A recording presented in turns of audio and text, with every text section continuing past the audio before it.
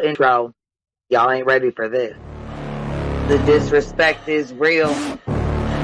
I don't give a fuck. I'll do it again. I'm not above it. I am that snake bitch.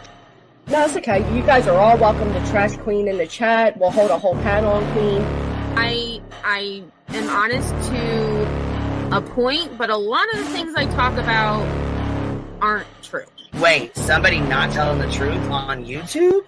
Are you fucking serious? Oh my god. Oh my god. Got a monster inside of me. You better watch out if you gotta be the road ahead of full prophecy to be the greatest beast the world has ever seen. I feed him every day like the bones clean. I feed him all the hate and he grows me. And he gets claws real big, pissed off quick. And if you cross him, you might drop dead. Metaphorically, of course, settling the sword. Never getting bored, loves the blood and gore. Always wanting more, freedom from the source. They don't really understand until they feel the force departed. If you start shit, you'll be heartless in the darkness. Torn apart quick, you left scars ripped. You'll be chewed up and discarded. Me and my friends, we're gonna find you and we're gonna rip you apart like a witch funnel. Snakes don't get a fucking safe space. If she wants to keep it going, then we'll keep going. If she wants to stop the bullshit, then we'll stop the bullshit. But I'm not gonna fucking sit here and let anybody lie on my motherfucking name. Bring your ass. The fucking link is in the chat. That should be.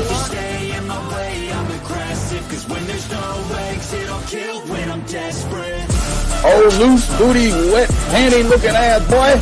Replay that, Queen. Her name is Queen. It ain't really so much Queen. Queen B. Queen B.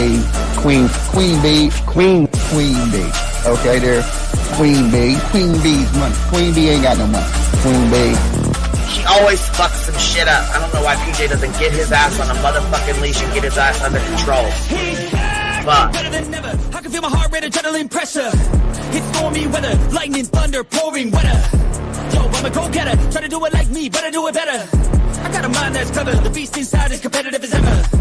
I'm conscious, my subconscious, an accomplice to me. I promise the darkness, I can honest believe. But don't cross me, I might lose control of the lost beast. So, you locked away inside with the key control by fight or flight. And I haven't brought it public, you know why? Because someone that I was fucking close to is in the middle of a goddamn lawsuit. How do I get my hands on your stove? Because I need something to clean these titty butts. My dove is just not doing it.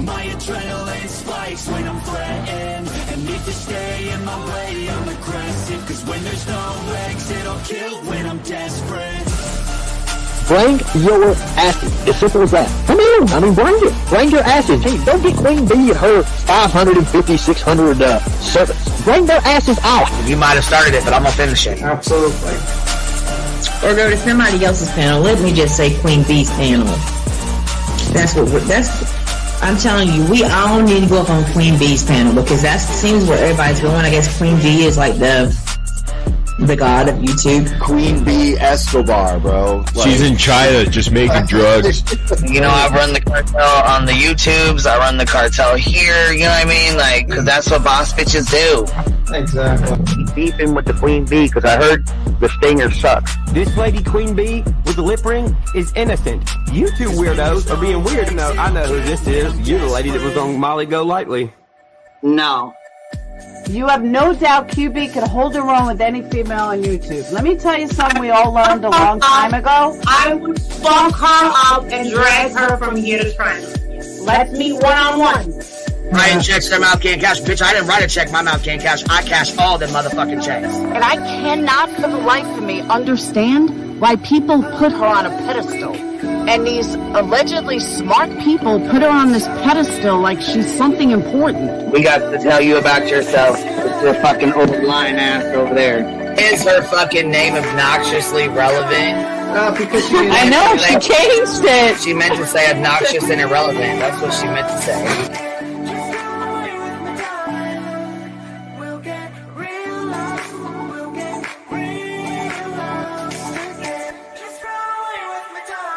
And coincidentally, it sounds exactly like Queen Bee's voice because, as I've always thought, Queen Bee is using some sort of slight distortion on her voice when she broadcasts. Exposed! Queen Bee exposed! Oh my god, bitch. Did they get that Dugan? Said they get that Dugan. that shit, Chronicles of the Shady. You better fucking shut your mouth with that. Girl, stop. Wow. What in the hell? Someone told Queen Bee that you said it was her hacking your emails. What the hell is wrong with people? Take your ass to bed. It's fucking past your bedtime. Go on now. Right? Why you gotta be crying? Motherfucking killing the vibe, bitch. Take your ass to bed. Boston, no, I'm not capping at all. I'm telling the whole truth. Good, babe. Anyway, guys, I'm gonna skedaddle. You know me, skedaddling away.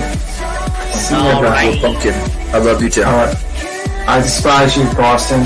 Whatever.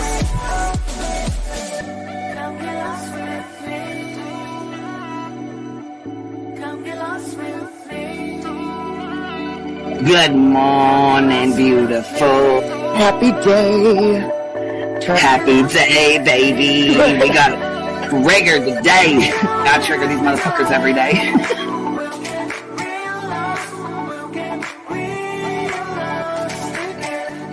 Baby Jesus showed us that, you guys. I swear to God. I know that's right, because you just put right on that shit. Yes, I did. Baby Jesus was like, look here. Yeah, fuck the pause. Pause for the cause. Fuck that pause. I'm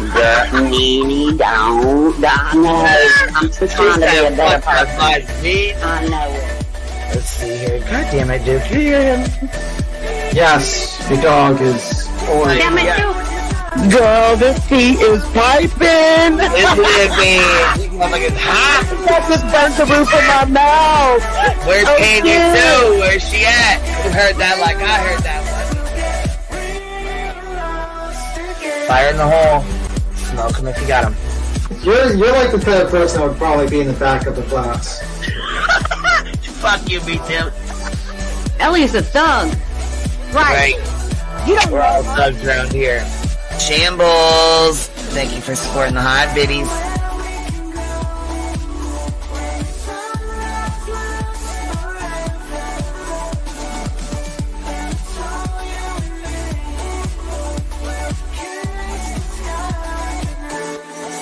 Y'all wasn't ready for that, was you? Wait, I wasn't, bitch. I wasn't even close to ready for that shit. Alright, I love you, baby girl. I'm gonna jump off. I love you too, baby doll.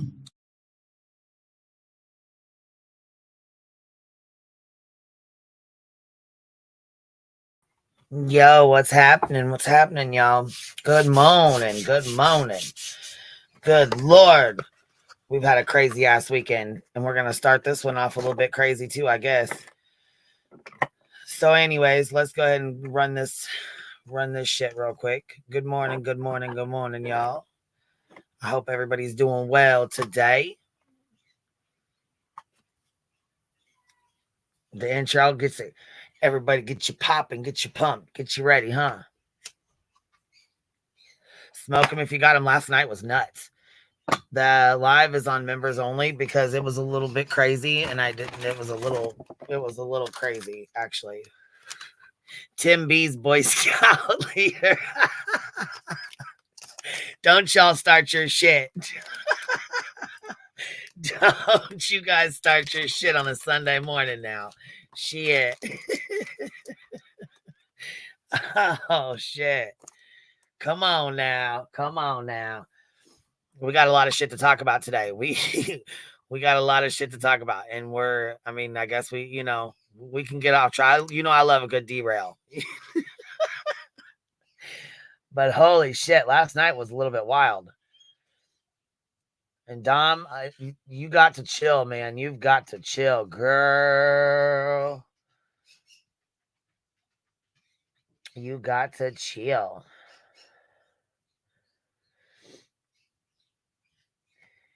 Yes, I had to go, drop some more money in the trust there for the attorney this morning. So there went another drop in the hat. All that money I have that I don't have, that I spend on pointless things that I don't spend on. But, ask them and they'll tell you I got new cars and new dogs and all kinds of craziness. Anyhow, let's get down to the nitty gritty here with this, because Jones in over there lying her motherfucking ass off again, and I don't know why in the fuck the bitch can't keep my fucking name out of her goddamn cocksucker, but she just cannot. So, the other day she was on her live stream, and she decided to claim ITAL, say it was her. She's been saying it was her. She's been claimed it 3-4 times. So I said, okay, since you want to claim the shit, since you want it that, you know, you've claimed it 3 or 4 times, and then you say, oh, I'm just teasing, I'm just yanking your chain, I'm just joking, haha. No, we're just going to go ahead and take it as that's you, since you want to claim it. That can be you until I'm proven otherwise. And that's exactly what I said. I did not say I was proven it was you. I did not say I have it in black and white that it's you. I said, since you want to claim that channel, since you want to be the one to claim it, and you want it to be yours so fucking bad you can taste it, go ahead. We'll put it on you until we figure out otherwise, right? Okay. The farm is fitting for Cartman. Well, I'm just saying, I mean, it's fucking ridiculous. And if she wants to claim that channel, then go ahead. You can claim that channel. Go ahead. That's fine. And like I said, until I see it in black and white, then I'll know for 100%. It's dangerous to attempt jokes when you are painfully unfunny. Yeah. I mean,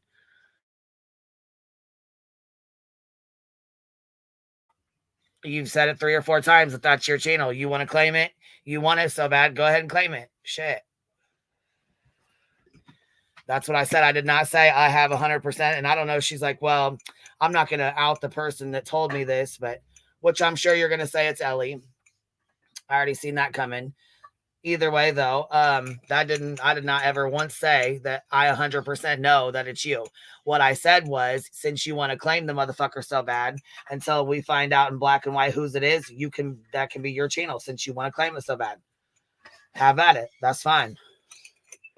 If you want to claim it, take claim on it. Go ahead, girl. Go on with your bad self. You said yesterday, I am act out. What are you going to do about it? Like the, dumb fuck you are. But I mean, let Nunya tell it, and oh my God, there's so many repercussions against the Hive if you go against the Hive at all. Like, y'all have this ridiculous fucking narrative you just want to keep on keeping on with, right?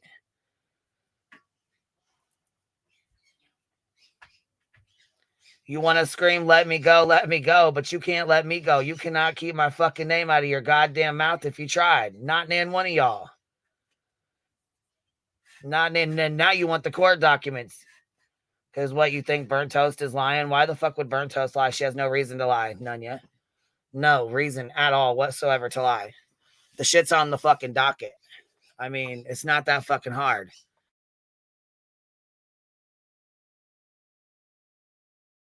Kelly. What the heck? Coffee and Shenanigans with Frank and Kelly. Where you been, Kelly? I miss you. I haven't seen you around for a little while. Hope you're doing okay, love. Aw, so good to see you.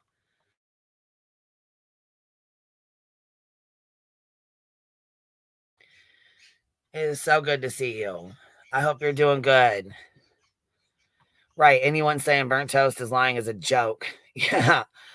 Yeah, it's ridiculous. I mean, are you trying to pick and poke so you can get a back and forth with her or what? Because that's not going to work either. I'm glad you're doing better, baby. I'm so glad you're doing good.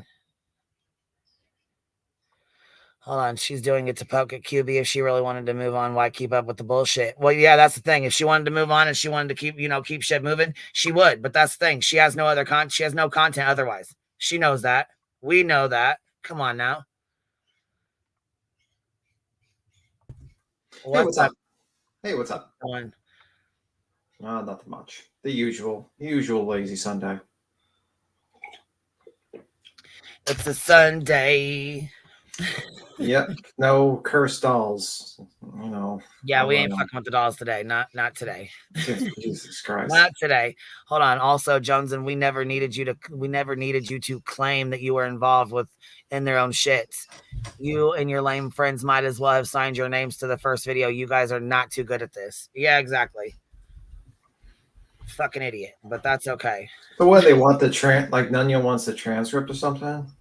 Don't really give a fuck what she wants. Yeah. She can figure it out. I mean, like, I love how people who have literally, like... I love how people who scream, "Let me go!" Yeah, and they yell have... up my ass and want, you know what I'm saying, want my attention so bad they can't stand it, want my court documents, they want to go over shit. I mean... Yeah, to me, it's just kind of crazy to me. But it's like, yeah, that's a great idea, guys. It's like you want to be let go, but then you want to review the court documents and you want to get into the her business and stuff like that. It's just amazing. It's a fantastic idea. Jesus Christ. It's fucking weird. It's very weird. It's like, move on, guys. It's like, you guys well, keep don't on sit here and scream you want to move on. You want to move on. We're being mean. We're bullying. We're being mean to you guys. We're such terrible people. We're so horrible. We're so mean to them. We call them names. We're just awful. I mean, fuck, like I said, the avatar, motherfuckers put hyena bees on their avatars, and Jesus Christ, you would have thought they put fucking her fucking face on the goddamn avatar, the way she reacted. I mean, fuck. Tried to take people's memberships and delete people from her channel and all kind of shit. Threw a whole baby-ass crybaby fit. Yeah. Got on here 2 weeks later and cried and threw a motherfucking fit. I mean, like I said, you cannot fucking handle the back and forth, so stop it. Yeah, what do they expect to accomplish by pulling up the transcript? Like, it's, you can... Well, they wanted to... Burnto said she was going to do a dramatic reading, and so now they want to do a dramatic reading. Isn't it funny how they like to, you know, they can't come up with anything on their own?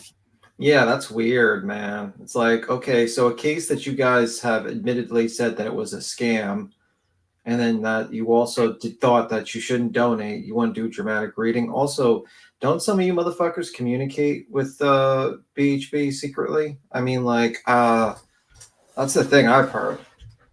Like, I don't know, man. You people are weirdos. A lot of them are weirdos. Yeah, she's a fucking, that's in my best Laura voice, she's a fucking idiot. What she say? Sit down. They're getting to be about as bad as fucking Laura with their lies and her bullshit. Like, just making shit up. It's like, oh, well, she confirmed that I was ITA. I'm not going to say who it was, but she said she confirmed it. No, the fuck I didn't, bitch. I said you claimed it. So since you want to fucking claim it, that channel can be yours until I fucking see in black and white otherwise. I mean, didn't they do their whole bullshit Spartacus at this point? Yes, it is. Didn't they do their whole bullshit Spartacus moment? I am ITAO. I am ITAO. It's like, okay. Yeah, we all was at one time. I mean, fuck. It's like, okay, great. That's wonderful. Oh, okay. But yeah, when they and I can't say they aren't, Betty. I can't say they aren't connected to her. So yes, we did send a subpoena. It did get sent out. There's actually 2 more that have been sent out. So I mean, if you follow the docket, you would know this. You would know what's going on if you followed the shit.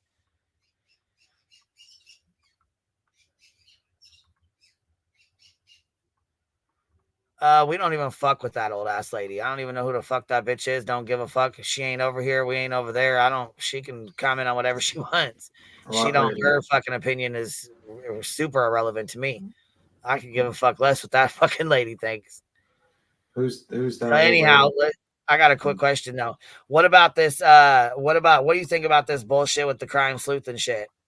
Because somebody sent me a fucking link where she was on this panel, and I'm going to pull it up too. They sent me an email, and I didn't get it till late. So this person wanted me to come back there and watch this video, right? Well, I didn't get the fucking video, or I didn't get the email till late. I was already live and stuff. So I didn't get it until afterwards. Well, then when I fucking got it, by that time it was already too late. So she was like, no worry, it's okay. I've been busy today. Watch this. So she sends me this fucking link, right? Okay. This bitch at 2. Okay.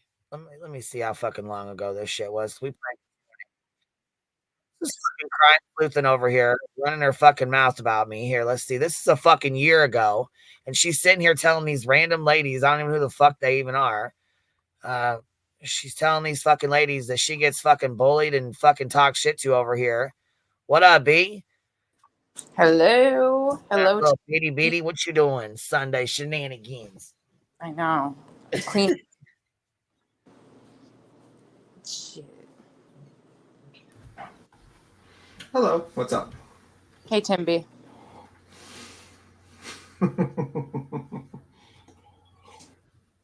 All right, we're gonna have to kick you. We're gonna have to kick you. It was nice knowing you. Get rid of her. Get rid of her. I'm joking.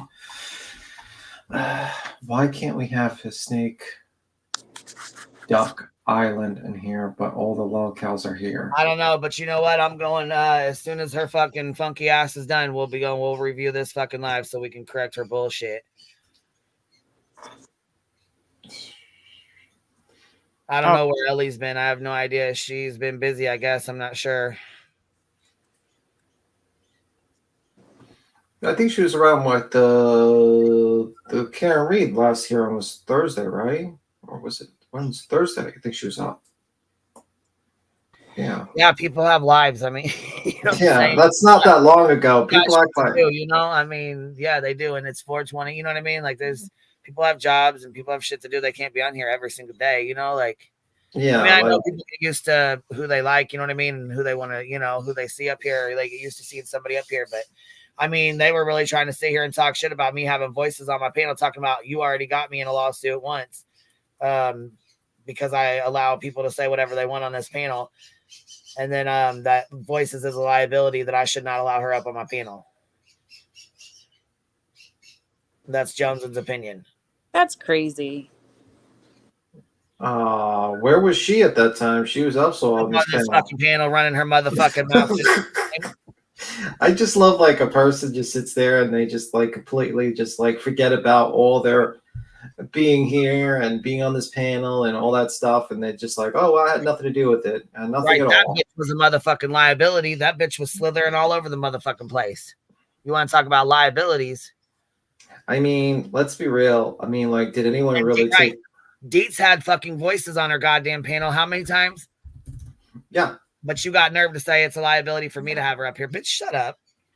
So it wasn't a liability for Laura to have her on her panel, though. That was perfectly fine. Yeah, it wasn't a liability for her to be on Deets' panel either, apparently. That's it's just on like, mine. She's only a liability on mine. Oh. Yeah. I mean, and I don't think most people took it serious with the binders. It was a joke.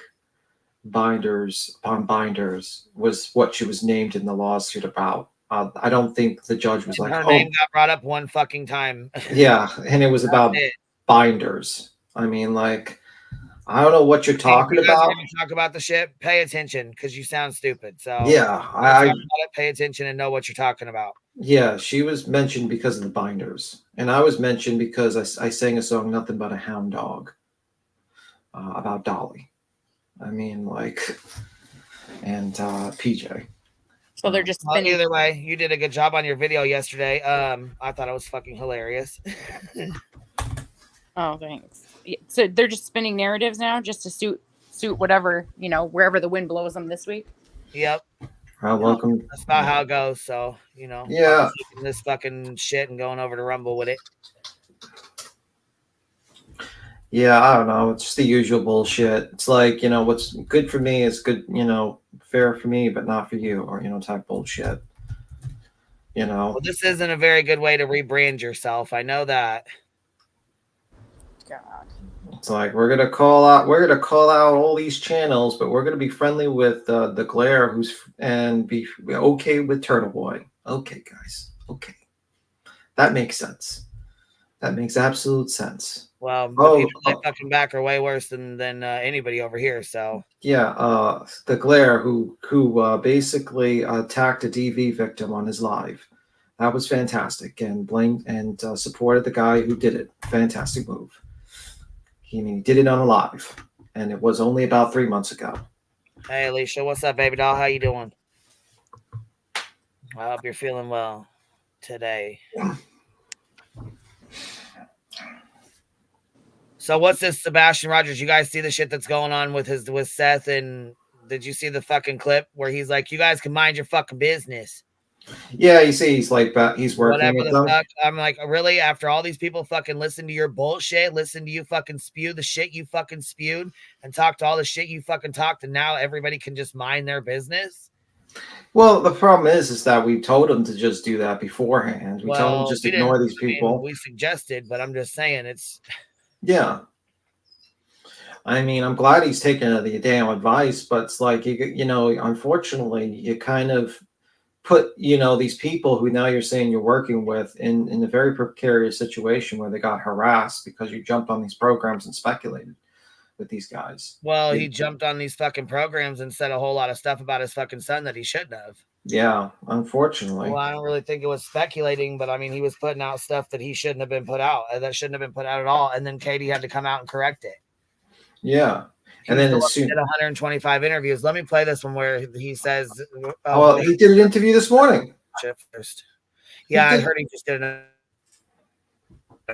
But here's this. Let me play this first because this is a fucking email I got where she was over here talking shit.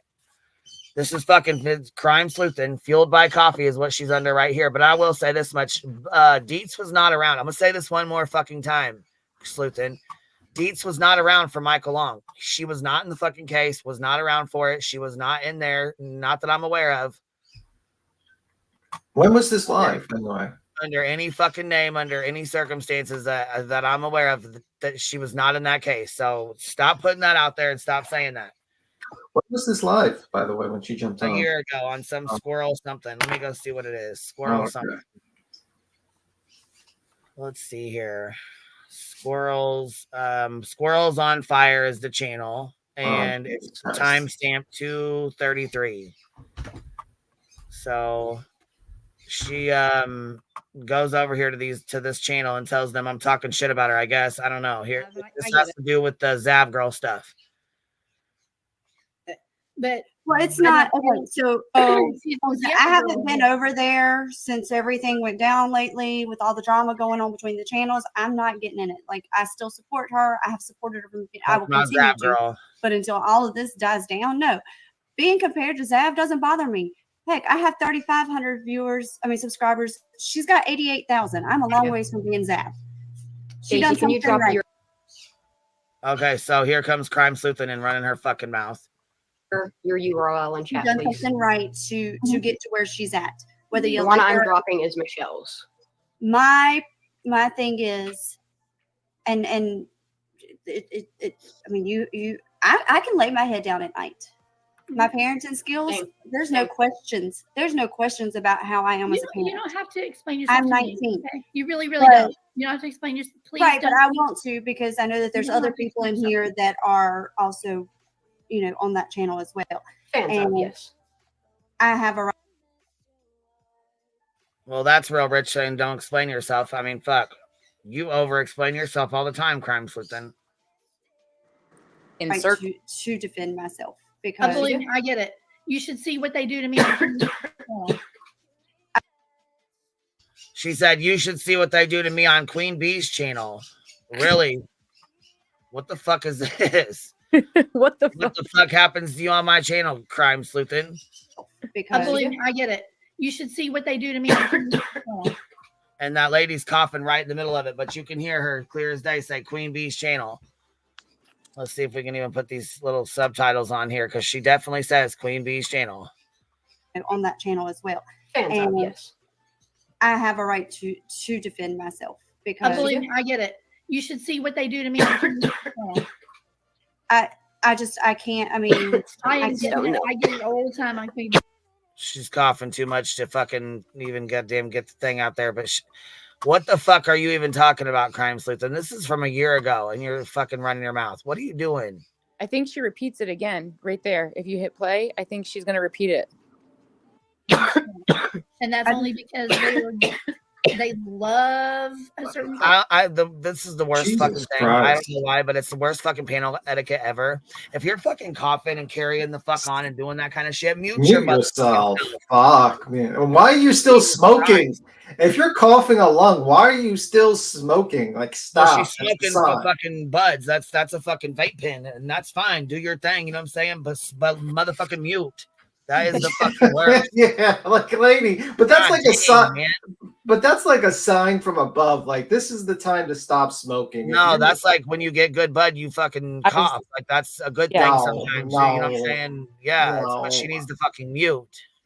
No, she needs to stop and live a clean life. So they come after me on her behalf all the time. So she's saying basically people come after her on my fucking behalf. God. What up, Ellie Boo? Hey, I know a couple of these these characters from the Kylie Rodney. Yeah.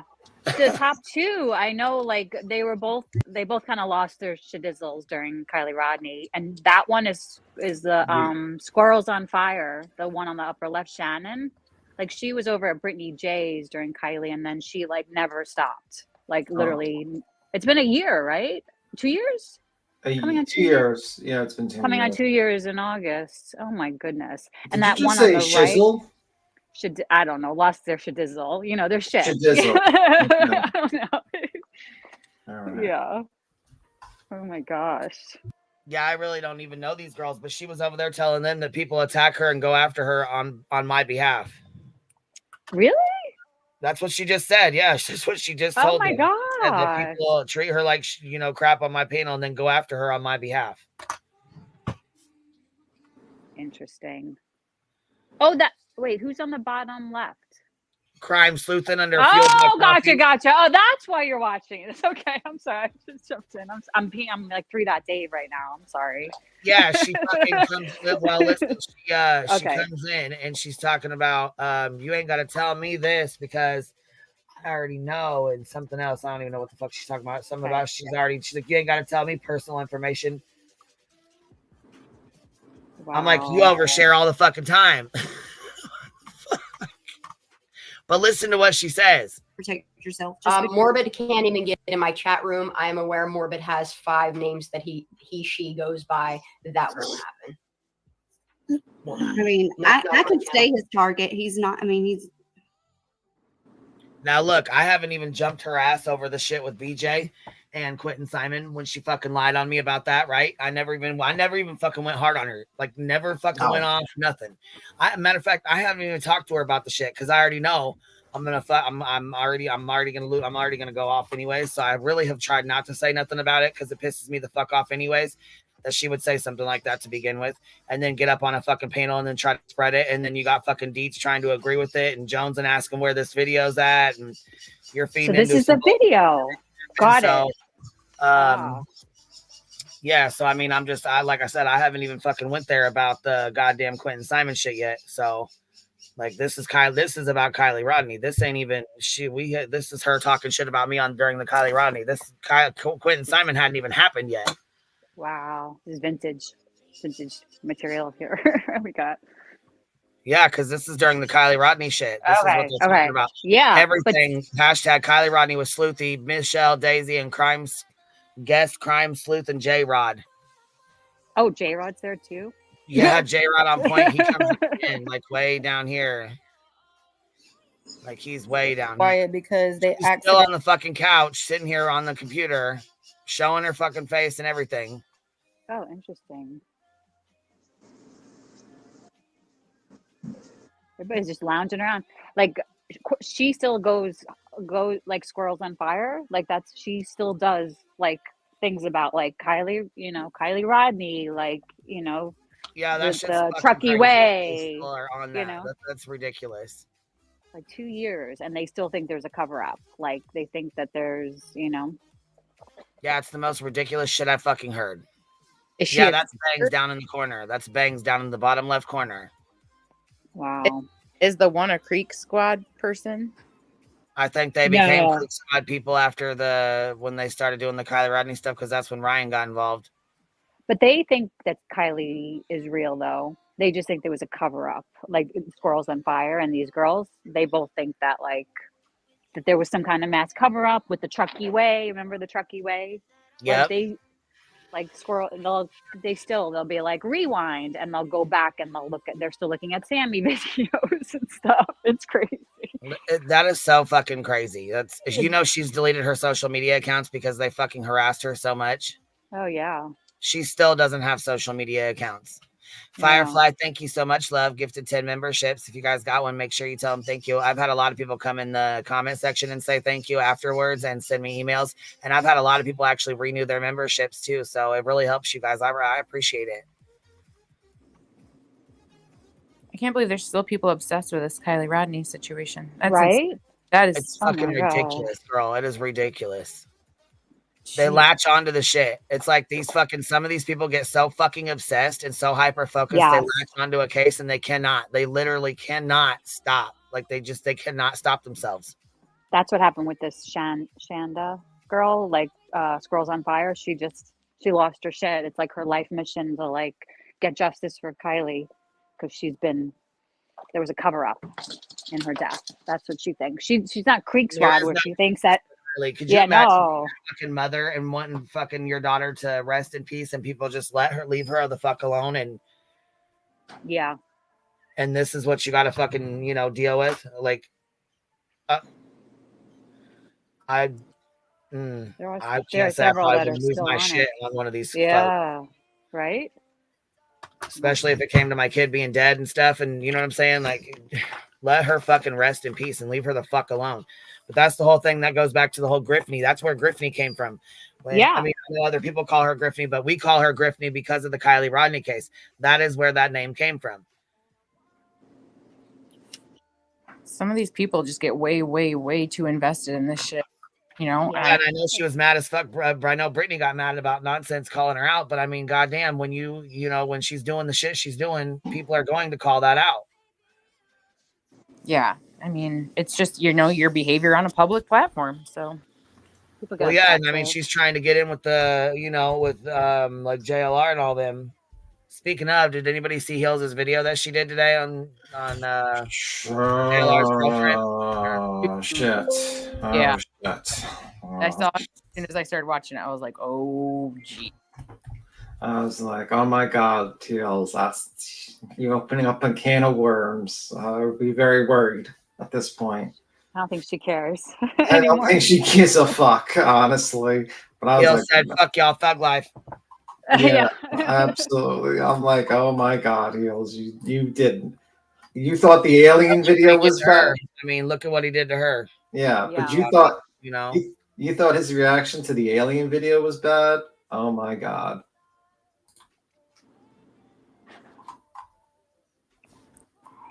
I watched it. I was like, that's pretty freaking interesting. But I was like, she went all in. All in. It was a good video, though. Very good. Very well done. Very informative. Yeah, very good video. Very good. The problem is that the guy is a fucking... JLR is the type of person that is not going to make any visible reaction, but he's the type that like figures out things behind the scenes. And he's very, very tricky with that shit. Like, he will not forgive and he will not forget. And that's how he is, man. Yeah, he's vindictive. He's vindictive as fuck. Yeah, he is vindictive, and that's the type of guy, when you're dealing with some guy like that, you got to be ready for it. You know what I mean? Like, he's not going to play nice, and he's going to wait, and he's going to do all his shenanigans secretly, and you're not going to see it when it comes. And that's what he does. He does that all the time, Like, look at Uni, like what he did to, like, fucking, he just went on with that one, He knew exactly how to get with him, get at him. Oh. Like, it's so bad. The guy was like, now Uni's like literally like, debate me if you. He's doing debate me if you believe in Jesus thing. I'm like, oh my God. Be still gifted 10 memberships. Thank you so much, love. I appreciate that. Thank you so much for supporting the Hive, baby. LA 326 member for 3 months says, wish I would have found you sooner. Well, you found us, love, and that's all that matters, baby. I appreciate you guys. Thank you for being here. And if you guys got one, please make sure you tell Be Still thank you. Sometimes I don't think people know because they get an email that just says you were gifted a membership, but it doesn't say who it's from. So they'll come in the comment section and be like, thank you to whoever gifted the membership, because they don't know. But it's really nice of you guys to do that. So I know they appreciate it. I need to start setting up like members only lives for like, so we can do one like once a week or something, like every Sunday or something like that. I don't know. That was quite the fuck out of Heels. So what's it really matter, That was quite an interesting members live only yesterday. I mean, that last night was a little crazy. I mean, Jennifer lost her socks. She said you guys have to, did she say scream that you guys have to get blasted or something? Oh God. Yes, she did. I heard the part. that she was reactivated. I was like, oh shit. She said, I've been activated. Shut the fuck up. I was like, That's like, is she like a super soldier or something? Like an MK Yeah. Ultra? And she said, all of us, we're all fucking dumb fucks and dumb shits, and she wouldn't protect us if her life depended on it.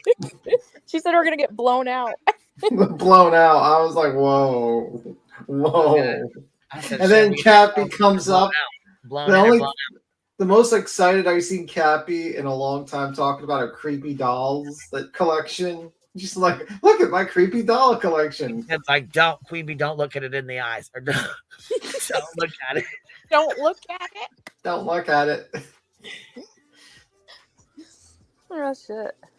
Oh my god. I think it's safe to say she participated in 420 and caught a contact buzz and was out. I mean, it kind of all came together because she came in originally saying, "Where's the baby?" screaming, and then we saw the baby doll's head, and I Right, guess, she said, "Where's the baby? Where's the baby?" And then the fucking lady shows up and there's a baby behind her. Was What? And then she's like, someone brought up the eclipse, and she starts trying to talk about like Middle East. And I was like, she whoa. left and then came back. Yeah. She left and then she came back. I was like, no, that's not the time for this. I don't think anyone wants to talk about that. All right, here we go. Here's Heel's video. She says, "Who is Magnolia Sims?" I didn't even know. Sim. Phillips is a woman who sat with a Washington Post reporter, reporting a dramatic tale about an inappropriate sexual relationship she allegedly had in 1992 with Moore. Then claimed that the statutory rape led to an abortion at 15 years of age.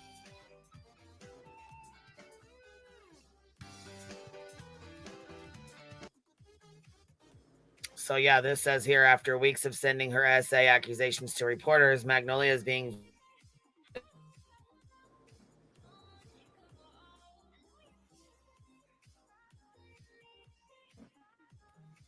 and I thought she was being recorded actually, like through this camera, you know, like when she says it, but I guess this is her camera, so.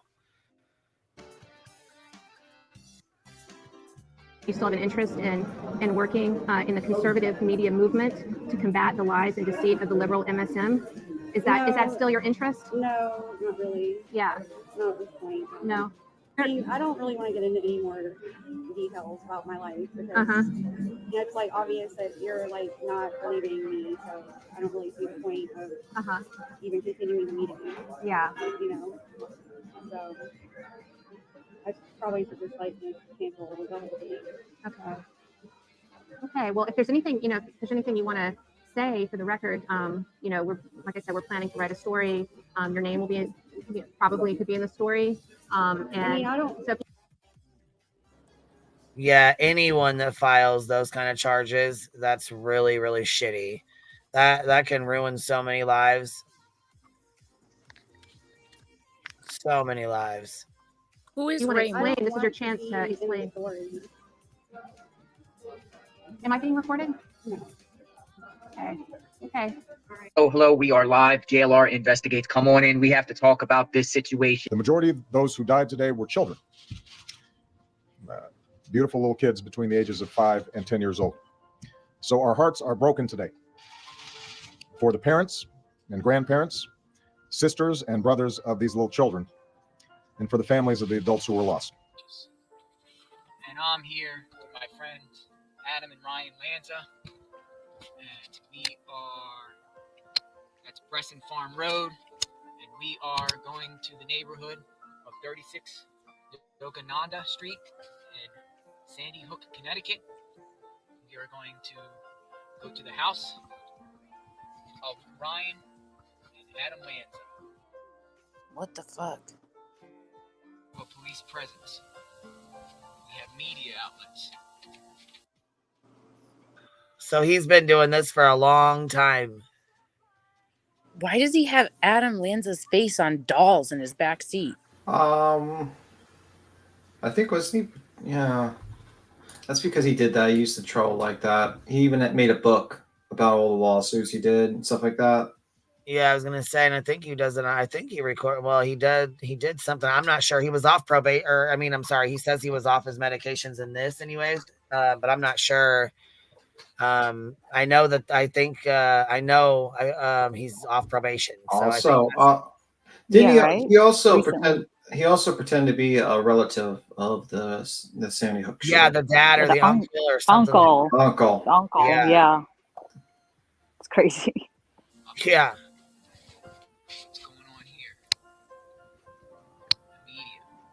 How do you feel, people, about the media talking about you guys? So he's basically talking to these dolls, and it says JLR actually made dolls of the mass killer. 20 children taken from their families, and it's a joke to him. Blocking off the street. Get down. This officer here.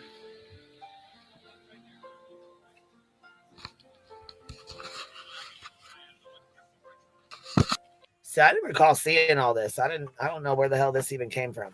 I know. I've never seen this before either. Oh, I've seen that. I've seen it.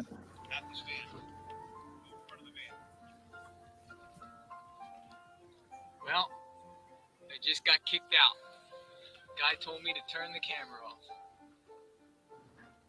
And we just got kicked. Kind of like he got kicked out of Sebastian Rogers from the United Cajun Navy. Remember when they asked him to leave and the reaction he got? Nothing's changed, I guess, right? He's a sick bitch. Yeah, that means there's nothing's changed in this. Like, you know what I'm saying? It's crazy. Nothing's changed. Yeah. Different tragedies, right? What's going on there? How do you feel about that? I had to throw the dolls down. Oh, I'm sorry. I ruined your face. I'm sorry I ruined your face, Adam. Anyway, this guy here told me to turn the camera down and turn the camera off.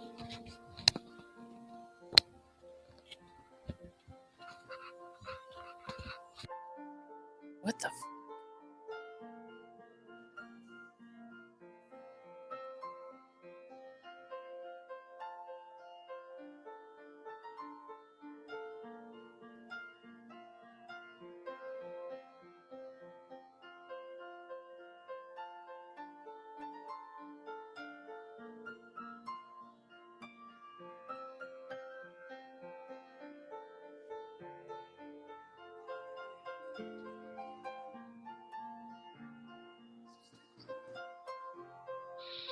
Ryder with us at all times. Yes, we do.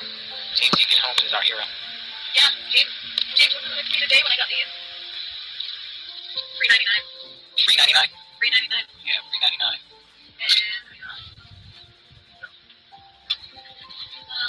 Look at that. Jonathan Lee Riches. And Jonathan. I get away. Yeah, Bonnie and Clyde, motherfuckers. Pull that shit with Bullhorn Betty. Like I said, I will take my bullhorn, and you will be spitting out sequins from my bullhorn for the next year. Ladies and gentlemen, Candace Wells. There she is, Candace Wells. Sorry you lost your job. I'm sorry that your baby's dead. I'm sorry that you don't have a soul.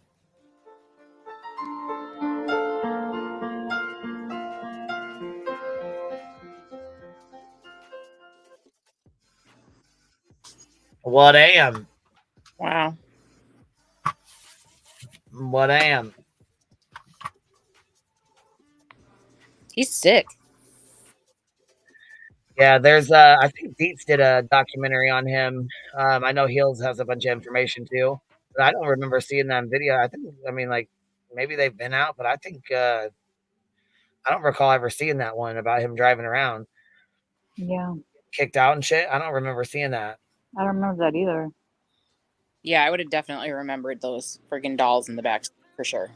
Right? See, I do remember a picture of those. I remember that when there was a picture of the dolls that he made or whatever, but I don't recall the video of him like driving around and getting kicked out. You know what I mean? Like that's just something I guess I don't remember seeing. Dude, he's just a troll, like on the internet and in real life. You know what I mean? Yeah, he said he likes to troll. He likes to troll. That's something he enjoys doing. And then they said he does that. Well, I think he went.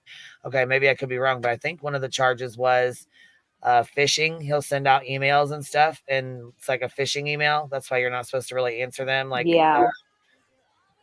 yeah, It's the financial stuff. Probably that's Yeah. how he got people's information. like your Like banking clicking info on- and all that kind of stuff. I'm like, gosh, Click- dang, man, he's smarter than people think. Like, he really is. He's smarter than people give him credit for, too. Yeah. Well, yeah, for sure.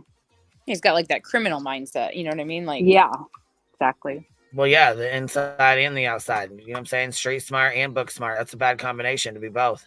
Usually Yep. people have one or the other. You know what I mean? Like, usually they have one or the other. They're either book smart or street smart. It's one or the other, you know?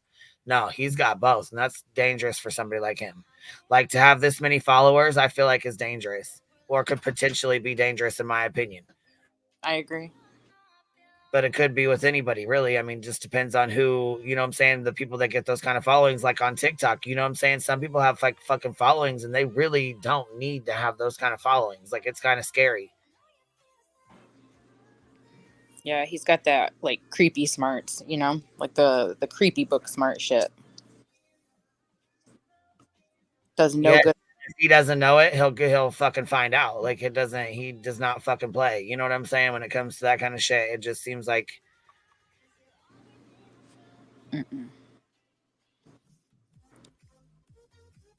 People are weird, dude. People are weird. Bunch of weirdos. Right? On this platform. I've never seen such odd behavior by people until coming into this community. Yeah, I mean, like, also during that time, a lot of people got really big by doing a lot of controversial, crazy shit, you know, online platforms. Like, you even had, like, Shane Dawson doing a lot of crazy stuff, like blackface.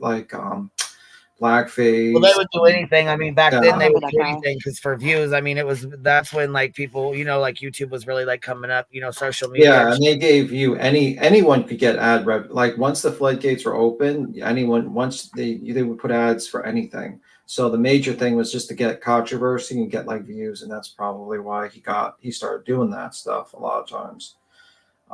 You know, that's pretty much it. So you've seen that a lot. Like, if you watch like old YouTube videos, they really went ham on a lot of things.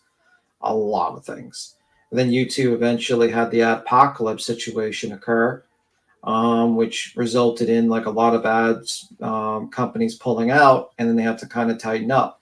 I mean, one of the things was like Coca-Cola being shown in a commercial with the Taliban, I think, was not exactly a good thing. And I think Coca-Cola was very angry with that. And there was a couple other things. So, yeah, that's why he was able to get away with that. And that's probably why he was doing that, because you could probably get a lot of views and people didn't care with the controversy stuff. Sometimes do you feel like it's a social experiment? Do I feel like it's a social experiment? I do all the time, dude. All the time. This is some Me weird too. social experiment we're in. Mhm. I just think like people generally feel disconnected from reality, and they believe whatever reality that's put forth before them. You know what I mean? Like, they've forgotten common sense and reality, and they want to live in like a Grisham novel or some ridiculous, stupid novel. You know, there's no connections to society. There's no connections to community. So people have been lost, and they believe everything that's being projected to them by the screen. And eventually they go with that reality. And that's why you see like a lot of people that jump on these conspiracy bandwagons, like the Karen Reed case and all these other cases, just because they just live in alternate reality being projected upon them. Well, and they know when they fucking tell stories like that and theories like that, they, you know, salacious things and say shit that's not true. They know they get people wound up, and they'll get more viewers that way. Come on, we've all seen that. We've seen the shit. We've seen it with Dolly. We've seen it. I mean, come on. Yeah, there's like majority that know it's a grift, but some of them actually believe the grift. Like, that's like Squirrel Person probably believes it's a grand conspiracy, and they're just lost in that reality. I don't know, because Ryan Ryan Upchurch had a lot to do with that case, and that brought in a lot of the what I won't call them grifters, but a lot of the, you know, people that wanted to jump in on the bandwagon. I'll call them grifters, but that's just all right. So here, All right, so here's this. So this is the stuff with Seth. Remember I was telling you about Sebastian Rogers, and now when I feel like when the tide turned on Seth, Seth turned to Chris and Katie. Something big happened tonight. So I was asked tonight to stream the vigil for Sebastian Rogers. So they did a vigil, and we'll play it. I'll play that next. So they had that, right? So then he's gonna go on to tell you this story, right? Where you see Seth and Chris Proudfoot talking to each other. Well, apparently Seth's vehicle broke down and he called Chris Proudfoot to come and help him fix it. While he was there, they had a conversation, and this is what took place. This is how this Justin TikTok or whatever, this is how he put it out though. And when I got there, this was going on. That's Seth Rogers, and that's Chris Proudfoot. And I saw them talk for quite a while before the vigil started. Now, Chris was not able to stay for the vigil. He had something that he had to do, which is not my business to disclose. But Seth obviously did. But then Seth shared what their discussion was about. And I'm going to show you. Me and Chris are putting our differences aside. It's not about our egos. It's about finding Sebastian.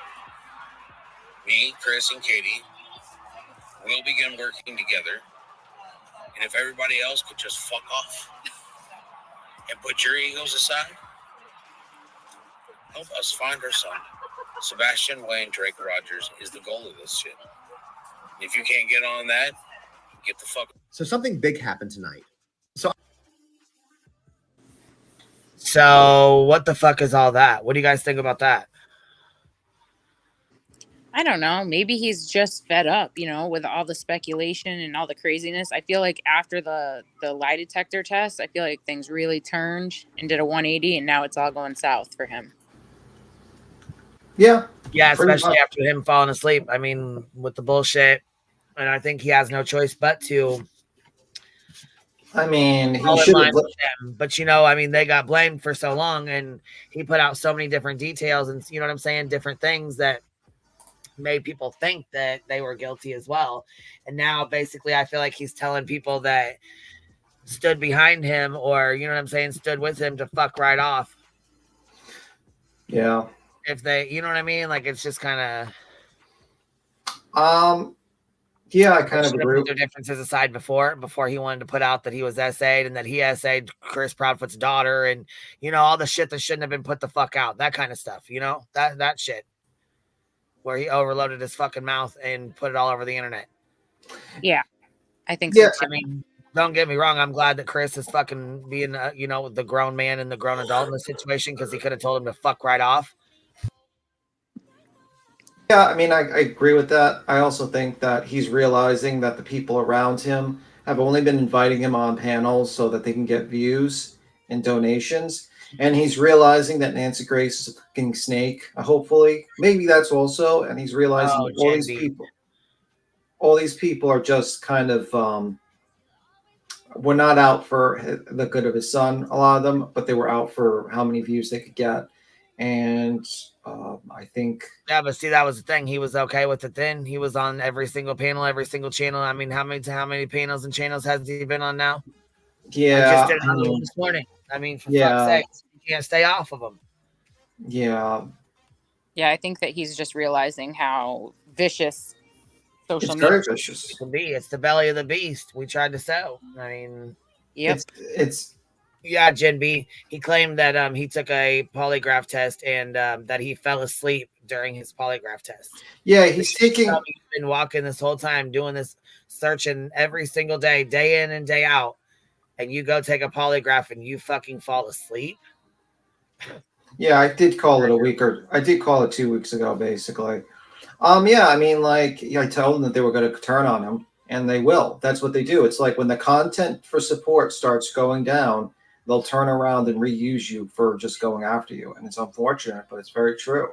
Because I disagree with all his stuff. Like he's made bad decisions on trusting a lot of these channels and releasing all this information. But I think he's trying to look for his kid, and he's trying to keep the kid's name out there. But I think a lot of turn the page says, hold on.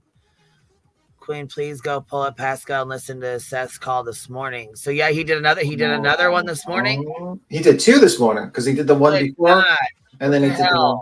Yeah, but you know what? I mean, I'm hoping that he's just using it to keep the name out there and not releasing salacious details. You know what I mean? I think he's already learned his lesson on that. People really jumped his Yeah. shit for that. So I don't think he's going to be doing that. You know, I mean, I think he learned his lesson from that.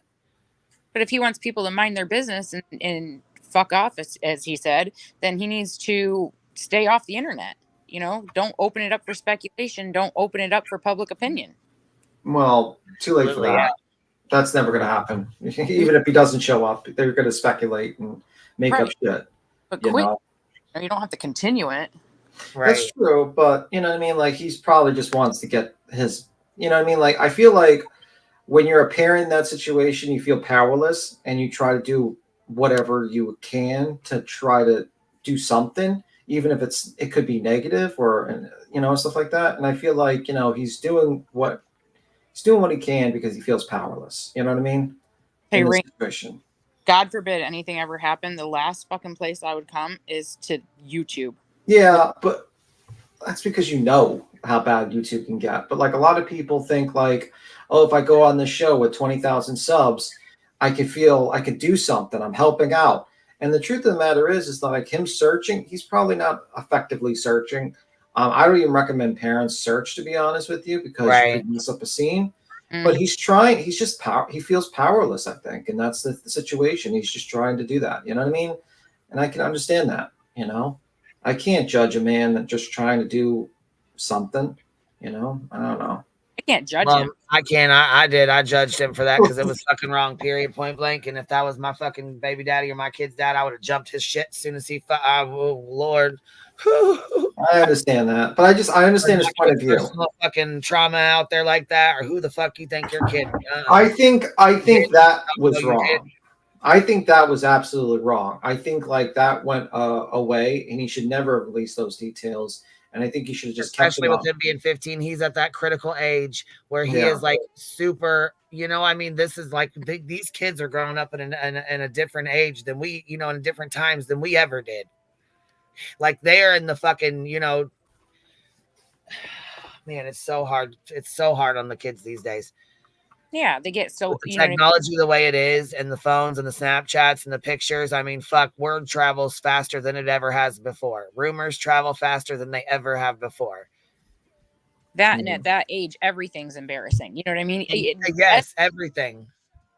The smallest thing, you know what I mean? The wrong shirt is embarrassing. So can you imagine, you know, the detrimental effect that a story like that would have on a kid's, you know, self-esteem, ego, etc.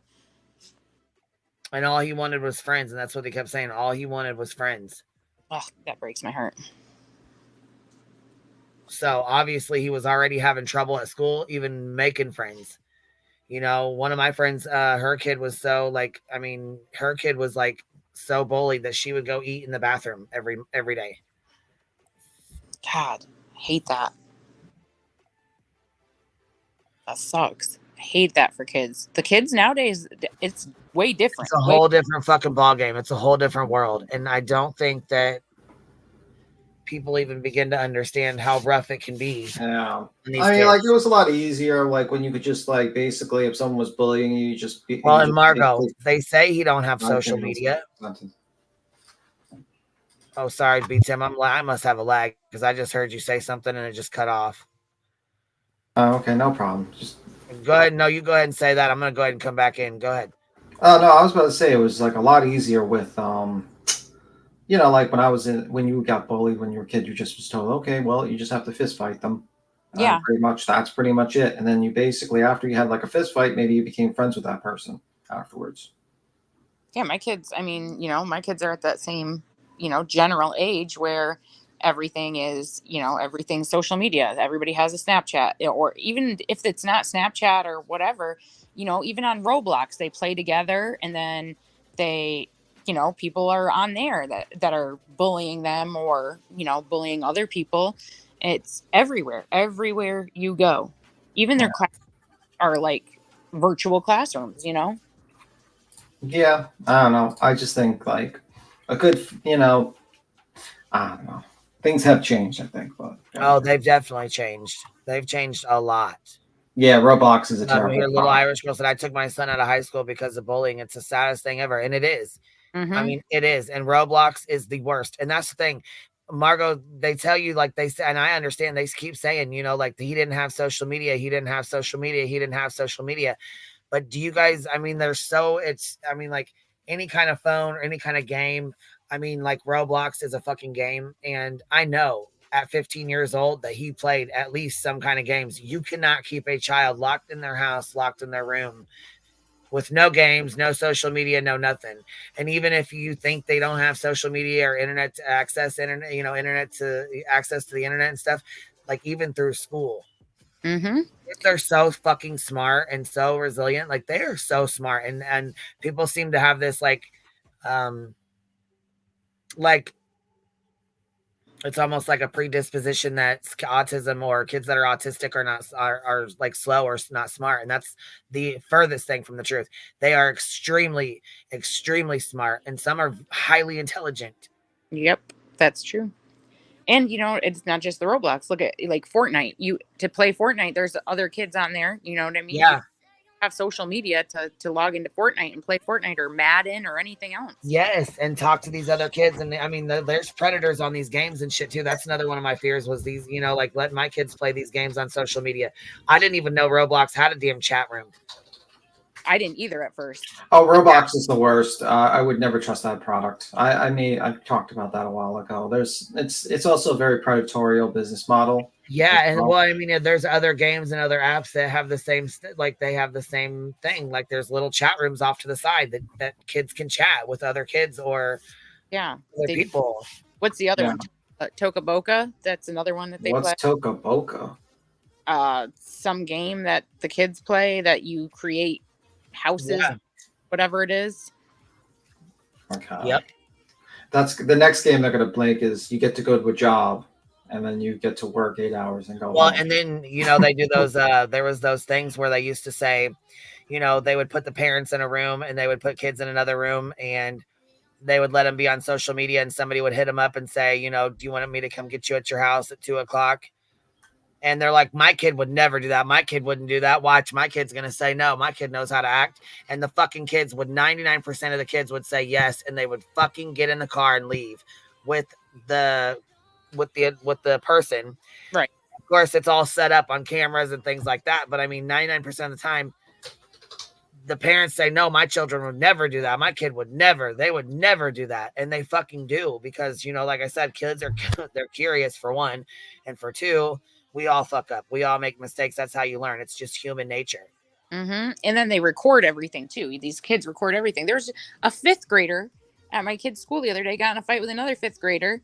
And my kid gets in the car and says, look, and it had already been sent around to absolutely everybody in the school. I'm like, how and why? I'm like, you better get that off your phone right now or that phone's out the window. Don't give a shit. We went through the same shit, girl. It wasn't but 2 weeks ago. Mine came home and said, did you hear about what happened? I'm like, well, she's talking to her other friend, you know, and the girls in the house. And I'm like, so I'm just sitting here listening. Like, she's like, did you hear what happened to your friend? I'm like, looking back, like, what? I wonder what happened to the friend. They're all like, yeah, did you get the video? I got the video. Did you get the video? Oh yeah, I got it on Snapchat. They sent it to my Snapchat. I got it on Snapchat too. What? I'm like, so all y'all have the same fucking video on Snapchat? They all did, yes, because the video got sent around to everyone in the entire fucking school within 5 goddamn minutes of this fight. Yep, that's exactly what happened. Same exact friggin' thing. I flipped. I was like, oh hell no. It's just fucking insane to me. Does anybody know the timestamp for this call when he calls in? Does anybody know what time when he calls in? I didn't see it. Let me look. I just know they said, listen to him when he called in. Oh, here it says Seth Rogers on the phone. Let me back it up then, because here. Damn, he had a long ass call. All right. Before everybody showed up for the brother. So can you? Okay, but hold on. Before we listen to his call, since we already listened to that 5 minute or that little couple second thing on Justin TikTok, I'm gonna play that vigil where he's over there too, where that Justin was recording it because there really isn't very many people there. So you would think for all the numbers and all the views, and this is why I keep telling you it's the same people in the same Facebook group that are going from creator to creator, because look, there's only about a line of about maybe 20 people here. But again, social media, the way social media works, shit, a link can be sent around within seconds. What we need today is for Sebastian to come home. And I'm gonna kind of fast forward through this because you can't hear her anyways. It's kind of hard to hear her with the stuff behind her. But anyhow, she basically, reads off what she needs to read off, and then they sing and. That he is not dead, oh God, but that he is alive, oh God, and his testimony will be a testimony one day, oh God. Those that have a problem believing, God, the word says, hallelujah, Lord, to help our unbelief, Lord God. So for those, Lord God, that are having trouble, Lord God, believing that he exists, oh God, we ask you now, God, in the name of Jesus, Lord God, to increase his faith, oh God, increase that faith, oh God, right now, God. No, nobody's been arrested. And I'm guessing that's Justin in the background talking about nobody's been arrested yet. It's on here. Why would people be arrested for this? No. I don't think it's for this. I think they were just asking if anybody had been arrested. Oh, like what? Well, because that Justin was one recording it. So, somebody was asking him, I think, on like the live or the TikTok or whatever, if anybody had been arrested. Like, has anyone been arrested for this yet? And he said, no arrests have been made yet. And Voices, I just seen your comment. It's not that we said that. We're not the ones that said that. Somebody else did. Going to be a very interesting update, and one that I was not expecting to talk about. But Seth gave me permission to talk about it, so I will in a video.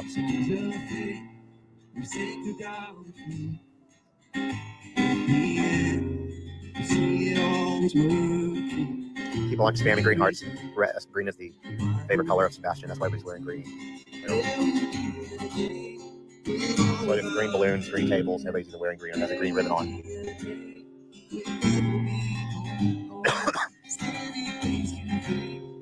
No, neither of the Proudfoots are here.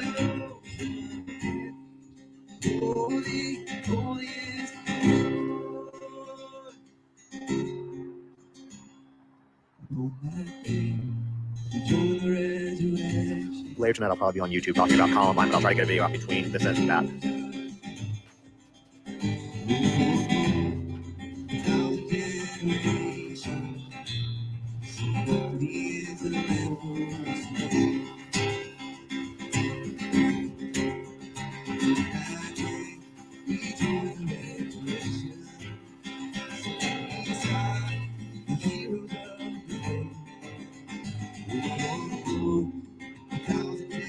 For those of y'all just joining, this is the vigil for Sebastian Rogers. If anybody is local, it's at Beach High School right now. If you'd like to come.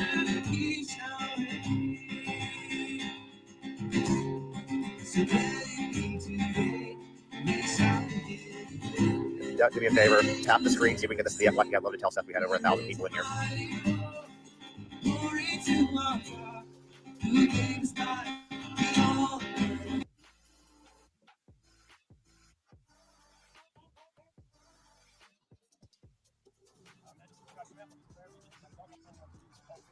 And see, it's really hard to hear. Like it's super hard to hear.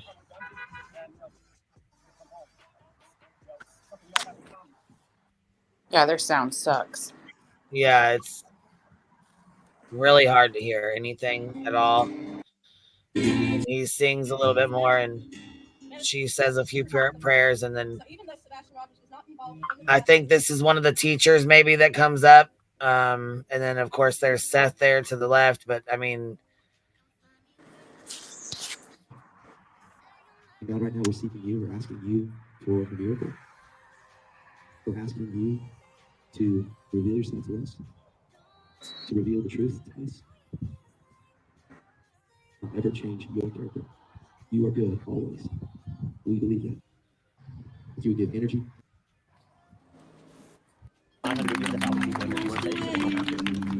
Thank you for all this work. I appreciate everybody's support. Please keep these on your thoughts and prayers.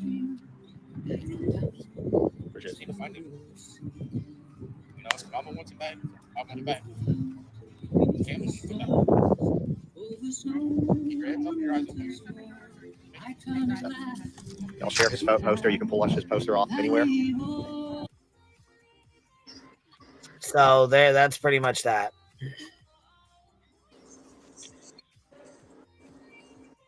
And that's pretty much all it was. And then he comes up at the end and says, you know, basically, if you were we've decided to work together, and if you don't like it, then fuck off or whatever, something like that.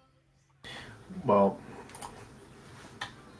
here's the phone call. So this is where it starts. And he said, pay special attention to, damn, this is kind of a long phone call. Pay special attention to when he talks about being on the phone with Justin. Is that what you're saying, baby? Let me see here. What do we say here? Yeah. Pay close attention. Okay, Seth, what was said on Justin's live. Listen close to that part.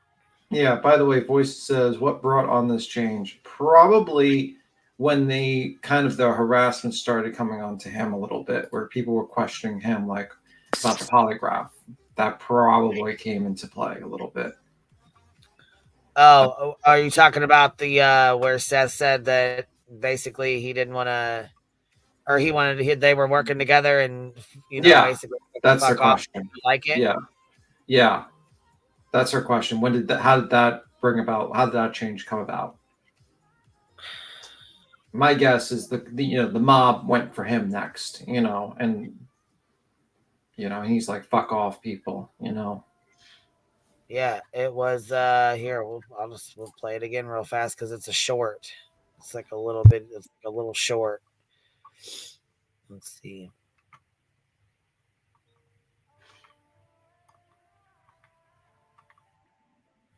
Okay. It happened tonight.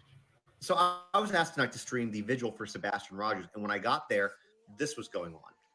That's Seth Rogers, and that's Chris Proudfoot. And I saw them talk for quite a while before the vigil started. Now, Chris was not able to stay for the vigil. He had something that he had to do, which is not my business to disclose. But Seth obviously did. But then Seth shared what their discussion was about. And I'm going to show you. Me and Chris are putting our differences aside. It's not about our egos. It's about finding Sebastian. Me, Chris, and Katie will begin working together. And if everybody else could just fuck off and put your egos aside, help us find our son. Sebastian Wayne Drake Rogers is the goal of this shit. If you can't get on that, get the fuck. So something.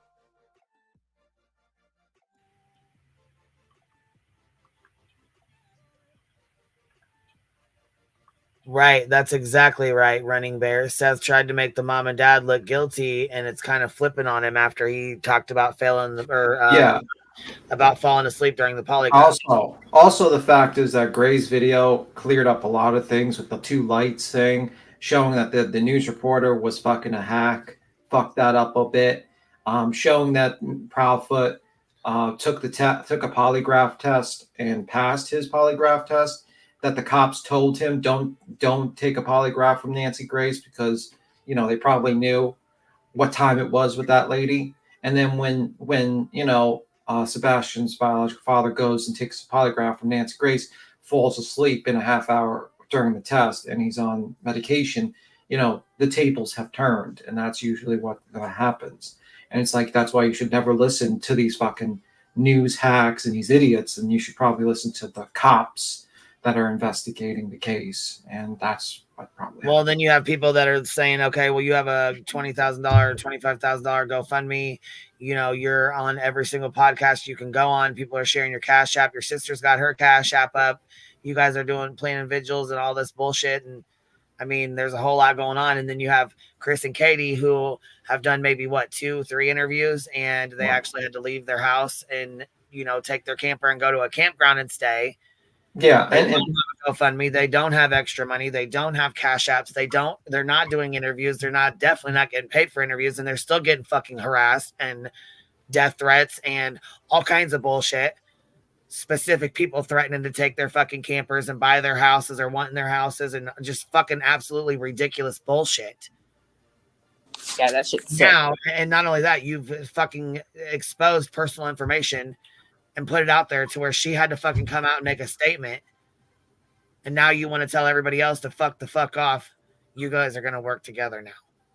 Yeah, I mean, like he's like under pressure and he's getting fucking, you know, people are asking questions and firing back and he's not liking it. So now he wants to work together with them and everybody can fuck off. No, that's not how this works. I think so too. I think he's definitely doing this to save his own ass in some kind of aspect.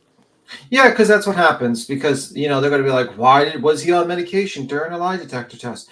What does he have to, you know, and it's the usual shit that they see with that stuff, man. And it's like, and I'm not saying he did it, you know, I don't think he did anything around, but what I'm saying is he's, you know, people are looking at him kind of fucking their side eyeing the shit out of him now. Yeah, and that's like I don't think he had nothing to do with the disappearance of this kid. I just think like he handled the whole press situation thing wrong. And I think that's what's happening. And you know, I agree. I'm gonna have to chat, all right. and then I'll be down there, guys. Thanks for having me up. No problem. You have a good one. Later. All right, bye. Makes me wonder if the PI didn't give him advice. You know, I'm sure they probably did. I'm sure they probably did. Maybe they gave him good advice and says, "Hey, be careful of these motherfucking snakes." Hopefully. But anyway, you can play the video with the Pascal interview. Before everybody showed up for the. Okay, so here he is. He's talking about this part right off the jump. So here we go. The vigil. He showed up. He swung by. I had to put on my truck pops, putting some windshield wiper fluid in there, and he swung by to see if I was having vehicle problems. Mm-hmm.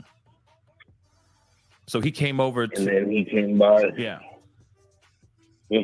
Then he came by afterwards, right before the vigil started, to have a conversation with me. Right. And, you know, just wanted to put stuff aside and work together to find Sebastian. And I told him that's all I want is to find Sebastian. So he's the one who said, "Hey, we should align, we should join forces and try to find Sebastian." Correct? Yeah. Wow. Okay. Bet. I mean, that's a beautiful thing. That's great. So wait a second. He says his truck was not broke down. Let me see here. The wiper fluid in there, and he's It's a good turnout. There's a so can we talk about this? Because I know that there's been a lot of people that have been very, very shocked about this update, right? Now, is it true that there was an exchange of heated words between you and Chris Proudfoot when he showed up? Is that true? No, he just came up and spoke. He had actually showed up earlier before everybody showed up for the vigil. He showed up. He swung by. I had to put on my truck pops, putting some windshield wiper fluid in there, and he had the truck pop, putting windshield wiper fluid in the truck. It was not broke down. Okay. And Chris Proudfoot just pulled up on him and was talking to him. And from what he's saying here, swung by to see if I was having vehicle problems. Mm-hmm. Okay, he stopped by to see if he was having vehicle problems. So he came over and then he came by. Yeah. Yeah. Then he came by afterwards, right before the vigil started, to have a conversation with me. Right.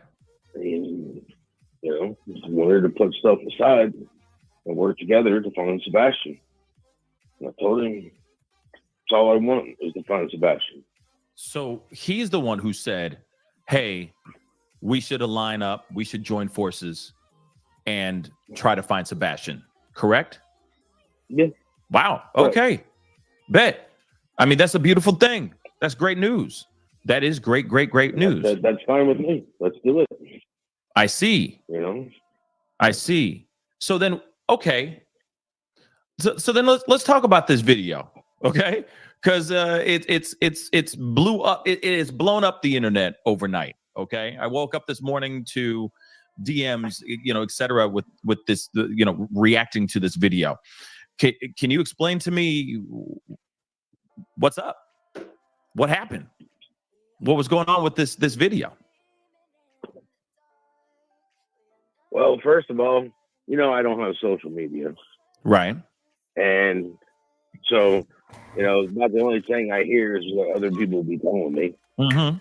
And besides all the spam stuff that's been coming in with people saying that they have my sons. Yeah, thanks to Smiley. That takes a real particular, disgusting piece of garbage to do that. Right.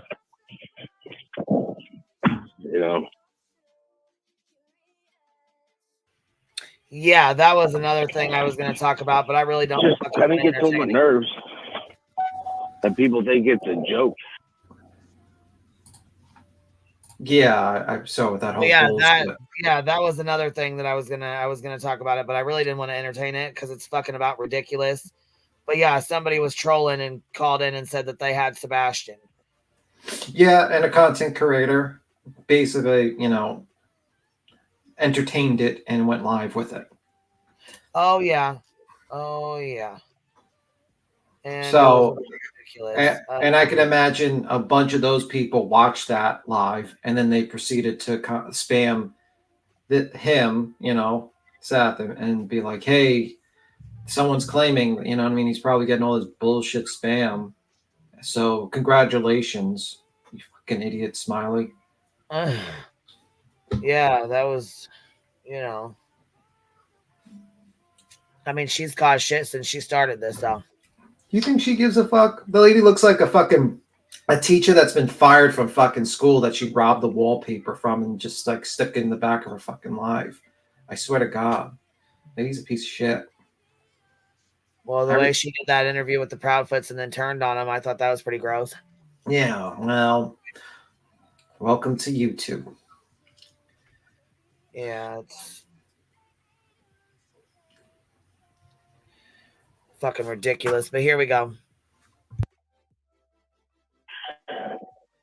Sat there and say that they have my kid. Okay. Yeah, the fake kidnapper and all the hoax, all the fake scamming that's been going on revolving around your son. Yeah. Okay. Yeah, that's just despicable. I see. In my opinion. Yeah. I get it. And I get why you would say something like that, because it wasn't directed towards people who are out here supporting. Go ahead. I appreciate everybody that is supporting me. Anybody who has donated to the Cash App, to the GoFundMe, their time, their effort to go out and pass out flyers in whatever town they're in, whatever state they're in, people that have traveled from other states to here to help pass out flyers. 100%. I appreciate you all 100%. All right. But these people that just don't understand that I want to find my son, and why people are sitting there trying to go, oh, we're Team Seth. Oh, we're Team Chris and Katie. Did you hear Sebastian and Team Seth or Team Chris and Katie? Right. There's no Sebastian and Team Seth or Team Chris and Katie. Yeah. It's disgusting. We have a fish. Okay, but he's the one that pretty much did that. He's the one that set the fucking tone for that. And he's the one that continued to keep putting information out there that should have never been put out there. So at this point, I like, and he's talking tone. He's the one who set the fucking tone of them being guilty, of them being guilty or having something to do with it. By the way, like he definitely set that fucking tone. By the way, I have to find it kind of funny that one of the people that set that tone he's talking to, which literally made a conspiracy theory that Maybe they're hiding Sebastian to steal his Social Security money, like as a conspiracy theory. Like, oh my God. It's like, okay. And then like I just find that kind of funny. Like in my mind, I'm thinking to myself, you're literally talking to one of the guys that was like Team Seth and was making conspiracy theory that, oh, he'd be getting $700, $1,000 a month in Social Security, and maybe they want to hide him to collect that Social Security money. It's like, okay. Just a thought. I just want to say that. I know you can keep up playing. Sorry. No, it's okay. Okay, here we go. 15-year-old child that's missing. Yeah, absolutely. My son is missing. Katie's son is missing. Absolutely. Now, all right.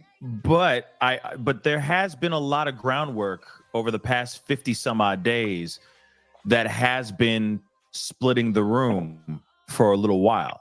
So what do you say about that? Because yes, you guys are joining forces, but a little bit ago, it was a different tune.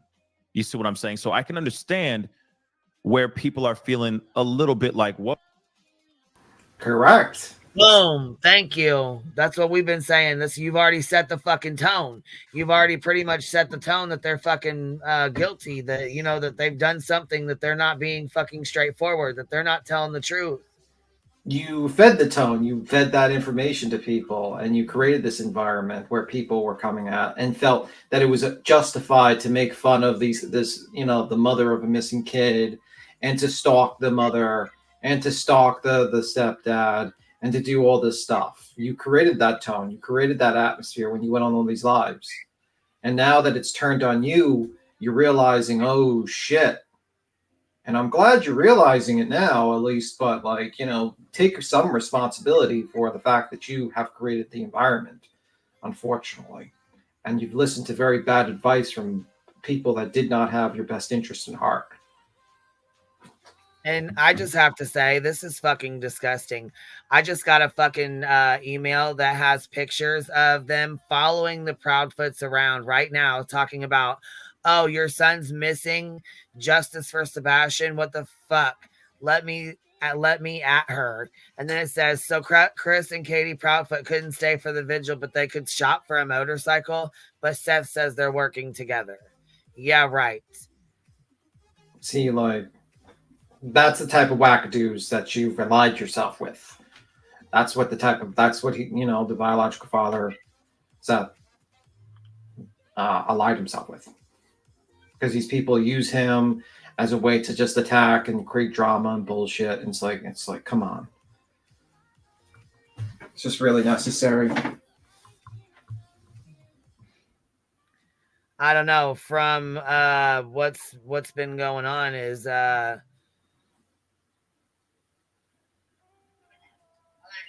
fucking shady. That's all. Whoa, what happened here? You see what I'm saying? So what do you have to say about that? Some people may be feeling whoa. Right. There's a song, but I'm not there. I can't remember the song, but I know there's a song. My hip hop days are coming back. Yeah. It's like, whoa, yeah, I got you. It's like, whoa, yeah, Yep. there it is. Like he who has never sinned, throw the first rock. Okay. Well, I know I'm a sinner. I'm here. I have sinned. Wow. I say though This too. was big enough man to come and ask me. I'm big enough man to sit there and say, if you're going to help, come help. Okay. Okay.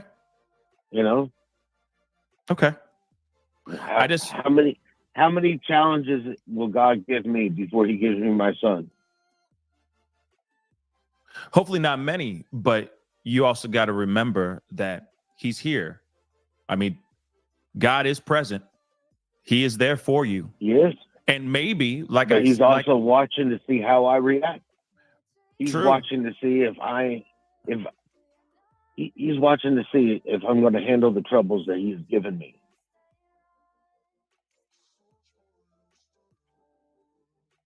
I see what you're saying. Serious? Listen, I understand where you're coming He's from. done what he's done. Right. She has done what she has done. I have done what I have done. Nobody's perfect. You're right. You're right. And you got to We're not perfect. Right. At the same point in time, you know, we're going to hold another vigil in 2 weeks. Are they going to be there? Right now I'm working. That's the thing. I think the Right problem now- is, Seth, can I just say something and really it's quick? hopefully going to be yeah, go ahead. Okay. I think what the general consensus is how they have been moving around here lately. It's their actions that are speaking way louder than their words. And let's not forget the words that have been said, that have been back and forth, that have been, they've been caught in not telling the full truths. There's been contradictions, so on and so forth. Oh my But most God. importantly, it's been the actions of their actions speaking way louder than their words. So I can see why people are And I understand that 100%. feeling a little bit some type of way about this. Okay. I understand, man. you know- Actions speak louder than words, Pascal. Absolutely. They most But definitely everybody do. deserves a chance.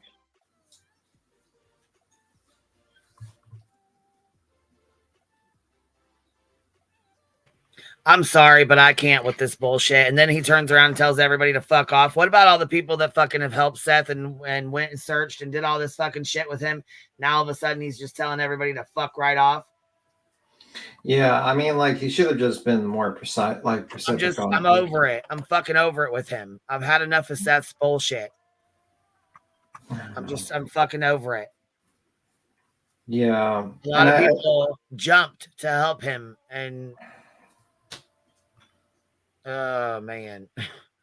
Yeah, but I mean, like, I just find Fine, I guess. I mean, yeah, but I think a lot of people, like, I think, like, you have Pascal saying, well, they're doing this, and their actions are. It's like, well, I mean, right, but do you see he fucking he basically fed Chris and Katie to the wolves, and now Yeah. he's like, oh well, if everybody could just put their ego to the side. yeah. What? Well, I mean, like, I think I would say that his ego should be put to the side and say, hey, I made a mistake. I should not have done all this whole going on interviews and accuse my ex of doing this and release personal and salacious details about my missing son. That was wrong, and that was stupid of me, and I should really have fucking not done that. And I can agree. They said Seth is acting out of desperation, in my opinion. Yes, I can agree with that. I guess I've just had an issue with him since he came out and was sharing personal and private details and personal things. And I mean, I just have, I've had a sour fucking, I don't know. I think it's because you see a lot of harassment going to the mother of a missing child. Yeah, There's no evidence. There's very upsetting because yeah, I mean, there's what's going on with the things that are happening to Katie. Yeah. Who's suffering severely right now with her son being gone, and she's been accused of horrific things and followed and stalked and all kinds of crazy stuff. Yeah, and like now he's just like, oh fuck you, fuck everybody, we're gonna team up together and just fuck y'all. I mean, I wish, to be honest with you, that he would go out and basically make a statement that says, please don't stalk my ex-wife, don't follow her, stop with the filming. This is not helping Sebastian. This is not helping our But he situation. didn't stop him. He didn't say that from the beginning. He He let should've that said shit that. right out. Didn't say a fucking word about it. I wish he just says that, and I think, like, if he just goes out and says, hey, this stalking of my ex-wife is really fucking weird, and you guys need to stop at this point, and you need to focus on what's important, which is finding my son. And I think Seth needs to do that, and I don't know why he's not doing that. I don't know if he doesn't know that there's literally crazy people stalking. Oh, he knows they're not staying in their fucking home. I mean, gosh. Yeah, I mean, and I think, like, it's really wrong that he doesn't say that. Because I think if he went out there and said, hey, do not do this to my ex-wife, leave it to the authorities, don't do your private bullshit investigation. And if you want to help, either go out there and volunteer to search or spread my son's information around on various social media posts or stuff like that. But please do not fucking harass people in real life. I think that would go a very long way. And I think he needs to say something like that, because a lot of these people are going way too far. Stalking and harassing a woman who's completely innocent at this point is really going too far. Pascal loved stirring the pot just a week ago. This plain innocent is cringe as fuck. He was the catalyst for the harassment. He gave Seth the platform to harass her. Now he's trying to act innocent. Yeah, I find it very interesting. I mean, it sounded like he was justifying himself a little bit, Pascal, with why he might have been like, But I will say, like, there is a key difference. Like, I don't see Pascal harassing the mother. He just has a theory. His theories are not that great, and he might be doing not the greatest interviews, but he's not like stalking people. So, I mean, like, the people who are stalking and taking pictures, those are the worst players around. Those are the people who are really going way too motherfucking far. Well, right, and the damage is done. I mean, Yeah. the damage is done. What's been said, what's been done. I mean, and is it okay for Chris and Katie and Chris's family to stalk searchers? I've never heard of them stalking searchers. I've heard of them getting in their camper and leaving and staying gone, but I've never heard of them stalking any searchers or anything else. Did that happen? I mean, I wasn't aware of that, so I've never heard that either. Yeah. I think generally, I think a lot of content creators need to just say to their fan base, when they're talking about this type, please do not harass anyone in open investigation, because, following, taking pictures, all that in an investigation of a missing kid or a crime, to me is kind of crazy. And I think that should definitely be something Pascal or other content creators that might have an alternative theory about the case, that might think, oh, well, the mother has something to do with it. They should tell their fans, hey, maybe not like harass these people in real life, leave them alone, and I will completely ban you if you try to do that and you come to me and you try to give me photos or anything, and I am not going to handle that shit. There's a difference between like... Look, Juliar Seth is still feeding Katie to the wolves. Peter Hyatt did an interview earlier today with him. So we'll go over that here in just a minute. Yeah. But yeah. Everyone does deserve a chance. And again, this could very well, I'm going to be real. I'm going to keep it really real. Like I said it right before you called, that this could very well be the miracle that you've been maybe looking for and hoping for. Maybe this alliance will get us closer to finding Sebastian for sure. That's without a shadow of a doubt. You see what I'm saying? So I'm really hoping. That's what I am hoping for. That's what I'm hoping for. I'm hoping that by working together, we can find Sebastian. There was two people in that house. Sebastian and Katie. Yep. Only those two people was there to help me try to find Sebastian. Then so be it. Gotcha. So be it. I got you, man. I want my son back. And of all things, we get judged when we're no longer here. When our time has come, we will be judged. Right. No doubt. Listen. At any point in time in this world, a person can come to the realization that maybe, just maybe, they need to change. Agreed.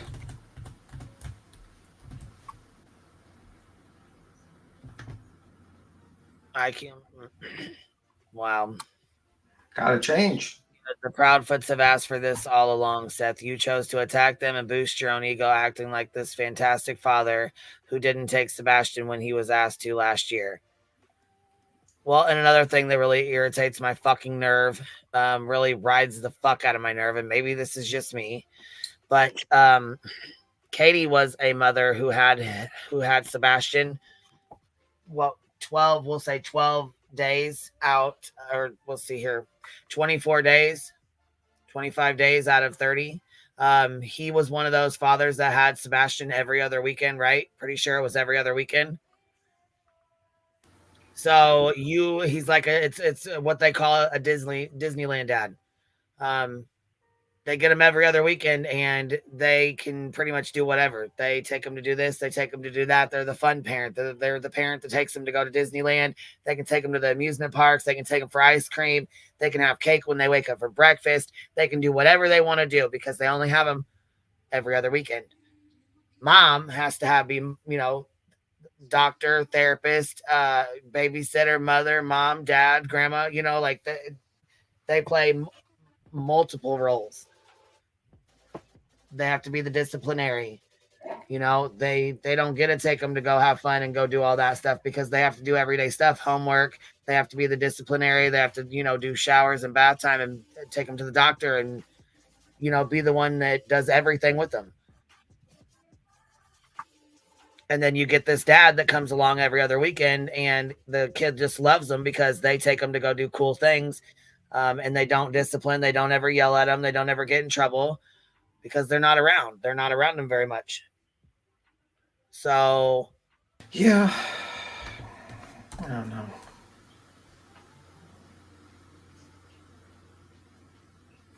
Yeah. You cannot force a person to change. Only a person can change for themselves. True. Those are facts. Sure. I will say this, though. I mean, at the end of the day, I pray. If it all day. Okay, just to make it today. I say we pray. But I think it's very important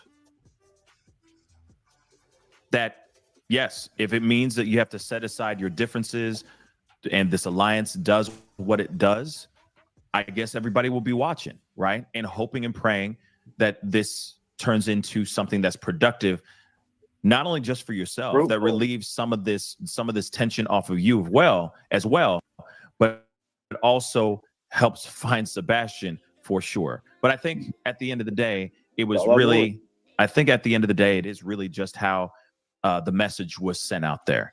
And I get what you're saying now. You've clarified a good portion of that, and hopefully the court of public opinion will be okay with it and they'll be able to move on and we'll, I've moved on. I know where you're coming from. I absolutely understand where you're coming from for sure. But I know that there's people that feel some type of way. What Justin waited to show at the very end was what I actually had stated before that. Mm-hmm. Which was me telling everybody, I appreciate everybody who showed up. I appreciate everybody who was helping. I really do. I appreciate it 100%. I appreciate all who are helping me. I appreciate all who are going to help me. I appreciate everybody who's working to bring Sebastian back to me. Yeah. Because that's the goal. But if you're not going to be on Team Sebastian, kick rocks as. See, that's the thing. Everybody has been on Team Sebastian this whole time.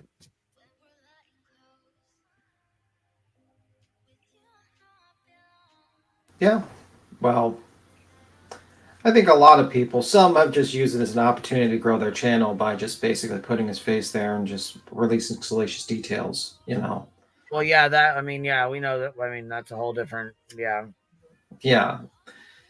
I mean, but the ones that are, really serious about it, most everybody is Team Sebastian. That should be the main concern, Yeah. I mean, and I'm not like, you know what I mean? Like, people can have their thoughts on the case and they can have like their theories, but I think I'm not going to be the thought police. People can think what they want. Channels can do what they discuss their subjects they want us to discuss. But even if I disagree with it, I'll just not watch probably. But when you don't preference and make sure that your fans do not go and harass an active investigation, harass people who are victims of a crime, that is like completely wrong. The moment you find out that people are doing that, you should just immediately be like, I disavow all of you people doing that shit. Do not video record these people. Do not go into their, it goes beyond just series like Well, theory. yeah, I mean, it's kind of like the same as, you know, when they were doxing Jaden and his mom, you know, I don't understand why Seth didn't go in there first things first and, you know, or call, you know, a specific person and say, hey, please stop harassing these people. They have searched for me since day one with me and for me for my son. Please, please don't dox them. Please don't harass them. Please let them continue to search for my child. That's what's important right now. Yeah, I mean, like, I just think like, and he's like, nope, it won't matter anyways. No, it does matter. You are a family member. Please speak up. Please speak out. Yeah, I think it's just like the best thing. Like, and I think a lot of these content creators just need to just say, hey, we can think of our theories on this case. We can have our own opinions and discussions. And if you don't like it, you don't have to watch. But like, at least tell your followers, do not harass these people. And at the moment you find out, just say, no, you can get the fuck out of here. We don't do that around here. We're a discussion channel. We are a true crime channel. We can discuss cases. We can discuss theories in a case, but we are not going to interfere with an active investigation of a case. We are watchers. And I think, and that's just my opinion. That's why I don't really care. Like, I laugh at like a lot of Pascal's theories with the Social Security stuff. That was just laughable to me. But like, am I going to be like, oh, he needs to be canceled for that? No, absolutely not. You're open. You're allowed to discuss your theories in a case as long as you're not harassing people. You're open to it, and that's just how it is. And if your theory is so ridiculous, I'm just going to laugh at your theory, and we're just going to have a discussion like that. That's pretty much it. But you know, that's a difference. That's my thoughts on it. But if you want to continue playing, you can. Yes. Hold on. What is this? Placidia says, happy Sunday. Member for 3 months. Patty gifted 5 memberships. Thank you so much, baby. I appreciate you supporting the Hive Love. CM421 is a new member. And Seeker did a $20 super sticker. Thank you so much, you guys. I really appreciate y'all. All right, here we go. Hold on. B still said, I have a question. Would Katie allow more parenting time for Seth? Just wondering, maybe weekend dad wasn't his choice. I'm not really sure, and I don't think it was spoke on, so I don't really know. My PR person said, I need to stop cussing. Exactly. Now he has a PR person, and he's got a PI. So he's now used the money that he got to hire a PR firm and a PI, which obviously I'm guessing at some point in time said, look, we need to work with Katie and Chris as well. We need to know, we have information and we want to know what's going on. We have questions for them. Do you think you could work with them? So, you know, yeah, a PR person needs to get his ass off the fucking YouTube streets. That's what he should do instead of telling him not to be cussing and instead of panel hopping. But we got another panel he just did this morning. We're going to turn that on. So hold on just a minute. Hold your socks real quick. Or as she said, stop using such colorful language. Right. Yeah. Well, that's really part of me. So as she has asked me to, people can kick rocks if you're not on Team Sebastian. You're the solution or you're the problem. I get what you're saying, man. I do. I think that there are people, and there's going to be people that are going to feel some type of way, and they're going to have to, you know, process this and move forward from this point on. I think what is more important than ever is how the Proudfoots operate from this point on. Because you got to remember, it's been almost 2 months since he's been gone. 2 months. And the thing is, though, we have not seen one moment of them lifting a finger. So I think that people are feeling upset and surprised because they haven't done anything out here. You've been doing a lot of the heavy lifting and a lot of the speaking for the most part. And I think a lot of people are feeling like, okay, I've got a lot of great volunteers, but I feel like not to interrupt, but yeah, but I've got a lot of I've got a lot of great volunteers that have been doing a lot of the heavy lifting. Absolutely. But you are also spearheading this entire search, etc. Right? It's you, not the three of you guys. Now, I'm happy. I don't think he's spearheading the search. I think he's involved in the search. Yeah, that kind of caught me off guard right there because I didn't think he was spearheading the search either. Yeah.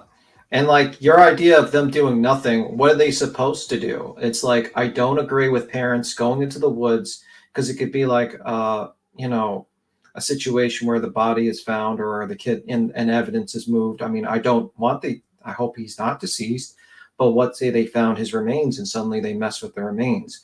And also the fact is that the only thing they can do is sit around and wait for the investigation and try to give the information that is requested of them and do what the police officers do. I'm sorry they're not standing in front of a camera doing a crying act for you or pretending to walk through the woods, but like does not mean that they're not doing nothing. You know, they're not, you know what I mean? I'm just saying. And honestly, like this fact that you need to cry and you need to go on these interviews and you need to walk through woods while you're being live streamed is bullshit. It's absolute bullshit. So, I mean, just because they're not doing anything in your opinion doesn't mean they're not doing anything. And you're not implied to be guilty because you are just following the instructions of the police officers that are investigating the case or doing the search. Okay? That's like me saying, well, the person who's got stabbed to death is just sitting in the hospital doing nothing. They're not out in the streets looking for the man that stabbed them, so they're guilty. You know what I mean? Or the person that got robbed. They're not out in the streets looking for the robber. They're just sitting around waiting for the cops to look for the robber.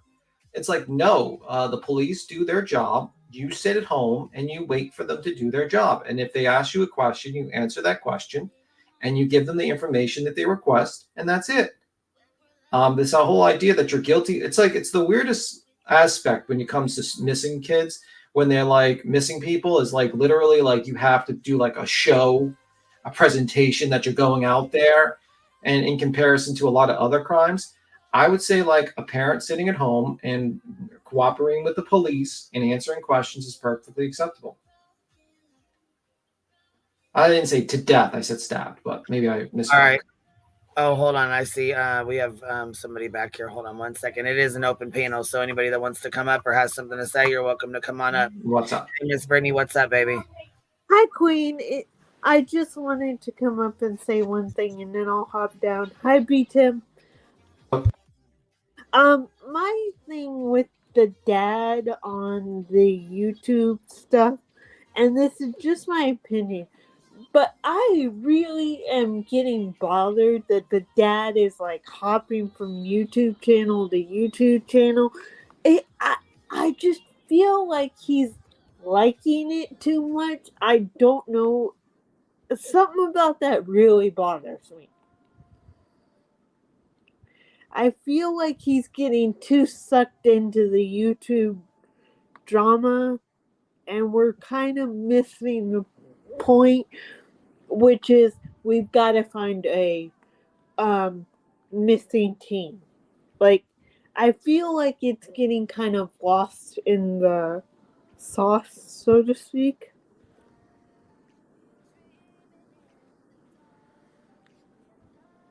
Yeah, I agree with that. I agree with that. But that was my only thought. Each time I see the dad go on YouTube channels, it's starting to kind of bother me. And I wish he would just kind of take a step back.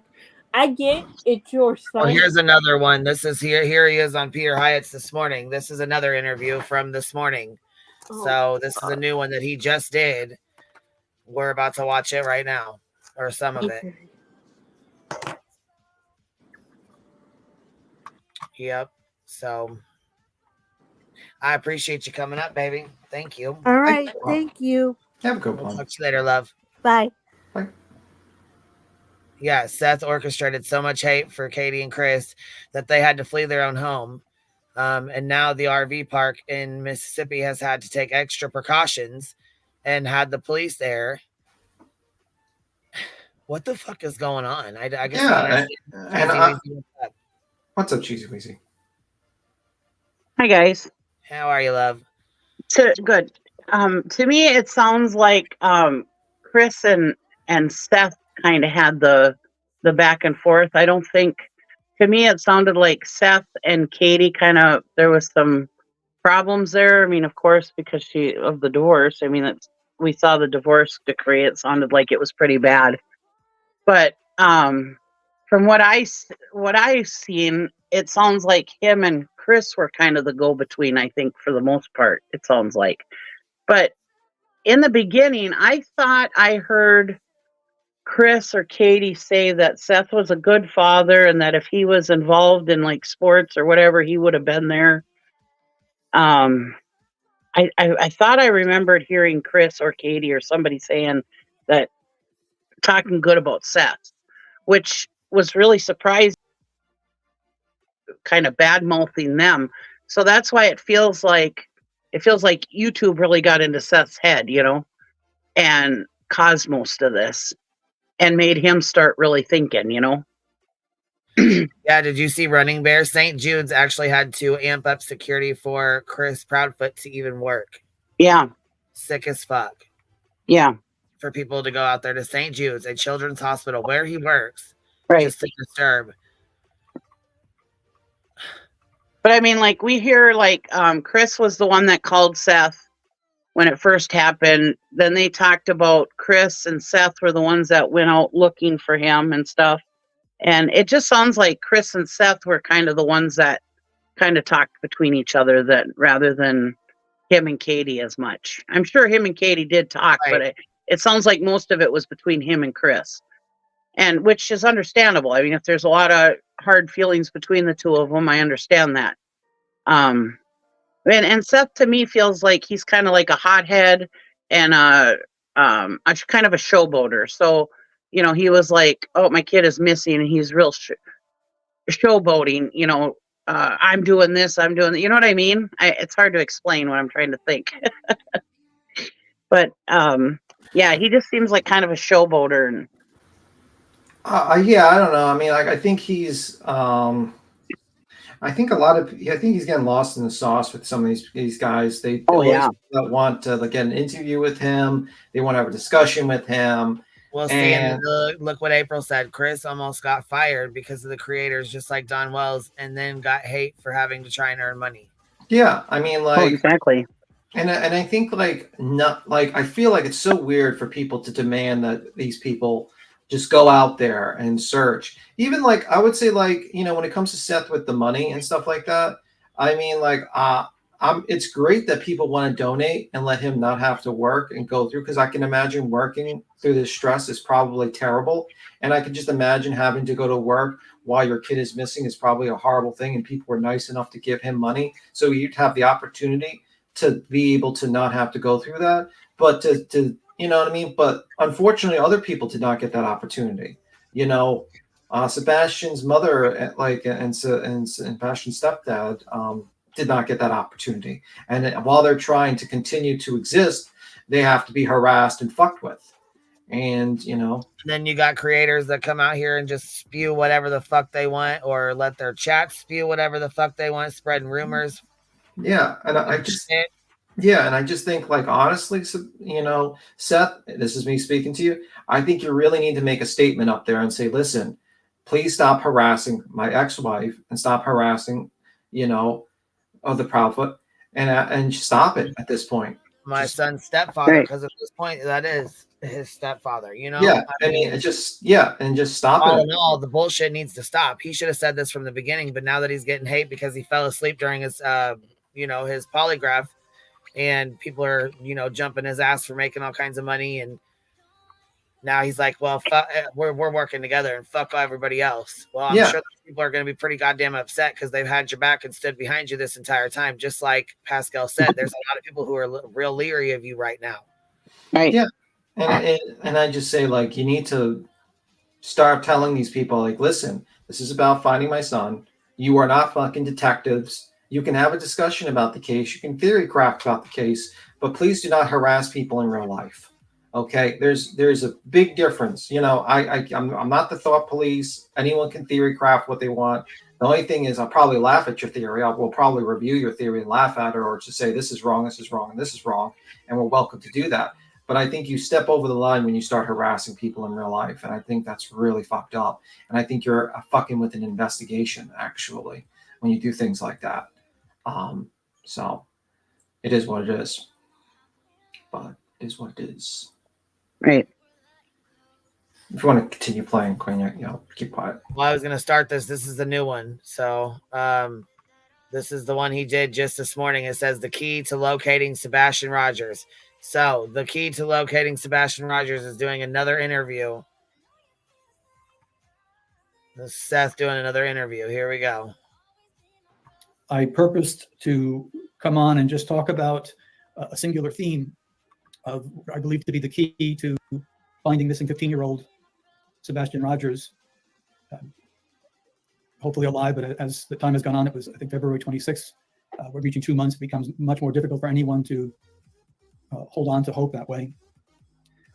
While I was getting set for this, Seth reached out and I invited him to come on. So he's here, and I'd like to just to address this one particular issue. So yeah, then somebody said this it gets pretty bad, I guess. So if it's, I'll put the trigger warning up if it gets pretty bad. I don't know. I didn't watch it, so I don't know, but I didn't watch it yet either, so I don't know.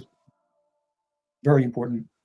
What prompted me to want to do this, and I'm pleased to have Seth, and I recognize that this is a nightmare, that the only way to survive it is perhaps some form of denial as time goes on for him. But it was a recent video that someone sent me of Sebastian's mother, that and some of the reactions within social media that were, I think, concerning. I'm not sure how distracting they really are, but there's a lot of information that is listed as breaking and bombshell, and life continues to go on, days continue to pass, and Sebastian is not found or recovered. In a recap for the case, and I won't make you wait as I hand the key, which is still another mystery itself, but a recap is 15-year-old boy with autism was reported missing. And I've interviewed a lot of kids over the years through Child Protective Service. okay. Do you guys mind if I fast forward a little bit, or do you guys want to listen? Yeah, I think it's good. I mean, I don't know who this channel guy is, but you know, I mean, sounds pretty smart so far. Okay. This is that had autism. It seemed to me it's a lot of emotions have scripted in the people have sent me outrageous things. Just he wrote a great deal of information about it. Jump to like 20 minutes, they said. Yeah, I was just gonna say I'm not even hearing him talk at all. Does Yeah, he like talk go to at all 20. in here? Yeah, you have to go to the 20-minute mark. This is statement analysis 101. This is not anything of shocking discovery. Is that phone call is part of Sebastian's missing. And that's why he's brought into this. She did it. She brought him in. Then stepfather went on and gave more and more interviews. The more interviews he gave, the worse it got. Because you saw what his bellicose language sounded like. What the language of physicality. I mean, he was at the point where is he starting to threaten people that are asking questions? You know what? The key to finding Sebastian, or at least the trail of Sebastian, Back that line I said earlier, lies with the mother. And whatever happened to him, I am firm in my belief he was part of it via the phone call. And why, after being married as many times as he has and being such a man of anger, and his disposition towards Sebastian was frightening. It was frightening to me. I've interviewed him 100 times in that sense, where I've heard. All right. Do we need to keep skipping a little bit? Well, one thing I want to say, I'm sorry. He's saying that the relationship between him and Sebastian was threatening. Okay, we only know one instance of the belt thing. Okay. I was daddy's little baby, but he spanked me. He hit me one time with a belt. I deserved it. I remember only one time in my life that my dad hit me with the belt. And but my dad has always been the best dad in the world. My parents were great. I had a lovely childhood. Um, and I remember every time I was ever spanked, it was needed. I don't ever remember being spanked frivolously. Frivolous. I can't say that word, but you know what I mean. So we don't know how the relationship between Chris and Sebastian was. We only know that one instance. Who knows? They could have had the best relationship ever, even a better relationship than Seth and Sebastian. We don't know that. We only know that one instance, and everybody just keeps talking about that one instance. And who knows if he learned from, I mean, I imagine he's learned a thing or two from 5 different marriages. So who knows? Maybe he was a great husband to Katie. Maybe he isn't an abuser or anything like that anymore. Maybe he's grown up. Maybe he's learned. I mean, we're not. Some of us were hotheads when we were younger, but we've learned to cope with our anger and stuff like that. And as we get older, we're not so quick to react. So maybe he's the same way. We just don't know, right? It just makes me angry that everybody just assumes that he's just this big asshole, and we just don't know that for sure. We don't know his disposition. Yeah, absolutely. And has he not talked for like the past 20 minutes, Seth? Like, does he just stand there and just listen to this? I'd say he hasn't spoke yet, so it's been mainly just this guy. Heard the stepfathers and boyfriends run them down and very sometimes subtly blame the victim, that sort of thing. And they did. That's self-defense. That is, whether he is deceased or alive, she has to give up, tell the truth. And this is why my belief on stepfather's involvement is so important. They discussed it. So right there, he says this is why he believes the stepfather's involved. So you're supposed to be working with Katie and Chris, and here you are on another motherfucking person's channel that's saying that they believe that, you know, Chris is involved in some way, shape, or form. Yeah, you're not being neutral, because then this goes back, you know what I mean? Like, this is not a good idea. And it's a bad look. So how now, like they just said, how are you now? People that have stood behind Seth are going to be like side-eyeing the fuck out of him because, you know, you said you were going to work with him, and now you're on this channel. Yeah, and by the way, I mean, I might disagree with this gentleman here, but he's welcome to his opinion on the case. Call the PR firm. Yeah, call the PR firm. You could talk about whatever you like about theories on the case, but like, it doesn't look good that you're trying to be neutral and you jump on a channel that is not neutral, has already kind of made their decision on what their theory is of this case. So that's what I think Queen is basically saying. I'm just kind of parroting or repeating. You can keep on playing if you want. That was the conversation that she had a need, and he did too, to say took place. Now, of course, he's obviously clever. He knows that they're going to be able to look at their phones and say, oh, there was a 3-hour conversation the night that 15-year-old with special needs went missing. But I also have the gap of missing information of that evening. Somewhere after dinner, and between 6 a.m., there's missing information means deliberately withheld information. And so that key has always been, from the moment it happened, you know what? Put aside everything. And I don't believe that at all, in my opinion. I think it's too late at this point. It was probably a bad. But even if he is disbanded, thank you for that. Investigators need to go back with her, cause his death. These are common stepfather's ex-wife's microscope. Everyone's life was out there. But Sebastian was living rule. Sounds like a good parent from you, Seth. I was pretty much here just to listen to you. You have a lot more. 25 fucking minutes in. 25 minutes of that shit. You could have walked. That's damn near asleep. You could have just listened through the chat. Like, you didn't have to be on the panel.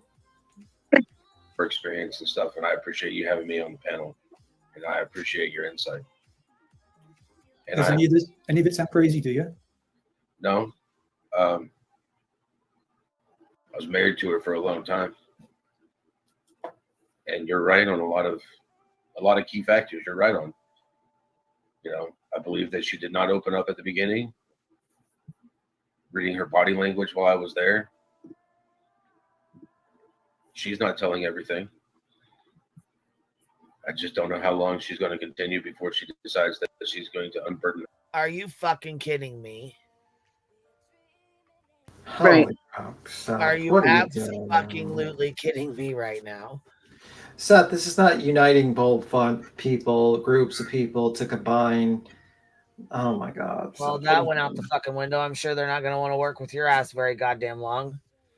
Because you're still out here saying that she has something to do with it, that you feel in your heart she has something to do with it. And hey, dummy, this is why LE isn't telling you anything. Yeah, this is probably why they're not telling you stuff. And I mean, honestly, I feel bad that they're not revealing more information to this guy because this is his son. I don't. Well, I feel bad. I can have feelings, but I know why they're not. They're not because he's going on these podcasts and doing all these interviews and he's releasing details. And there could very well be a kidnapper involved in this case and watching all these lives. There could be very well this kid's out running. We just have no clue. That's why it's like, I hold it too much against people to just be like, have their little theories because I don't know. I don't know what's going on. As long as people are not being harassed, I think it's fine to have a thought on a case. But yeah, it is what it is. Look at the Idaho 4 case. I mean, Steve Gonzalez, he knew everything in the beginning, and then all of a sudden he kept his mouth going, which God bless him. I mean, I don't blame him, but he was talking all the time, and all of a sudden, boom, Ellie shut up and wouldn't tell him nothing anymore. Yeah.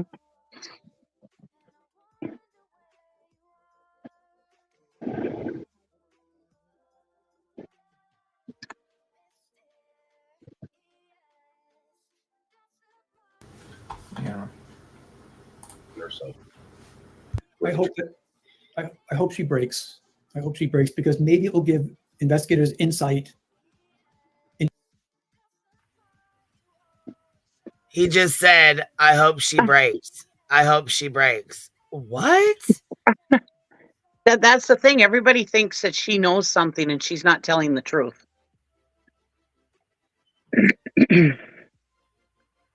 I've heard that many times from different creators. Wow. You know what? I feel like we need to go over the Harley Dilly case so people can have something to see, in the back of their minds that things do happen, that the parents are not involved sometimes. Harley Dilly's the 14-year-old that was found in the chimney.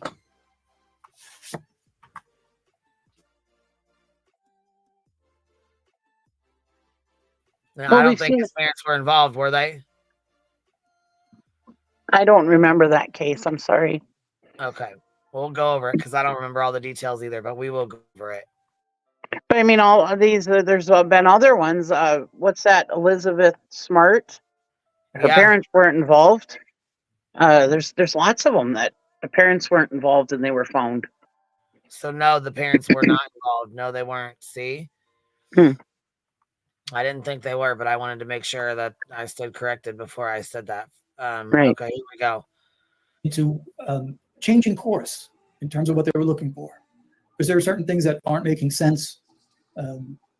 But I heard from you about his experience with bare feet. And obviously the sneakers or shoes has played quite a role in all this. And then I heard stepfather talk a lot. And that's the language of an abuser. And that's when I thought they maybe been trying. Excuse me. Right. What the fuck? Let's look at the Riley Strain case. The stepdad was the one that was always talking for the parents. Exactly. Does that mean he's an abuser? He didn't seem like he was an abusive guy. He looked like a pretty nice guy to me. No, he was taking the weight off the parents and doing the talking for them so that they didn't have to. Right. So that they didn't have to break down in front of the camera.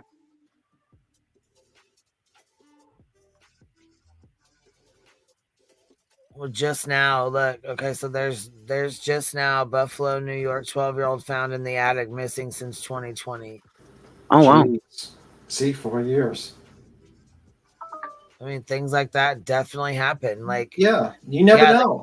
3, Michelle Knight, Amanda Berry, Gina De Jesus, and they got taken snatched right off. You know what I mean? Like snatched right up. Yeah. Right. I And mean, it happens a lot.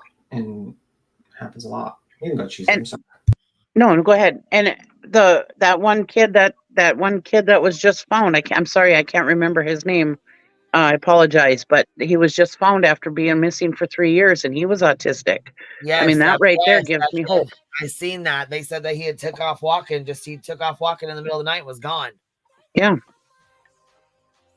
That sounds pretty familiar, huh? Stressed Right. out, just took off walking and bam, gone.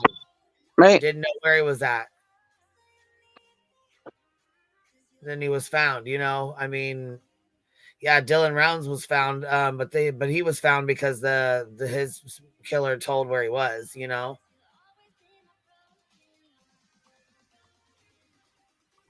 Trying to teach him some lesson how to be a man and go out there with his bare feet, or something happened that night, an altercation of some form, of which they have coordinated their accounts together since then.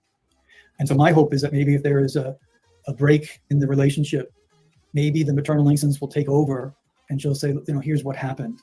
I don't want to hold this burden any longer, and I didn't intend for it to end as it did, but here's what happened. That's what I'm hoping for.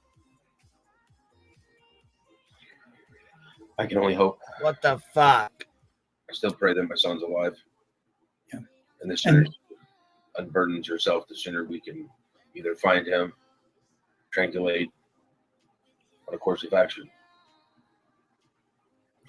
I understand that you're trying to work together.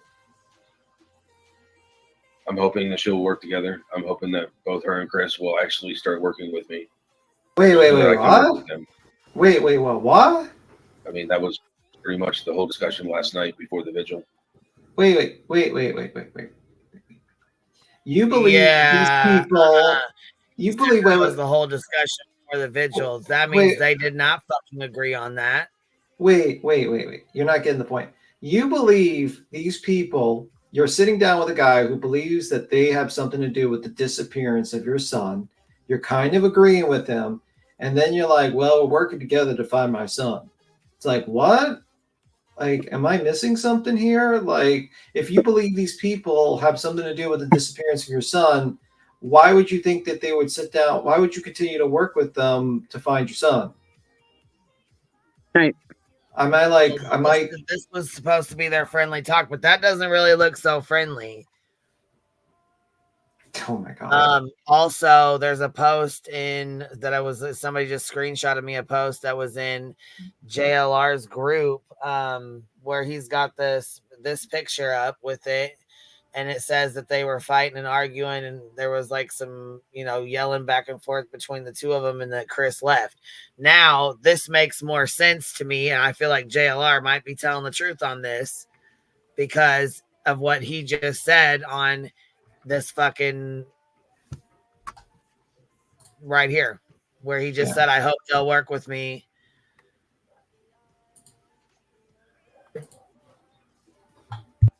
I'm hoping that she'll work together. I'm hoping that both her and Chris will actually start working with me so that I can work with them. I'm hoping that she will still work with me so that I can work with them. But why would they work with you when you're coming up here just to badmouth them again? Exactly. Makes no sense. And somebody just so happened to send these pictures in.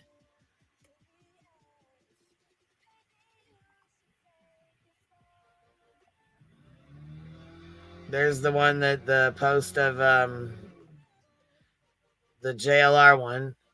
But this is a picture of Chris and Katie looking at some Harley, I guess, or whatever that somebody sent in. Talking about they're out shopping for Harleys. No, the fuck they're not. You know damn well they're not out shopping for a Harley Davidson. Now stop. But they put that out in the group too, that they were out shopping for a motorcycle.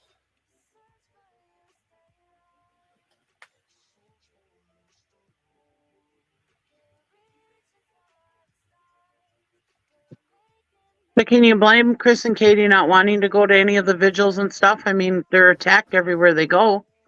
Yeah, no, I wouldn't want to go. I would Why not. would they go? No, hell no. Right. Yeah, What, named and talk shit to, and then talk shit about, and recorded and talk shit to, talk shit about on the fucking internet and your Facebook groups. And no, fuck that. I'm good. I mean, like, they're like, why are they not going to the vigil? Well, maybe because they get stalked by crazy people and followed. I mean, I don't know. That could be a good reason. Like, they were angry at that the first time that they didn't show up for the first vigil.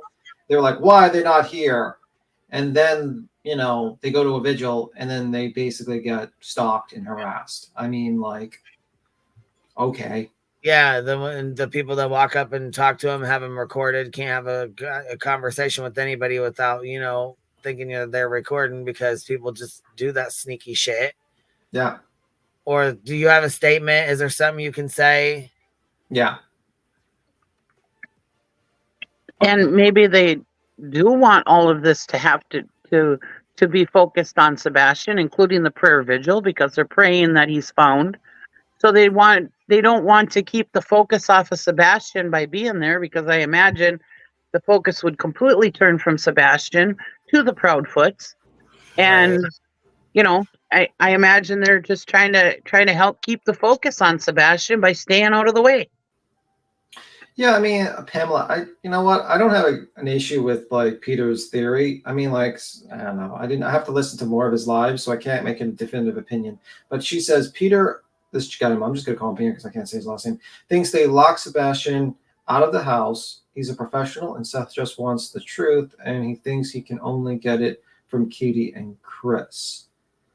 First off, if they had something to do with their son's if they had something to do with their son's disappearance, they're not going to say anything. Second, you're welcome to his opinion on the case. Just, it is what it is. It's true crime. Some people have opinions I'll disagree with, but I don't know. He could be right, could be wrong. I just don't agree with I don't agree with the fact that you say that you're gonna be neutral and you're going to have a discussion, you're trying to work together and be together, and then you go on a channel that is clearly believes that the mother had something to do with the disappearance of the kid, and that to me is not a good move. And that's just my opinion on that one. Just to answer your question anyway, but I would have to watch more of this guy's content to know like what his thought process is, and I can't define watching one guy like 20 minutes of a guy's live to see like what's his theories and stuff like that. I'm sorry, I can't. It's not enough info. If you could keep on playing, Quinn, I just wanted to answer that quick question that was in the chat. I mean, that was pretty much the whole discussion last night before the vigil. And I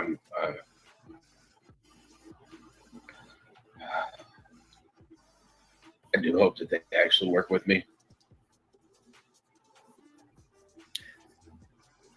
If my child goes missing, my first call is to police. My second call is to the bio father.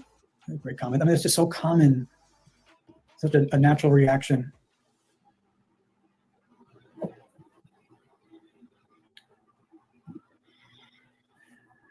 Seth came to listen.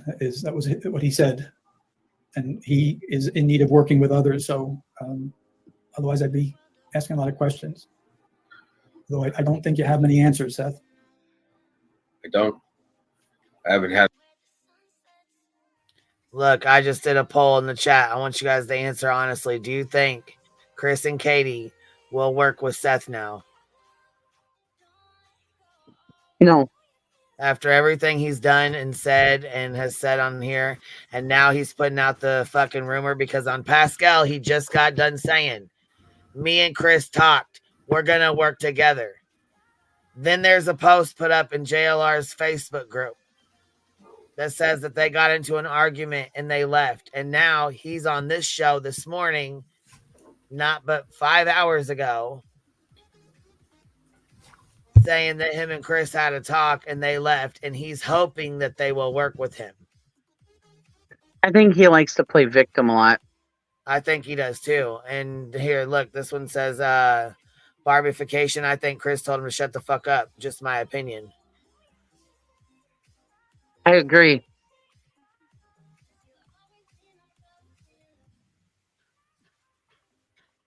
I've had a lot of questions since this has started.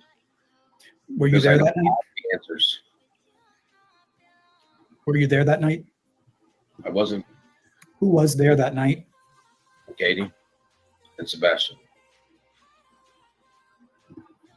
And that's where the key lies, is in the mother that was there telling the truth. Jason's an analyst, thinks she should be interviewed more without Chris around.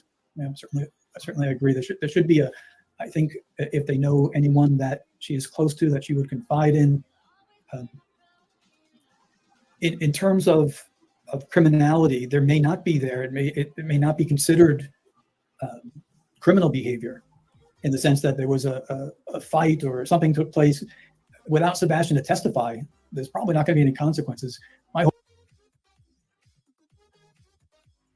What? Oh my God. That's the biggest thing that ticks me off about all these people, is they're just assuming that he's dead. Yeah, I'm just, oh my God, man. Whatever happened to keep hope alive? So it's like you're sitting with the father of right. the kid that's missing, and you're kind of like jumping to, you know what I mean? Like, I don't know if I would ever be there, like in front of the the missing kid and be like, well, I think he's dead. That's like, no. Right. I would probably even lie at that point. Even if I was like 99% sure, I'd probably not state it. I'd probably state a lie, because I would not want to be the one to be like, destroy the hope of a parent in front of me. I just, you know what I mean? Like, I don't know if I want to be in that situation. I agree with you. That seems like a terrible thing to put someone through. And yeah, I don't know if I want to do that. That would be too much for me. I'd be like, even if there's 1% hope, just let them have that 1%. You know what I mean? Right. Well, and that's being a decent human being, Yeah. which you are, and some of these people are not. Yeah, I don't know if I'm a decent human being, but it's got just common, you know what I mean? Just common decency. Common decency. You wouldn't do that, because there's no evidence that the kid is deceased. It's just that they haven't found anything. They haven't found any evidence. I mean, if they found like blood or something like that, that could be something people could lead to that conclusion, but there's nothing that could lead you to that conclusion. There's no evidence. There's just a missing kid. It's pretty much it. That's all it is.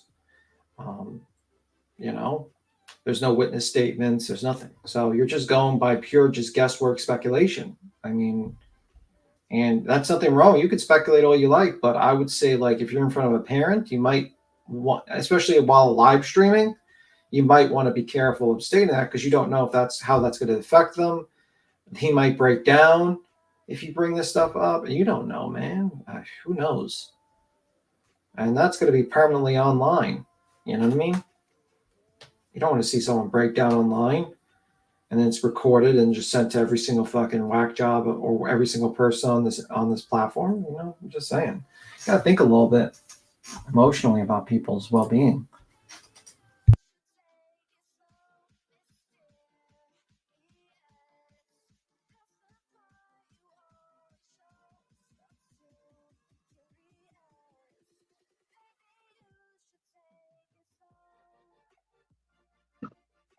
And let's not forget the behavior panel did say that they thought that they were being And as truthful. Jason said, alone, and come clean with it. She needs to come clean with it. 2 months now.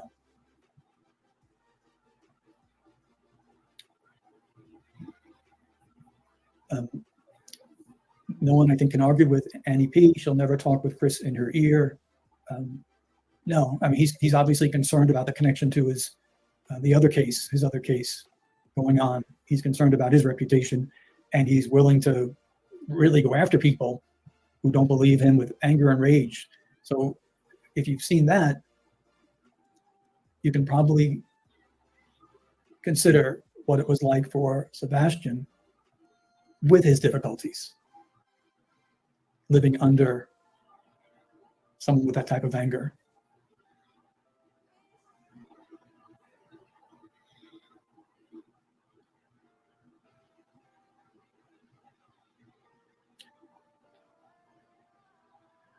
Are you? I mean, honestly, I don't think here. What's our poll saying here? Let's see. God, you guys hear my fucking neighbor over there working? God dang, man. That fucking thing is loud. It's just grinding the hell. They're just grinding away over there, working their ass off. I hope Seth doesn't find him. Yeah, and that's another thing too. Why parents should not search. Look, I myself don't know how I would handle it. I'm not sure how I would. I don't know what I would do. But I know, like, such as like here, we'll do an example of like the John Benet Ramsey case where the dad, went in the basement, opened the door, found his daughter there, and immediately grabbed her, picked her up, and carried her up the stairs, destroying the crime scene evidence, physical evidence, and the murder, her killer still has never been caught to this day. So, I mean, it just really depends. I mean, because you could really mess up a crime scene. You could jeopardize the whole case. If something happened. I mean, Right. Well, I was a person that always, I always had a strong stomach. I could handle anything. I could handle blood. I could handle absolutely anything. And as soon as somebody would get hurt or whatever, I was the first one to assist. But one time, my little nephew cracked his head open, and I don't even remember anything other than waking up because I passed out. Because it was my nephew. And luckily other people were there, but yeah, as soon as I saw him hurt, I ended up passing out. The doctor said it was probably because he was my nephew. My nephews are like my kids. Yeah. And he, so I mean, yeah, I don't imagine if I saw my kid laying there deceased, I don't think I would be able to think of anything. I think most parents would probably go into a complete state of, nothing, just, yeah, all you see them is you want to go protect them, and hug them and hold them. Yeah, I passed out that time right on my. The first thing you do, the first thing you do when you run up on, you see your child, or you see, you know what I mean? You see him laying there, you see him hurt, whatever. The first thing you do is, run up to him. That's, you immediately go up to him, and, right. That's a hell of a scene to walk up on when you're not fucking ready. Mm-hmm. And I mean, like, so, there's a woman now that's really having a heck of an experience. She's still, dealing with a lot of heavy stuff because she wasn't really prepared for what she was going to find that day. She went looking. Oh, yeah. You know what I'm saying? And was, kind of shocked, I'm guessing, at what she found. I don't think she was prepared. And most people are not. Most people are not prepared to see a dead body, especially, one that has been there for a while or a couple of weeks or even a month or two. You know what I'm saying? It's just not something that's people are really ready to see. You can't really prepare yourself for something like that. Right. And yeah, like I said, my family always said that I was child of it's yours. Sorry, baby. Yeah. No. Add to it that it's your child. I mean, that's a whole different. Right.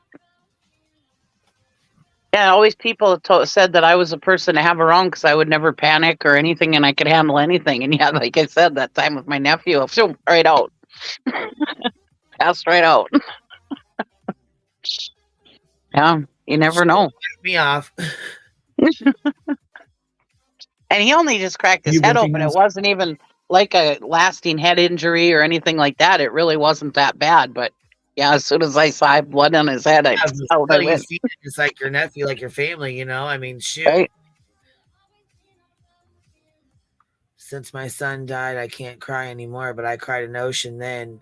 Oh, Be Still. Be Still is the mother of a missing child. I'm so sorry, Be Still. Yeah.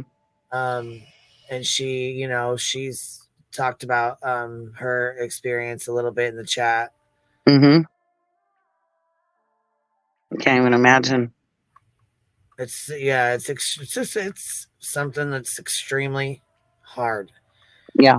And, a lot of the parents that I've talked to who have missing children have said it's the not knowing. It's the unknown. Right. That's the biggest, thing is not knowing.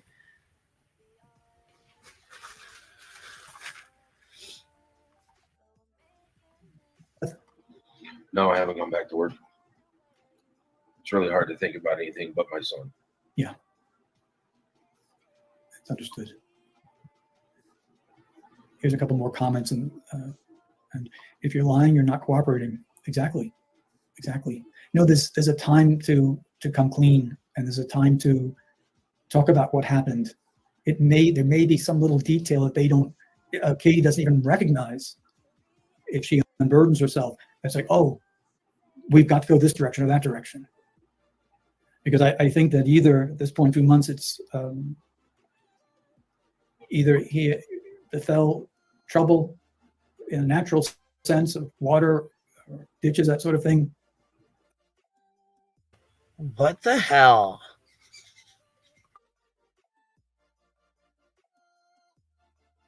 Or he was taken after being put out of that house.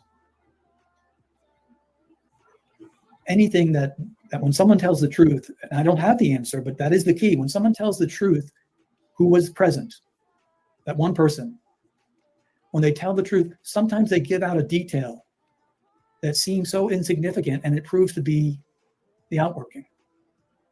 With the Nathan Carmen case, there was just a minor detail of taking a wrench and, just tightening something on the boat or loosening it. So there would be trouble, sabotaging it. But some minor detail like that can lead investigators to go at least a direction, which seems to be very difficult. So that was a good comment. See some of the others.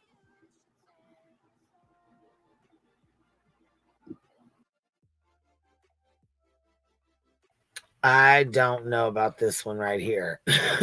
Yeah, me neither. You might have to be checking into him and reviewing his bullshit, because I don't like this word salad. He's trying in the to interview, I saw the feeling. I'm not liking this word salad shit at all. I agree with you. And he's really into the mom put him out. The mom did this. The mom did that. He's really into blaming Katie. So Feeling of guilt in the face of the mom. Kirsten, was that recently, the recent interview?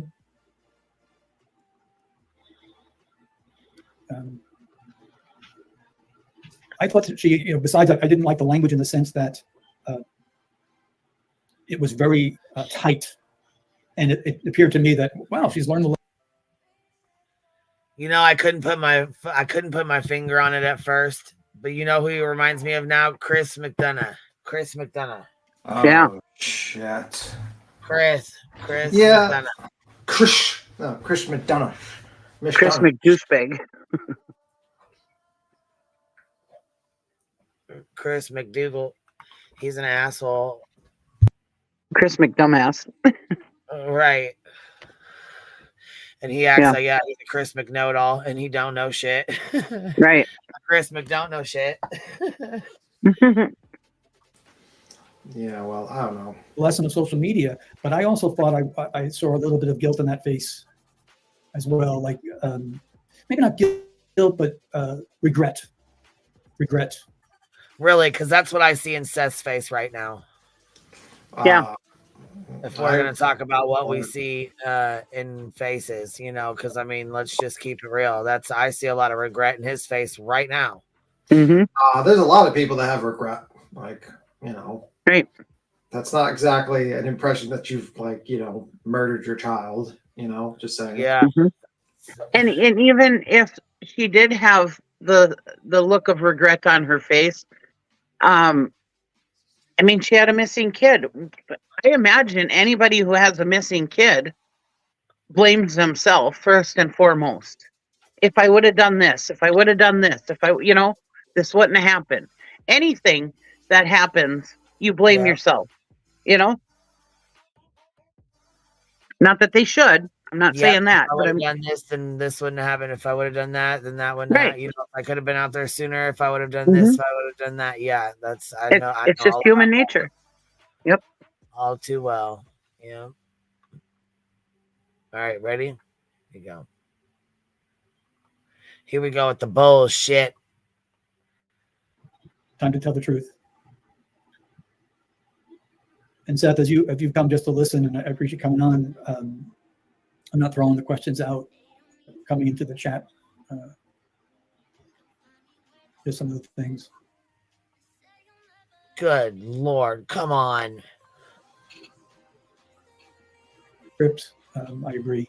That was one where she's intelligent. She can answer a couple of questions. Down behind the scenes, the people are up to Sebastian family. Sebastian, what are the rest of that's still in the house? The initial investigation knows about are the clothes that Sebastian wore to the restaurant that's still in the house. Hopefully they've collected enough evidence. I don't think that needs comment. It's just our hope that the investigation was going well. And probably some other questions that are, these are good questions. Was he wearing shoes when he took out the trash? These are good questions. But my hope is that we don't need to toss them around because investigators would have asked these things. And if it was missed early on, they can go back. I don't know I haven't worked with that department. I don't know that I've had much contact over the years, anything with Tennessee, but some places that lack experience, something like a smaller town, a small location, it's kind of a nice thing that they don't have that going on. But you do have to call in help from others. Here's one question I would like to answer.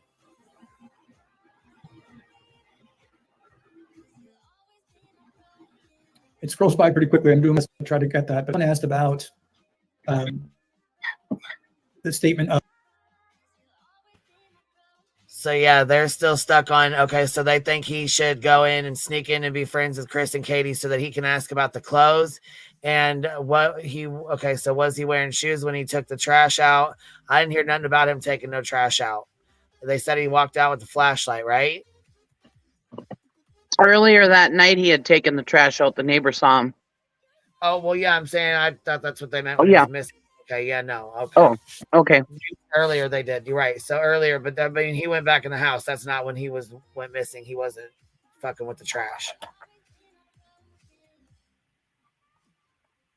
Of, when they're finally reaching out to him, you're not in trouble. It's called the power of questions. And it's something that it's not just for investigators. It really is for life itself. And I can't recommend it more highly. It's impacted me greatly. He had invited me to the FBI National Academy a number of years ago, where I was able to bring my daughter. My wife had my daughter, Christina. And especially during, I'm going to shake my baby. And the language of many issues, like when ducks a question. That stuff, I got so tired of people stating that my son was dead. I mean, that just they don't have any clue what that stuff does to a person's faith and hope that their child is alive. I refuse to listen to that stuff anymore.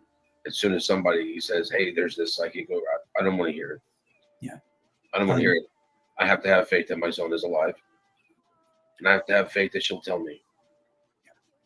I do terribly regret giving bold opinions on this. I don't wish to add to your pain any longer. With the world of psychics and whatever wording anyone wants to use, it's fine. There's been some real damage done at times with parents who were vulnerable.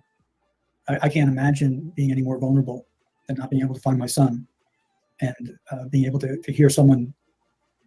It would be just too much. Too much. That's why we call it predatory.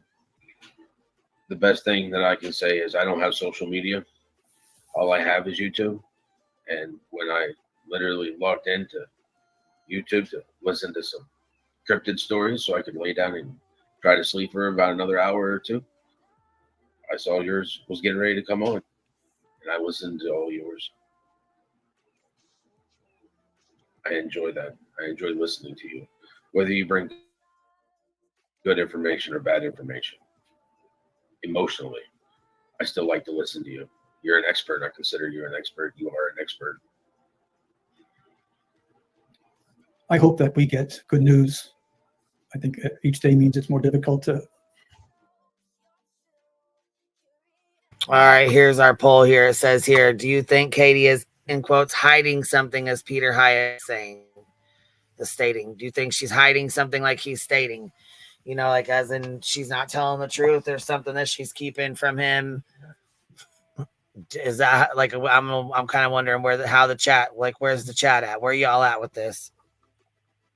What are you guys thinking?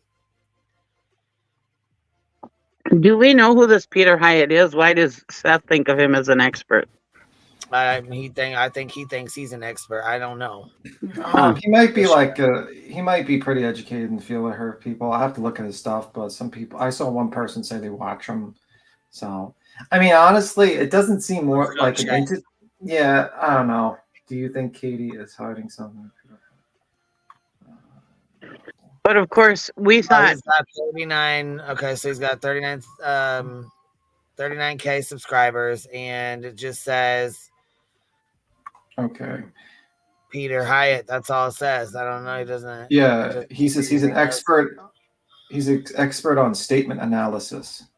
And here's one of the comments right on the first thing says, as someone else said, I wouldn't let Chris Proudfoot babysit my pet Rock. Oh, Jesus Christ.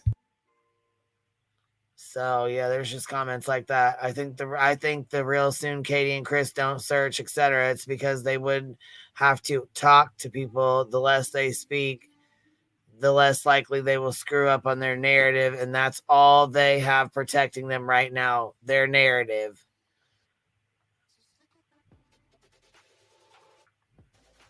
So, and okay, then it says legitimate concern. I agree. I suspect that Katie may very well have social anxiety issues, not citing, just an observation.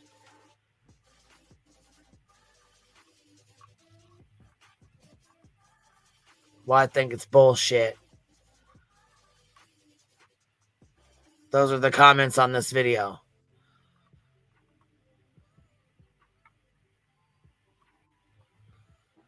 Have hope. I pray for all of you, including not just Sebastian and you, but for mother and stepfather. I just like the truth to come out, and if there's anything within that truth that can bring this along, that's where it's going to lie. That person of whom Sebastian was with, and there was no one else in the house, that person knows more than they've let on. And Katie, if you're listening, God forgive you, but come forward and talk. Talk for Sebastian's sake, and really for your own as well. Well, thank you for coming on, Seth. Thank you for having me, sir. Continue to press on the best you can, and I know it's got to be tough, especially not getting a paycheck from work. And I think at this point, that probably is not big on your list of priorities. But people that sometimes are able to work, at least they can be distracted, at least get a respite for a few minutes on that type of pain that you experience. It's rough. Thank you for coming on, and we continue to hope against hope. Thank you. We'll continue to hope against hope.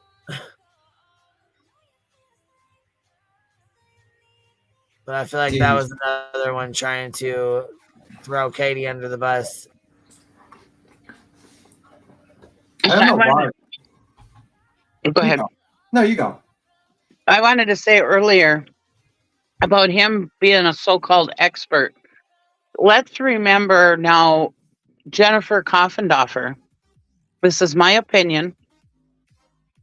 She's an ex-FBI agent, so we would look up to her like we do, like Duty Ron, as somebody who should know all this stuff, and we should be able to follow what she says. But she's back in that Uvalde for kids corporation or whatever they're called. It's a nonprofit, and she's also calling out the parents, saying that law enforcement is doing an investigation, a criminal investigation, and she's saying all this and that against the family, against the parents. You know, the Proudfoot. God damn it, fucking Coffendorfer. You were doing okay with the Karen Reed stuff, and then you had to do that. Yeah, so let's remember that. I mean, we think we can look at her for her wisdom or whatever from being an FBI agent, but I mean, that just goes right out the window. She's just doing it for clicks and views. I think a lot of people do it for clicks and views. I just think, like, I don't know, but whatever. Just because you're an expert doesn't mean your opinion's not on a case is not wrong. It could be wrong in some cases, but it is what it is. He's being totally biased, but you can't judge the guy on one show. That's true. I think I think he's trying to just, I don't know. I don't know if he's like what his situation is. I don't know if it was actually a good idea to do an interview. I don't even know if that would be called an interview, to be honest with you. It was more like he was talking to him for about 40 minutes, and Seth didn't really say much in response, to be honest with you.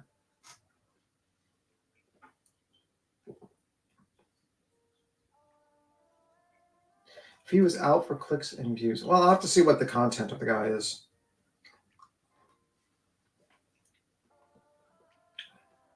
Once they have a little notoriety, most of them throw professionalism. Or they could just have a wrong opinion. I mean, they could just be biased based upon their analysis or of a case, Or he can be detecting something else. If he's like a statement analyzer, and he's like, well, maybe this person has something to hide. Just like how a lie detector, like a polygraph test, I keep on saying lie detector, I don't know why I have it. Just like how a polygraph test can detect if you're nervous about something. This doesn't necessarily mean you're nervous about the question. You could be nervous about something else. So she could be, her reactions could be something else involved. It could be, who she's standing next to, or how the interview talked to her before, or other things. So, you know what I mean? I don't know. There's a lot more to it than just simply like looking at a person and be like, well, that person lied. Well, that thing with Koppendorfer, when she was going off about this, if I remember correctly, she kept calling Sebastian Seth. So, I mean, that just goes to show you. I mean, I understand if somebody made a mistake and accidentally said Seth instead of Sebastian once, but she kept saying it. So she did a dolly vision. Yeah, The kid's name wrong. She did it more than once. Yeah, I think that might be worse than dolly vision, actually, because at least he just misspelled the name. Right. She's supposed to be a professional too. Yeah. You think she'd have like a card, Yeah. I mean, we look up to the FBI like they're the shit, or at least I do. So when she first came on the scene, I was like, oh, cool, an ex-FBI agent. I'm going to listen to her. But then she started, it was like, it didn't take me long to figure out that. But then it makes me question, because Duty Ron backs her, or at least he used to. I don't know if he still does. And I really look up to Duty Ron, and it's like, am I wrong or what? I mean, I just...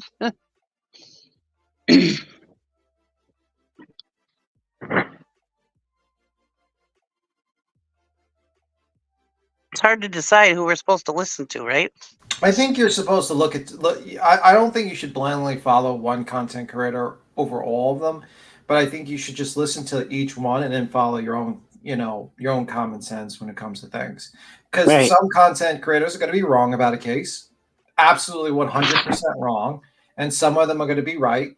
And to put them on such a pedestal where they're just right on every single thing, you're always going to let yourself down about them, because there's going to be times when they're going to say something you disagree with, or there's going to be times when they're wrong, and that's how it goes. And you just have to decide if they're wrong because they made a mistake or their analysis, or was it motivated on other selfish reasons or something like that. If they made a mistake and they're just like, they try to do a fair analysis, then I mean, like, we all get shit wrong once in a while.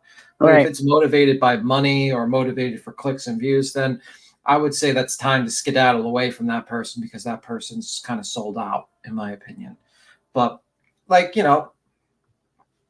what my opinion is, and I think you got to think for yourself when you follow a lot of content creators. You can't just blindly follow and just be like, well, this person, yeah, you got to do that. You're right. Because I don't agree with Duty Ron on the Summer Wells case either about the parents. So Yeah, and he could be just his opinion. It's not like he's doing it for like selfish reasons. He just has an opinion that you disagree with. And is that really the worst thing on this platform? There's going to be people we disagree on cases and what we believe, and that's it. You know what I mean? And I think it's important to be civil about it. I just think the line for me is to cross is don't harass people in real life on actual true crime cases. And you should tell your audience, you should just immediately disavow your audience from harassing people in real life like that. But that's just my opinion.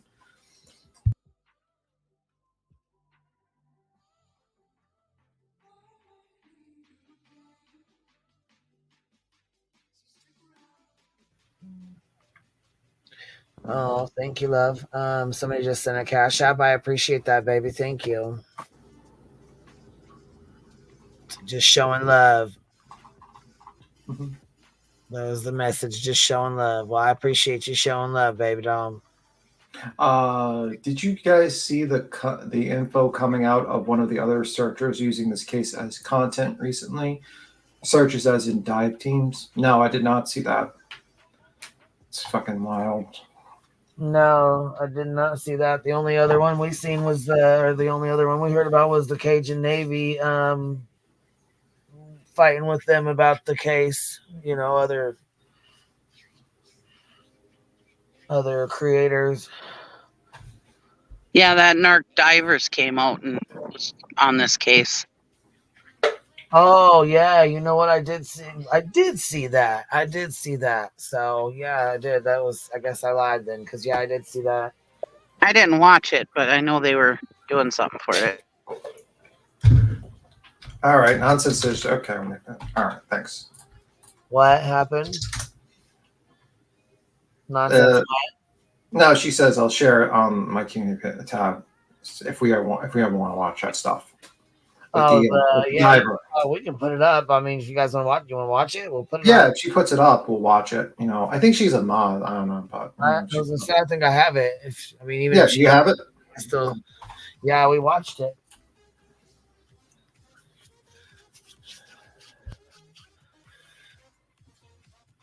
We watched the. Let me see here. Yeah, because weren't they affiliated with CJ? So I'm sure Nonsense has been keeping track of that. CJ is on her list.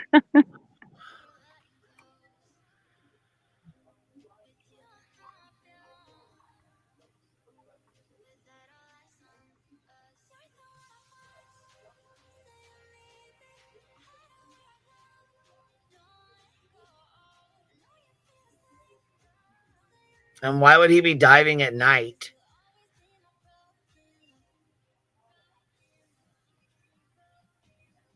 I don't know, man. That's pretty dumb to be diving at night. I don't know. Yeah, she said they were diving at night. I don't understand what the fuck. Wouldn't that be the worst time to dive? Well, somebody said he's like a tragedy pimp too. Like they said that he's does this and he comes on and does that kind of stuff like on cases. I mean, I don't know. I've never really watched him like that. I mean, I've watched him a couple times, but I've never gotten into this content to like review it or, you know what I'm saying? Like go over it or pay attention to it like that. Yeah. There's a lot of people that kind of like that. I says, I knew Coffindolfer was full of it when she thought Brian Laundrie was on an island or Appalachian. Oh my God. Right, I remember that.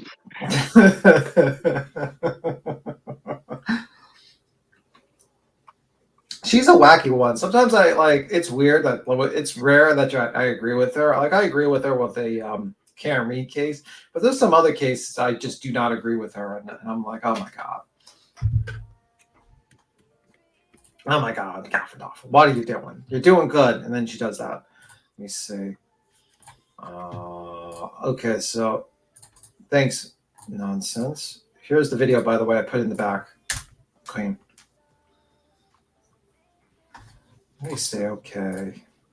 But that does go to show you that we can't just, like you said, blind blindly follow people because, I mean, she was with the FBI, and like I said, we think the FBI is know-alls, of everything and the experts, and obviously, I mean, she Well, that's how you obviously get. isn't an expert. Well, that's how you get into trouble because you just immediately believe, blindly believe. It's just like those people during the KRE. It's like, oh, the FBI is investigating, so that means there's something up. It's like you get into that thought process. It's like, no, you have to think for yourself, and you have to say to yourself what makes sense and what doesn't. It's the same call that JLR put out. You guys remember that? Oh, okay. This right here. This is the call that he put out with the call got released from the dispatchers to the and the responding units. In that release of information, you can clearly hear the dispatcher and the cops all say, "The dog's got a scent. It's over here. It's calling." Okay. And I mean, for people to say, "No, it doesn't matter." Yeah, and that's what. Deputies said that shit in the dispatch. And that's what everybody kept saying. And I'm like, there's got to be some truth to this because that doesn't make it. Yeah, so that's the CJ. That's the one that he put out. Isn't that narked? Yes, that's him. Yes.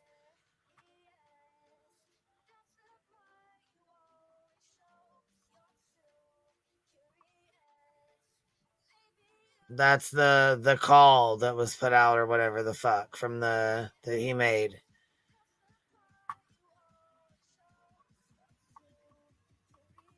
Here it is 16 hours ago. Everybody actually. Here we go. Let's see here. View this tab on StreamYard. Okay, let's put this one up real fast. So this is him right here doing a Sebastian Rogers search. We made it a long time ago. It's helping out the unspoken heroes earlier. Sorry about the vague part, but helping out a different group of people for totally different set of areas that are not publicly available. And that's all I can say about that, just like my last live stream. So we're out here searching a different area to kind of broaden our surroundings, areas that have not been searched as far as I know.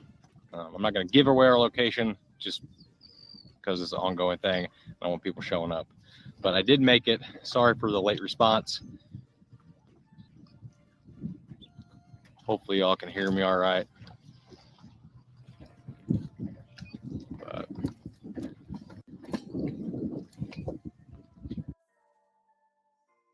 Yeah, I think they're all separate. I don't think they work together at all. Where are people getting these leads? I don't know. I'm not sure. I don't know. I think people. I really Facebook comments.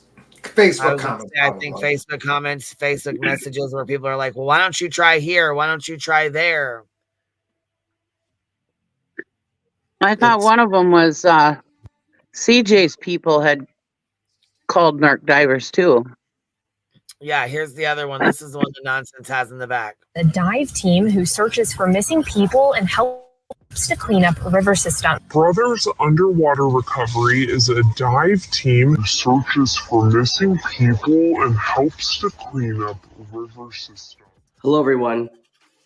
My name is Cooper, and I want to go over some things with you guys that I've typed out. I'm going to go over all these bullet points. I'm going to read all these bullet points. I don't want to miss them. This is very important information. For those of you that know me, my name is Cooper, and I've been involved in search and rescue, search and recovery for over 18 years now. I began when I was 16 years old, long before YouTube or social media was prevalent. I'm an amputee. Over 14 years ago, I lost my leg. I had to relearn how to walk again. Then I had to learn how to scuba dive. I now to this day have over 900 log dives. I have many certifications as well as underwater investigation, and I'm currently a dive master. Holy shit. So, okay. And this is the one where she said, okay, so is this CJ or is this a different? Alicia, thank you for becoming a new member, love. I appreciate that. Thank you for supporting the hive. What was you saying, BTM? I'm sorry, I didn't mean to cut you off. Says BTM, the video I shared overlaps into AWP in ways. I don't know. Gotcha. A Crimson Crime says CJ is really pimping. Now he's diving around. Hold on. Now he's driving around fire days in the name of Sebastian Rogers. What's fire days? I don't know. I was going to ask the same. Not too sure, to be honest. I have been involved and a member of involving an individual or team have developed. Okay, so this is kind of like what AWP does because they have the same equipment. Around the searching of missing loved ones, and I'm frustrated. I'm sharing my opinions and frustrations around this dive team, or rather content creator. The purpose of creating this video is not to stir up drama, to profit or grow off other channels. I want you to know more than just what you're observing on a platform from one source. There's always going to be more information than what an individual or team wants you to see while hiding the truth. The information I'm sharing with you in this video is firsthand accounts and meant to provide an additional visibility in order for you to make informed decisions on the support you provide.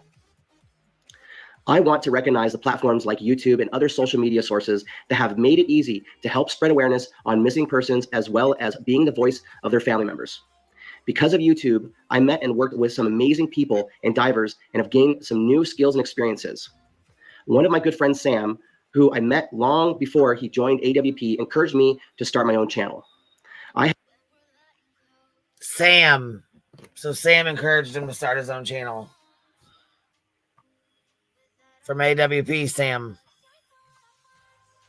You know Sam, the one that quit. The one that was... Yeah. I have seen firsthand the passion some of these teams and individuals that truly want to help families. But I've also met some that are providing services while no moral compass and compromising families in duress. These families are experiencing one of the lowest points in their lives and are very vulnerable. One of the individuals that I'm referring to is Ronnie from Brothers Underwater Recovery. At first, I had the impression that he really wanted to help others. When he was on his own, I was under the impression that he didn't click with other divers due to personality conflicts. I felt bad and wanted to support him. I even mailed him a care package to help motivate him to go out and do some good in this world. A year ago in March, myself along with another friend that I have made on this platform, Lee, the Aqua Adventurer, were scheduled to help Ronnie with his March mission. In January of 2023, Lee told me that a subscriber supporter of Ronnie bought him a plane ticket to the States to help Ronnie with his mission searching bodies of water for missing loved ones. Lee was excited for this partnership and experience he would gain and take back to North. Okay, so here's where it starts getting messy. So this is the I was gonna say because he knew him long before AWP, but this is all in the name of Sebastian Rogers. Hold up just 1 second. Fire days somebody put in the chat was for burn only days that people are doing, that you can only have burn only days. That's what he's doing. Go on.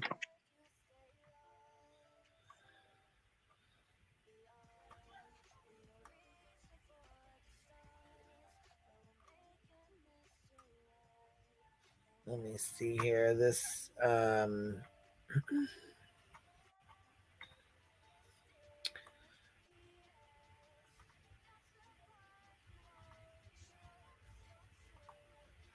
okay. Northern Ireland, the process of searching bodies of water. Lee suggested I come out and visit with him and Ronnie while he was in the States. I proceeded to reach out to Ronnie since he was in charge to offer my services as a SAR diver since I have training and experience. We talked briefly from time to time as I was trying to learn more about the mission and more about Ronnie, which was very little to nothing. At that point in time, I learned that the only name that Ronnie prefers to go by is his first name. I was under the impression when I later learned that his last name was Wagner, W-A-G-N-E-R. As the March mission details firmed up, there was going to be like at least 4 divers, including Trey from Narc Divers. I agreed to a live stream on my channel introducing the March mission for Ronnie so he could raise money to go out and help these families. So all these divers, okay, so you got Cooper's Amputee Lifestyle, then you have the Aqua Adventure, Brothers Underwater Recovery, and Narc Divers. I proceeded to request the time off from work and purchased plane tickets for myself. The very evening after the live stream took place on my channel, I received a Facebook message, then call from a viewer, acquaintance in Florida, warning me about Ronnie. He asked me if I knew Ronnie's full name, and I said yes. He's Ronnie Wagner from Illinois. I did a Google search and found nothing. He said Illinois. It's not Illinois. It's Illinois. It is Illinois. What are you talking it's not about? Illinois. I live here. It's not Illinois. I promise you, it's Illinois. I don't believe you. I think you're Don't mispronouncing leave it. the S off. It's like jalapeno. Leave the S off. Okay? Illinois. No, I'm gonna now just state that whenever I hear you, I'm gonna say Illinois. Also added me on social media. No, you ain't B Tim. No, you ain't Tim B. Yeah, but his name on his social media page was his dog, Burr Rex. The other page that he had was Brothers Underwater Recovery. I didn't see his full name on those pages. The viewer from Florida who contacted me said no. His real name is Ronnie Dale Wagoner, spelled Wagoner. My wife and I started searching right away on Google, and instantly the top post was Ronnie's picture and information regarding his criminal past. It turned out that he is a registered sex offender. I instantly felt betrayed and misguided by Ronnie for making me put my name out there to help him with this information that he's been withholding from me. And not only holding it from me, but withholding it from the rest of the volunteers on this mission. It began making sense why he doesn't share his last name with anyone in person, and even a news article recounted that he didn't want to share his last name. He was hiding his past from everyone. I immediately took down the live stream video and contacted Lee that very night and explained why I could no longer go or be associated with Ronnie from Brothers Underwater Recovery. I felt terrible that Lee was stuck going to the mission because a viewer paid for his plane ticket and that I couldn't be there to dive with him and help serve these families. I contacted Ronnie the next day to confront him with the information that was discovered. Ronnie provided additional context and explanations that I won't share, but reiterated he was innocent. It should be known that he actually pled guilty. And in my mind, if you're innocent, you don't plead guilty, no matter what, because you know the truth. I would also state that the very educated and highly trained individuals that investigate these crimes found enough evidence beyond a reasonable doubt that he committed these crimes. I explained to Ronnie why I could no longer support his mission for personal and professional reasons. After that conversation, a few days later, I talked with Jacob from Chaos Divers. I explained that I felt misled for trusting Ronnie and didn't know what to do. Jacob reached out to me. Holy fuck. Oh my God. Jesus. And he's on narc drug divers? No, Underwater Recovery Brothers or something. Oh, Brothers Underwater Recovery or something like that. That's not. Oh, okay. Brothers Underwater Recovery. Oh, okay. But this guy is basically hiding his past and, you know. Oh, fuck. Huh. And looking for missing children with that record. Lovely. Yeah. Talk about wolf in sheep's clothing.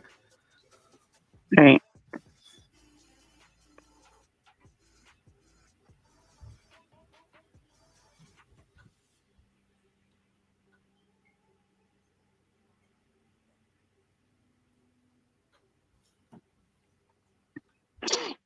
Me and told me to continue flying out there and that he would welcome me to join them in searching for missing persons and helping families. I had great experience working with Chaos Divers and was able to continue networking and building relationships with some highly trained and experienced search and rescue divers. Jacob and Lindsay showed me so much information how to read side scan sonar to further help me on my continued efforts in searching for missing persons back here in my home state. On that trip, I also had the pleasure of meeting another great search and recovery diver. Britton from Depths of History. They all welcomed me on that trip and taught me valuable information and skills that I continue to use helping families. Not only are these individuals highly trained, experienced, but I actually feel safe putting my life in their hands while I'm underwater in zero visibility, muddy waters, diving on submerged vehicles. They all have received shields, been sworn in, and have been deputized by a sheriff's office for searching bodies of water for missing persons. They are recognized SAR dive team with credibility. Lee is a very good, trustworthy friend. He's a military veteran and a scuba diver from his home country that just wants to go out and help families. The point I'm making is credibility. Myself, along with Chaos Divers, Depths of History, and the Aquaventure all have credibility. Now, because I proceed to join Chaos Divers around the same time as Ronnie's March mission, some subscribers have noticed.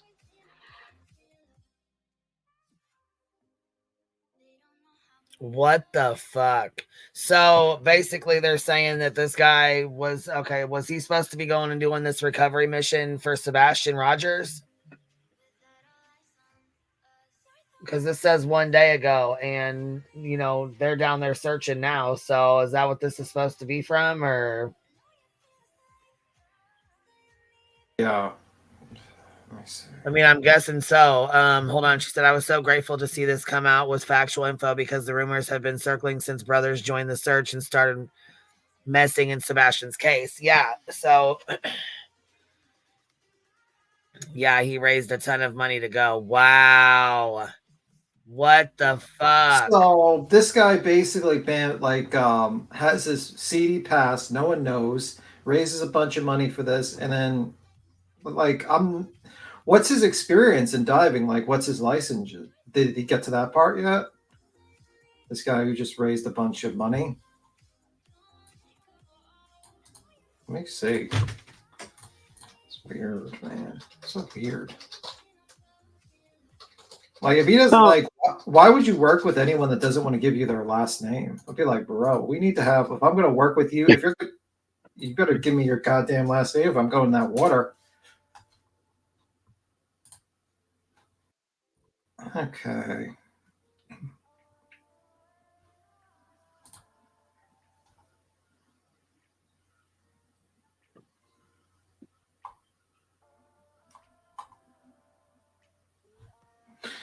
Big shout out to Dave Yokovich with Adventures with Purpose for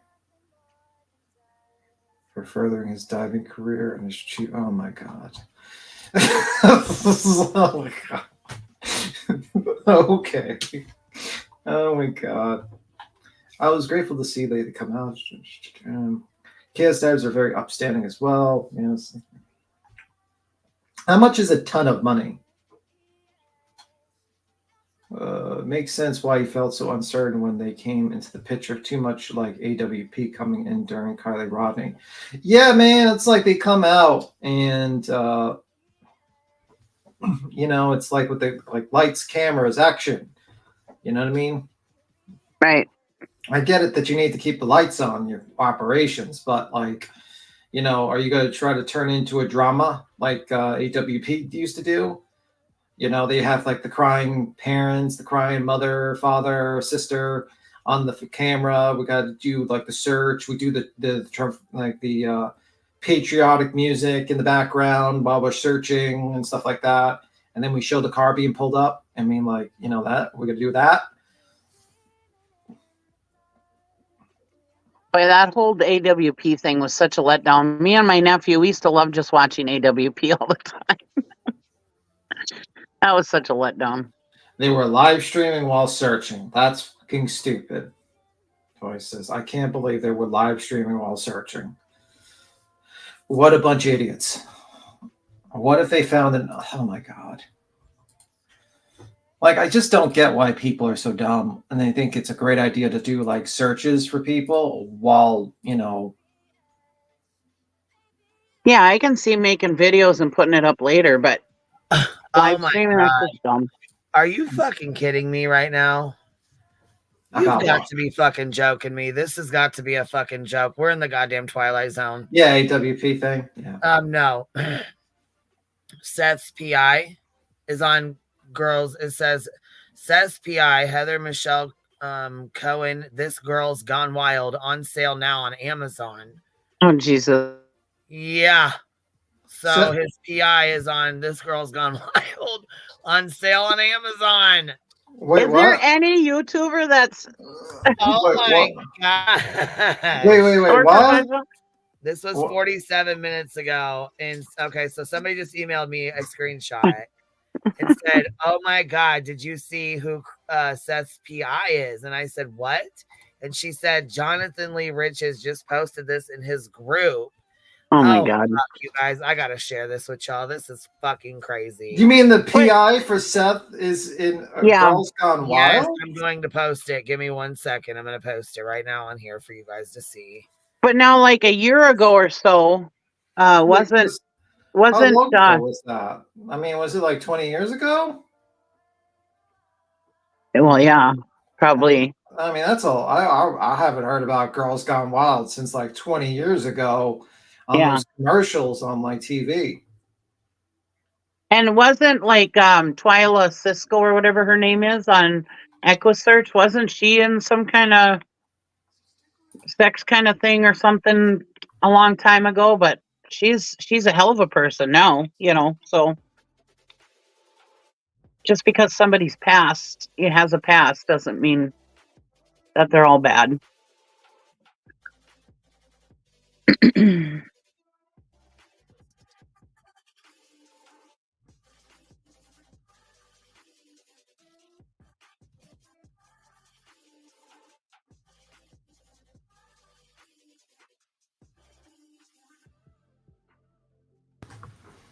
Let me see. Seth P.I., Heather Michelle Cohen. This girl's gone wild on. Oh my God.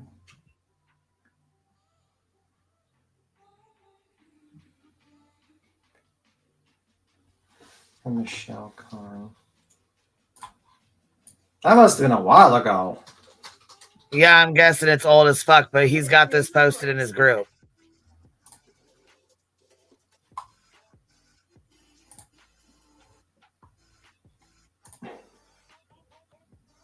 Jesus Christ. You know, I kind of feel bad now. Like, that's terrible. Like, that's going to be going out there now. Jesus Christ. Oh my God. But some of these good-looking women back in the day, they had to, when they were in their early 20s, they had to do stuff like that to make money to get where they are now. You know. Yeah, man. Like, oh man. I mean, I use what you got, I guess. You know. If I could make money with my body, I probably would too. No, I'm just kidding. Jeez Louise, man. It's that old saying, shake your money maker.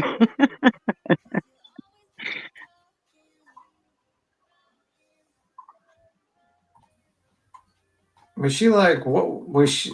I don't, my brain's kind of not realizing it. What's going on here? Hey guys, can't chat. Let me see. So JLR is doing backgrounds on PIs. Yeah.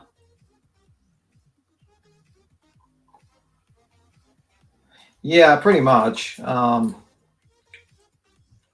Is this like a song? Is this like a song?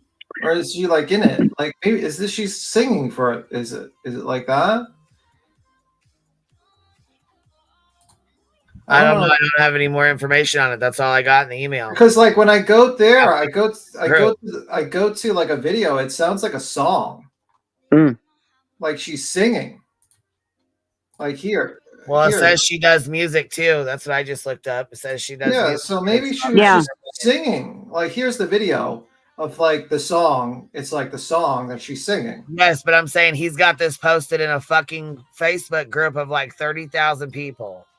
Yeah. Oh, Jesus Christ. Yeah, because I typed it up, the name, and I got like a song. Oh my God. Like a song. Like I said, are we in the fucking Twilight Zone or what? We got a pedophile out here trying to fucking super dive. We got JLR posting this lady in here like she's gone on the God Girls Gone Yeah, Wild. she might have just sung. I think she might have What just the been. fuck is going on right now? I don't think. God. Yeah, I don't think she actually did anything. God Like I think she damn. just sang. Really and truly, I mean, Girls Gone Wild, that was back in the Jackass days. And look at all the guys from Jackass. They're doing pretty good now. You know? They're all growing up and they're That show was funny and popular in the 90s, not now. yeah. So what? So she did it back then. Who cares? But I don't even think she was like nude. I think she was just a But it's singer. not, that's what I'm saying. It's not not a like a Girls Gone Wild. It's actually like a music production. Yeah, it's a song. Yeah, Like a it's cover or song. something. Oh, you yeah. see how though, like how he's got it put up here though, how it's got Seth, Yeah. right? He's all mad. It even says CD on there. It says CD. Why would there be like? It would be a DVD if it was like the other way around. I would imagine. Just a But thought. look at what Heel said. But yet he gets so mad when this is done to him. Yes, and yes, he does. Oh, hell yes, he does. But that's kind of messed up to put it out there like that. Like she just sang. I mean, you know what I mean? Like even if she was like, let's say, He's got to be mad at her for some reason. He's got to be mad. He's mad at her for something. You know what I mean? He's mad at Seth. So I'm guessing that's why he showed this. Like he's upset. That's the PI. That's Seth's PI. So he's obviously mad at Seth. Yeah, because she probably told him to stop talking to JLR. Yeah, that's what I'm guessing. I'm sure he's Disassociate. Yeah, she's a singer. Like I just typed up her name. I get a bunch of videos of her she singing. probably said stop talking to them or stop. You know what I'm saying? Stop associating with them, and he's mad as hell now. You already know what time it is when he starts doing that. That's why I said we got to be in the fucking Twilight Zone. Now he's got shit posted in there about in the Sebastian Rogers group about the PI that's supposed to be working to help find this kid. Jesus Christ. Good God. That's why you, Meg, never give your name on this. I already know. I know exactly what time it is. I'll be getting a pizza soon. Yeah, somebody said that Dietz said she was getting harassed and that somebody's been messing with her, and that I guess they're like looking up IP addresses and shit to try to figure out who these people are that are fucking with her. I mean, I didn't know anybody was fucking with her. I guess maybe that's something she wanted to keep to herself or whatever until they figured out what was going on. But I didn't know anybody was fucking with her and doing that kind of shit to her. And that's the first I'd ever heard of it. Somebody messaged me and asked me if I knew what was going on. And I said, no, I didn't even fucking know that was going on at all. I never heard her say that she was getting harassed or that she was getting shit delivered to her house, like pizzas and shit, you know, like I never heard that. I don't know. Didn't know any of this was going on.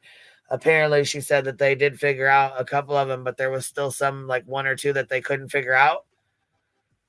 So I don't know. I guess maybe, like I said, that's why it was being kept secret, because they hadn't figured out everybody, you know, whatever information they needed. But that's fucked up. If somebody is doing that, that's foul as fuck. Just like sending pizzas to you heels, that's foul as hell. That kind of shit should not be being done. That's basically just to let people, that's basically somebody saying, hey, I know where you live. Yeah. And that's bullshit too. Threatening, intimidation. Yeah, for sure. All right. Same crap they did to Crude AF. Shit they did to him. Oh, hell yeah. Yep. She said hamburgers, 911 calls. Oh. Yeah, she's had 911 calls made to her fucking apartment or her fucking her house too. Yeah. Yeah. But JLR is such an upstanding guy. I have to say, she's actually not too bad of a singer, actually. Well, yeah, I mean, she looks really pretty. I mean, she looks like she's very pretty. So, I mean, I'm kind of shocked. Like, she only has like 800 views on a video. Like, some of even these if songs she are not well, bad. because she's not, I mean, because she's really not popular at all. But I mean, I'm sure she'll probably get some views now from being on the Yeah, they're gonna be case because she's outed. You know what I'm saying? Because it's now in the Facebook group. People are gonna go look it up. You know, like some of those people are like, oh, wait, we're gonna see her nude, and they just ran there trying to look for the video, and then they find out they're just like they're let down. They're immediately like, oh, she just sang fucking JLR. They're probably cursing him out. They won't even listen to the music. It's like, oh.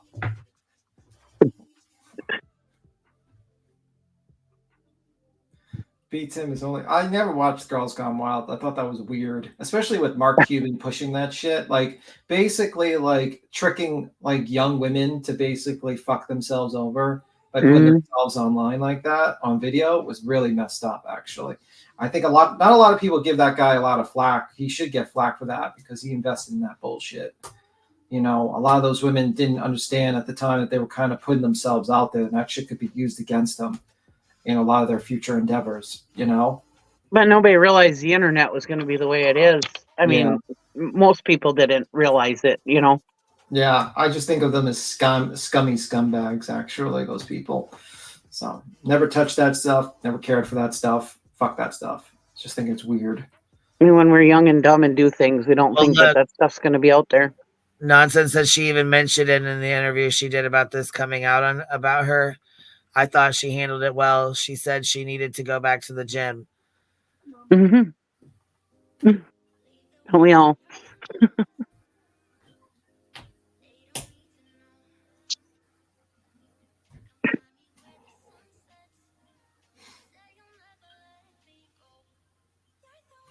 Let's see. Yeah, from negative comments and lies Ronnie gave them, I can't say to every claim he's made, but I have had people come forward to me and tell me about Ronnie attacking my character and the character of those I choose to work with to serve families. Back then, I chose not to publicize my reasons out of respect for Ronnie's family. However, recent cases and other family members have voiced concerns and allegations of misconduct that have left me irritated and upset for staying silent for over a year now. I'd like to share firsthand testimonies from a couple of other sources from their firsthand experiences of Ronnie and Brothers Underwater Recovery. But now I'm at the point where I don't care how much help you gave Maya. I don't care how many searches you took her to. Now you're being disrespectful, and enough is enough. So now I got a thing of notes on you so I can talk about you. That he's still using Andy's hashtags on his videos. He's way in Missouri searching for somebody else and got hashtags on his live with Andy Wagner, talking about how his phone is set up like that and automatically does that. Yeah, Ayla, he's just in it for the views at this point, because ever since he, like I said earlier, ever since he picked up Andy's case, we have been the ones to put the traffic onto Ronnie's YouTube page. When we first started talking to Ronnie didn't even have 2,000 followers. Now he's got 6,000, almost 7,000 followers on YouTube. That's Andy Wagner. That's because we've been pushing Andy's story. So when we first met Ronnie, it was like probably April or May last year. And at first he wasn't like coming off in no type of way. He was just strictly like, at first I think he had good intentions. But so when time started going on, he was like trying to make moves on Elaine and stuff like that. So then like she used to call me and tell me like he's doing this and that to her and he's saying this and that to her. And I'm just like listening, like I'm just listening to her tell me. And then she said that she felt like if she didn't do what he wanted her to do, that he wasn't going to help her in searches anymore. And so he's like the only one that had a boat. Like we cannot do the water. We have no other resources. So she was playing into him to do what he wanted just so she can have help finding Andy. So I was at the dentist office one day and she calls me and she's like, Ronnie said that we can't go on a search tomorrow, that me and you can go by ourselves. So I'm like, why is he saying that? So she told me it was because this guy named Dan that she used to date was at her house and Ronnie didn't like it. So I'm like, he's married. He has a family at home. Why is he worried about your boyfriend? What in the hell? Holy fuck. This whole fucking case is turning into a straight shit show. Wow. And like, How is that woman? So Ronnie was like kind of like. How long did what? How old is that woman on the top side? I'm not sure. I'm not even sure. Okay.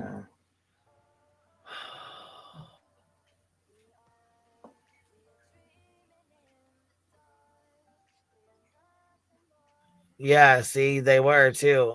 Heel says, yeah, nonsense. Oh, I have a video about the narc divers. They were shady with the Cajun Navy stuff. Yeah, they really were. Yeah, they were. Oh my God. Possessive over her and like controlling, and he was having an affair with her, not because she wanted to, but because she felt like if she didn't, then we wouldn't have help. And that's really what I felt too, that if Elaine didn't do what he wanted her to do, that we wasn't going to have anybody to do the water. So she just sucked it up and just played into it. And I think that's really fucked up that he took advantage of her when she was vulnerable and depressed and grieving of her daughter, that he done what he did. So then I looked at it like he never had good intentions to begin with. Like he was only there for one reason. And now that Elaine has passed away, it just proves that, because now that you're no longer being benefited, you don't want to help us. Yeah. You don't want to keep searching because you're not getting the benefits of it anymore. Like you cut contact with us because you felt bad that you pocketed at $500. And the crazy thing is he came to Elaine's candlelight at the river that we had for her. And that was days after he got the donation. He never brought it up to us like somebody trying to help y'all, anything. Predator behavior. You're not lying. Google Ronnie Wagner. Google it. I didn't find out he was a sex offender until Elaine's birthday. He's a whole sex offender, y'all. I didn't even know that until after my aunt passed away. And I found that out through somebody that was doing searches with us, and I didn't even know. Yeah, he said that his ex-wife's stepdaughter, or his ex-wife's daughter, who was 15 at the time, lied on him and set him up because the mom wanted to get back with an old boyfriend. That makes no sense to me. And I'm sorry, but I always believe a victim. I always believe a child too. Wow. Yeah, and all this exploiting kids and screwing up the investigations. Oh my God. Yeah, fucking ridiculous. So you got a guy who allegedly, I don't know the age of it, but registered sex offender. Registered sex offender, allegedly. We don't, I'm going to say allegedly because, obvious reasons. Who is going out to people in the most vulnerable times and allegedly not only accepting donations and making it into content, but possibly having inappropriate relationships with the victim, the people who are actually like trying to look for, or the person that was trying to look for the their relative. Is that my understanding of the accusations being put forth, or am I just wrong? No, I think I agree with you. Oh my god. This is effed up. Oh my god. This is like this is pretty bad. Like this is like really bad. Like I don't know. I thought AWP was bad, and I get shocked every single day. You know. Right. Like Jesus Christ. To me, are there more pedos these days? I mean, what is wrong with people? Or is it Let's just that we not know use about it the P. now? Yeah, just let's not use the P word. Oh, Please. sorry. Thank you. I thought that one was okay because it's not the actual word. Sorry. Yeah, you never know with fucking YouTube. That's true. Apologize. If I love you too, I will love Marimont. IW was bad. They just had better cameras. Yeah, well, Jared was bad. I think some of the people behind there were actually with good intentions, but you know what they say: road to hell is paved with good intentions. Right. You know, a lot of times that's usually what happens, and now they kind of some of them are suffering because of that association with that guy. You know, they probably regret working with that guy. And that's my opinion on that. I never liked Jared. He was always kind of skeezy to me. But I liked watching AWP, the rest of them, you know. They had a good show, but, you know, it was like watching reality TV, you know.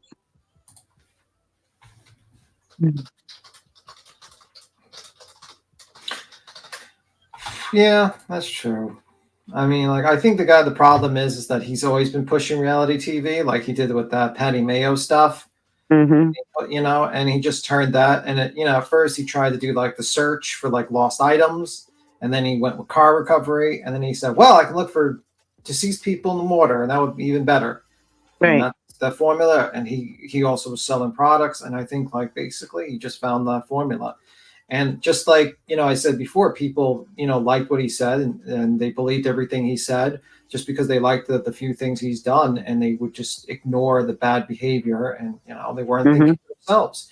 And that's also happened to me, and it's happened to Queen too with that guy. I mean, we'd be like, oh my God, we just love that. We love AWP. They're really doing a great job. We're such a high pedestal. And it's because we weren't, because at least I wasn't thinking for myself at the time. I was blanket. It was a blanket thing where I was like, oh, well, they're good because they did this, this, and this. And everything they do is just pure and fantastic. And then you realize, no, that's not the case. That's a very ridiculous thought process. You know, you have to think for yourself. Happens to us all.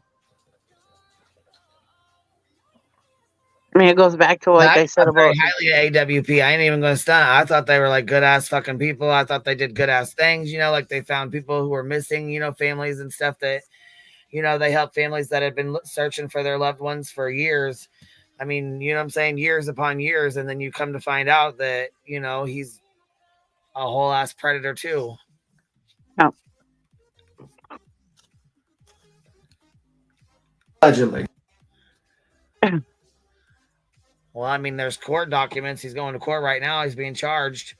Yeah. Yes, he's being charged. So, you know. But I put there, you know, he could be not convicted. He could be, you know, exonerated, you know, who knows? We will see. We will see. Right. I don't know. This shit's fucking crazy. This is, I swear to God, some of the cases just bring the wackos around, you know? Yeah. Yep. Just the wackos. This is the search right here for Sebastian Rogers. They're out searching right now. This is. And they're live streaming it, which is wild to me. Yeah. It's like, guys, maybe you should just make a video and so you can edit it out just in case. Not I sure mean, why I it's don't gonna have prop know. I don't know.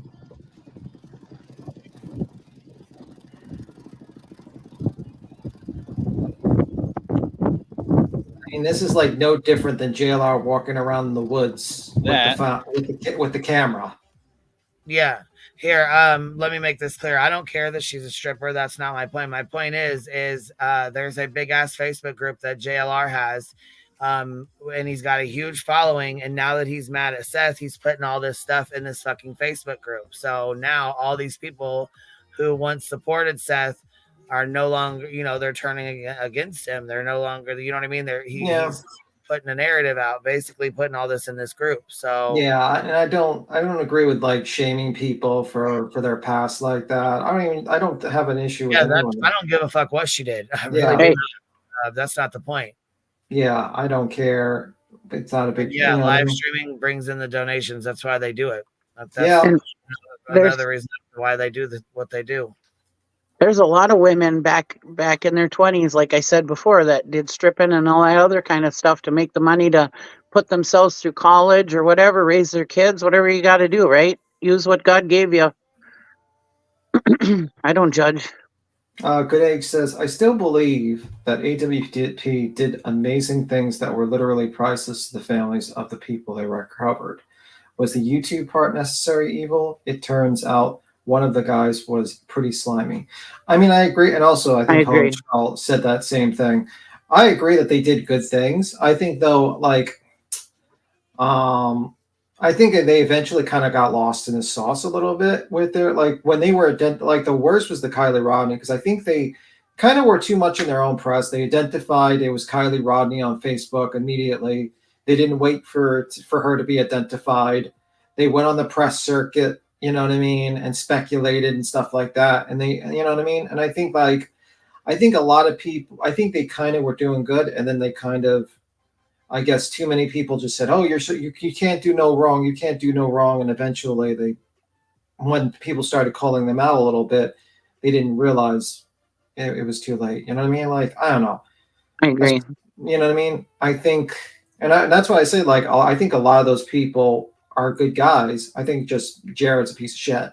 But you know what I mean? Like, I don't think a lot of those guys were bad guys. I just think their decision and how they handled things on Kylie Rodney was wrong. Well, yeah, and here, I mean, that's a good, let's see here. Someone is a stripper, and that's bad, but false rape accusations are okay. Right. Yeah. That's fun. And by the way, I don't have an issue. I mean, like, I don't know why anyone would shame anyone for being a stripper in the past. Who gives a fuck? No, I really don't care. That's not a bad thing in my book. I mean, really, it's not. But I mean, I kind of look down on the guys because they're kind of suckers. They're throwing money that they could have put into like 401k. Oh, now you can't. No. I never visited. I never have strippers without the dollar bills now.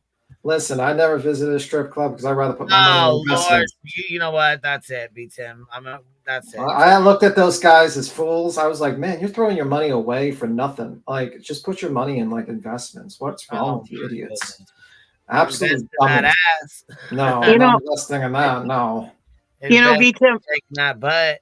No, it's nasty. Also, it's nasty. It's like germ ridden. It's just like, oh my god, are you sick? Nasty? You got like all these nasty people there. I'm just saying, like, I never liked it. That's my opinion. I agree actually a little bit. He's mad. Go ahead, baby.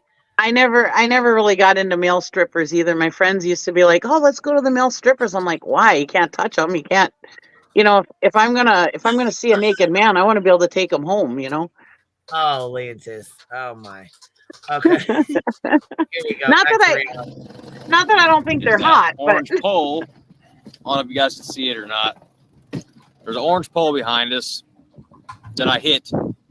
Just to be 100% honest, that's what that was because I was watching the sonar.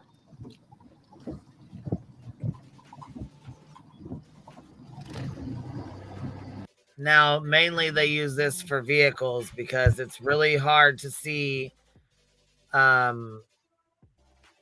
bodies underwater with this. This is for vehicles. That's why another thing why I'm not really sure what they're doing. Like, he's not driving a vehicle. Could have been a lot worse. Oh my god. I didn't even know they were live streaming this shit, to be honest with you. Oh my god. How much donations did they get for this?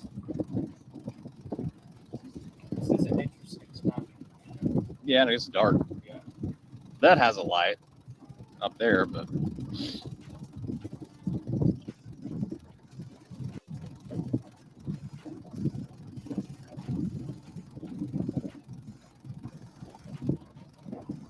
still can't believe I hit that.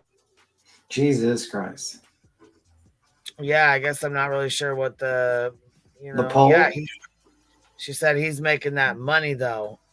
It's Like, gross. like, what's that money, girl? Shit. What's the pull on that, man? Like, because it's like he's not even talking. We're staring at a screen. Like, why would people? I just don't get the concept. I don't know. Like, could you just like wait for the live stream to be over and just fast forward it and be like, oh, I didn't find anything, and you saved yourself 3.5 hours? Just a thought.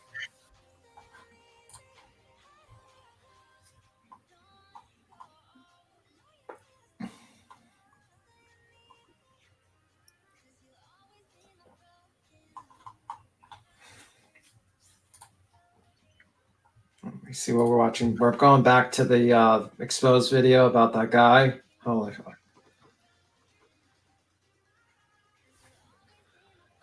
It's kind of the current picking up over here.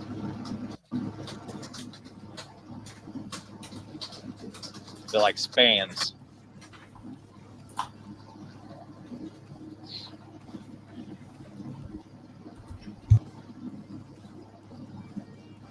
I guess I'm just not sure what. Actually, you float once, then you sink, and then you float a second time, and after the second time, you don't float again. So I can't understand this content, to be honest with you. I mean, at least with AWP, it was like, concise to the point. This seems not. Well, yeah, and it's not very. I mean, just. The people that are watching this live are the ones that want to see a dead body, is what it is. Yeah, but even that doesn't even make sense because they could just easily just, wait till it's over and then just fast forward and be like, Yeah. That's just weird, man. I don't get people's understanding of content these days. Well, there's a lot of people who think that if they watch the live stream of somebody searching, because I've seen it on the woman that we don't talk about on this channel, they think that they're going to see something, that the viewers are going to see something that they didn't. That they're going to blow out the case, they're going to find a clue by everybody watching,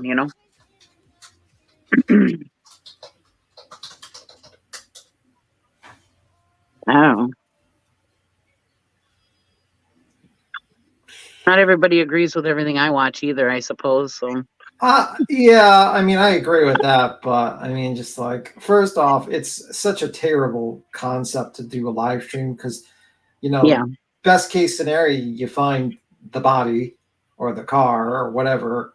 Worst case scenario, you just spent 3 hours just silently looking at a radar for 4 or 5 hours. And while the guys don't even talk because they're focused on the search, which they should be, it just doesn't make sense to me. But at least with AWP, we saw the edited version. Yeah, they kind of accelerated it. They didn't make us sit through like 12 hours worth of going through radar.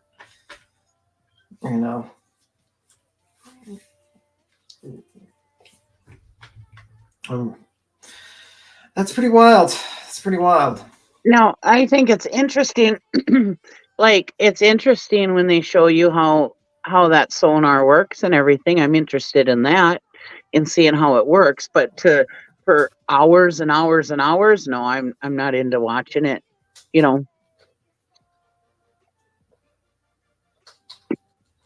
I can see myself for like a half hour watching it as they're explaining it. Hey. What you I doing, just wanted love? to, I just wanted to put a little comment, like real life experience. I went to nursing school with a girl that danced 2 nights a week. She left nursing school with no debt. Uh, Right. she was a single mom and great nurse. In fact, she's a nurse anesthetist now. And yeah, went on and even furthered her education. Uh, she left. I left with debt. She didn't, and she's a great. I mean, get it. I mean, do your thing. She went home every night. She took her money. She paid her bills. She bettered herself. I don't have a problem with it. Yep. I just think it's like a social experiment that he drops that in a friggin' Facebook group to make everybody go, like we all did. We all went, what? You know, like, what in the world? I What? just love his time is really spent on searching for Sebastian and not looking up the backgrounds of random people associated with the case. I mean, it really shows you where his priorities are. You Yeah. know, it's not like he's just doing this to get views and to create controversy so that he doesn't actually have to show that he is a hack and does not have the ability to do what he claims to do, which is search and find anyone or report on actual news that is actually going to help find Sebastian. I'm glad that he's doing that. By the way, this is sarcasm, just in case for those who want to clip me and want to make it look like I'm actually not saying, being sarcastic. This is sarcasm. I mean, don't forget where we were at a year ago. He came across a car accident, and the car had caught on fire, and he wanted a drone so he could have flown the drone over a deceased person. Was that the car accident, or was that woman that started herself on fire that he thought it was? Well, maybe okay. It was the car accident that he wanted the drone. Oh, was it? Oh, okay. So I mean, it doesn't even have to be a crime. You know what I mean? Right. Right. It's an accident, but it's like the people. Like look, if you watch it, groovy, cool on. But I never understood the people that watch that, like Faces of Death. Like I don't. But some people. I never watched it. I've never seen it ever. No. Mm-mm. So. And he's on his channel all the time saying, "Yeah, I have had a past, but I've changed." Blah blah blah. How does? Well, I mean, that's because that's the bullshit he feeds to his. He hasn't changed. He just evolved and changed his content. He realized that the edgy bullshit that he did in the early days were not good. He refined this. He basically copied the formula of showing up and filming, and then he refined his art where he basically realized, hey, if I just show up to controversial areas or cases or crime scenes or whatnot and film it and live stream it, I can get a lot of people to watch me and view me. And he got really lucky because he went in, it paid off. He went for the Kakavas. That's BTM. That's what I was just gonna say. My mom she didn't even know about YouTube Live. She don't even know about this whole little area. Doesn't have a clue. And she told me, she goes, "Oh, I found the neatest guy JLR about the prison." Yeah, and I oh my God, I about spit my tongue out. I was like, "What?" We have something to discuss. I have a couple of videos to show you. Yeah, we had a little discussion. We had a little discussion, and I kind of now have child-proofed her YouTube, so I'm curating all her YouTube now, so she doesn't get the wrong ones. Yeah. I about fell out. I was like, you what? Do what? But that's the thing. Like, also, if you don't know anything about his past and you go in there, and he didn't have a clue who he was. He was just a guy looking for a prisoner. Yeah, if I went and I just logged in, I knew nothing about JLR's past, and I logged in, I'd be like, oh, this guy's just a quirky guy. He's a little quirky. He doesn't curse. Yeah. He's pretty clean language, and he's pretty good guy. I mean, like, he's a little bit of a wackadoo, but you know what? Who isn't a wackadoo on YouTube? Yeah. He's got alien fingers, but okay, I can overlook the alien. Yeah, the alien stuff. And then, like, if he's like, he talks about his past stuff, I'll be like, you know what? Everyone deserves a second chance. But then the problem is that you don't know about the recent shenanigans he's done. how he likes to suppress people from making comments about him by, you know, the doxing and all that shit. Menace. Yeah, Look at and Menace then right there. That and then happened right after that. and you don't know the severity of all the lawsuits. You don't know that he literally probably has, I think he still has a Wikipedia page for the lawsuits. I think if we typed up his name, we might find it. So, you know, so I can understand why new people are just kind of like still like on, like think that, oh, he's a nice guy, you know, like, because if I just went there cold and I saw him, I'd probably think the same thing, to be honest Well, with you. and that's kind of what she said to me when I started telling her some things. And then I said, okay, look, this is where you need to go. Check out this channel called Heels in the Air. So just go look at the titles. And I said, just go look. And I said, then make your own decision. And, you know, she did. Yeah. Heels. Yeah. Yep.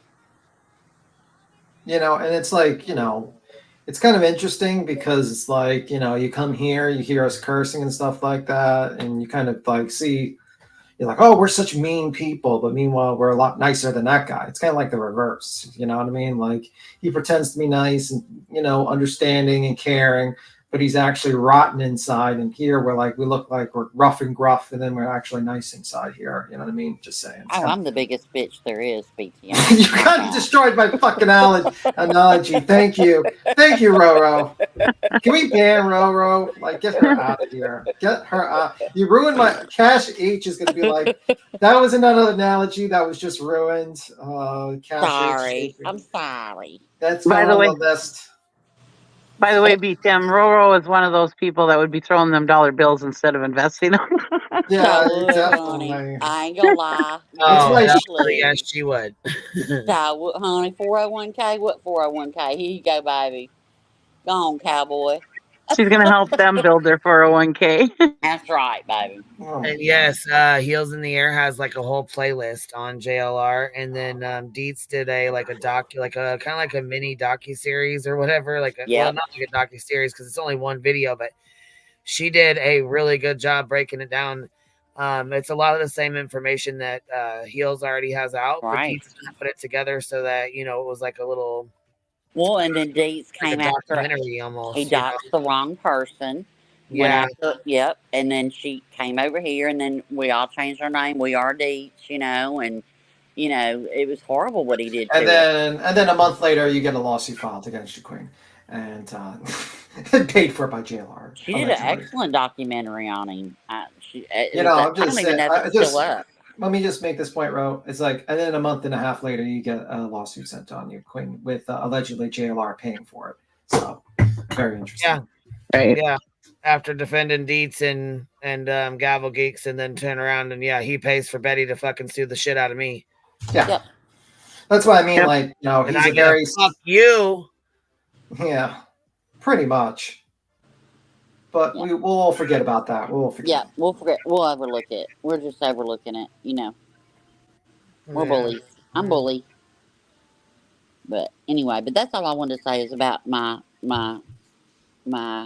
co-worker that was a stripper, and yeah, she great mom, great person, great nurse, great, totally great. Shit, there's some fucking girls out there that are better. You know what I'm saying? That they might be strippers, but they're better women than some that are teachers, and you know what I'm saying? Hell yeah. Yep. Nurses and shit like that. So you know you can't judge a book by what they you know what I'm Nope. saying? You can't judge a person by what they do. Hey, there's women that are attorneys that have danced. Stripped to get through school. Yeah. Yeah. Straight up. I guess just being a Doesn't nurse, make me a bad person. I don't care about the dollar bills because it's like it's a naked body. When you've seen one, you You've know, seen them all. Shit. We yeah, all Yeah. ain't like. you know. Now, if you got something weird, my nonverbal is gonna be like, "Oh fuck, what is that?" You know, yeah. My nonverbal. If your mouth don't say it, your face will, huh? Shoot, honey. Yes, it does. Says Yeah, it mine does facing it. too. Yeah, mine does too. Yeah, it yeah. Like, no matter how hard I fucking try, even if I keep my mouth shut, my face will tell it all. Me too. My eyes and my eyebrows. That was the one thing. It's like, you're going to have to calm them eyebrows down, girl. You're going to have to calm them down in that courtroom. Can't be doing that. Nope, nope, nope. Yeah, shit. I can't help it. I try. I really do. I All really right, do. you guys, are we hitting Rumble later, or what are we doing here with this? You want to Oh, yeah, wait till let's tomorrow, rumble. or you want to do it later? Let's do Rumble today. Let's do Rumble this evening. Okay, we'll do Rumble later. Are y'all ready to rumble? Be Tim. Tim B. We'll Tim see B, what are you happens. ready to rumble? Tim B. Tim B. Tim B. Oh my God. B Tim B. Tim B. Oh my God. Man, we really got cussed the fuck out last night. Holy shit. Then I think it was Ange Carter, maybe. She was really upset. She thought that we were being mean to, or like laughing at her, or having a mental breakdown. No. That's not her. at all what it was. It was 420, first of all. And 420 is National Smoke Day. So, you know what I'm saying? You're going to laugh and giggle anyways. That's what the panel was for. Hashtag belly laughs. They'd even cut the end of my panel off. Yelling And at I the left it pig. that way because it was 420. You know what I mean? So we were up here having a good time anyways when she came up here acting a damn fool. So, I mean, she's lucky I didn't cuss her ass the fuck out and boot her ass right off. But, I mean, I thought we were going to be, you know, having fun. Then she starts screaming, where's the baby? Where's the baby? Then this lady comes up and has a fucking baby in the background. I know. For real. A fucking weird-ass baby doll. And then she talks about King IP standing up. We're like, you got to go. You got to go. We ain't doing this. We ain't doing this. And I don't think Dom DeFur's thing was mental health. It was, I think she was drunk. Right. Oh, yeah. And, She was definitely. well, that's what happens every time. It's like she's And not she does slurring. that, yes. The third time she hops up, 3 through 5 are usually just a train But wreck. see, she does And that she's quite a like, bit. Like, this is not her first time doing this to us. You know what I mean? Like, Exactly. she's done this several times to us. So if I really thought there was something wrong with her, or that she was having like a mental episode, I probably would have stopped it or booted her off the panel. I was trying to fucking, you know, like laugh it off and be nice. I mean, at that point, what else can you really do? You know what I'm saying? Yeah. Well, you've proven that because there's been people that have come up here that have needed compassion, and you have showed that compassion. Well, she's just mean as fuck, man. She's Yeah, just she rude is. as hell, and She she's is mean mean as as fuck, fuck. boy. When she I'm gets sorry. going. You better be glad I was all indicated up. That's all I got. I like say. Ange. So I don't know if she's even in here. If she's in here, I don't know. I think Maybe she's okay. I think she's okay. Like what she meant. Yeah, that's what I was saying. I was hoping she was all right. Like I said, I thought she was upset because she thought we were being mean to her when we were really just laughing. You know what I mean? Well, and I mean, she might not know Dane like that, you know? Like, yeah, not like we know her, yeah. You're right. So, you know, it's all right. It's all Yeah, good. she comes on the panel in a good mood, and then the more she comes up, the more irritated and pissed off she gets. Well, it's that ice is clinking in that glass, baby. You know.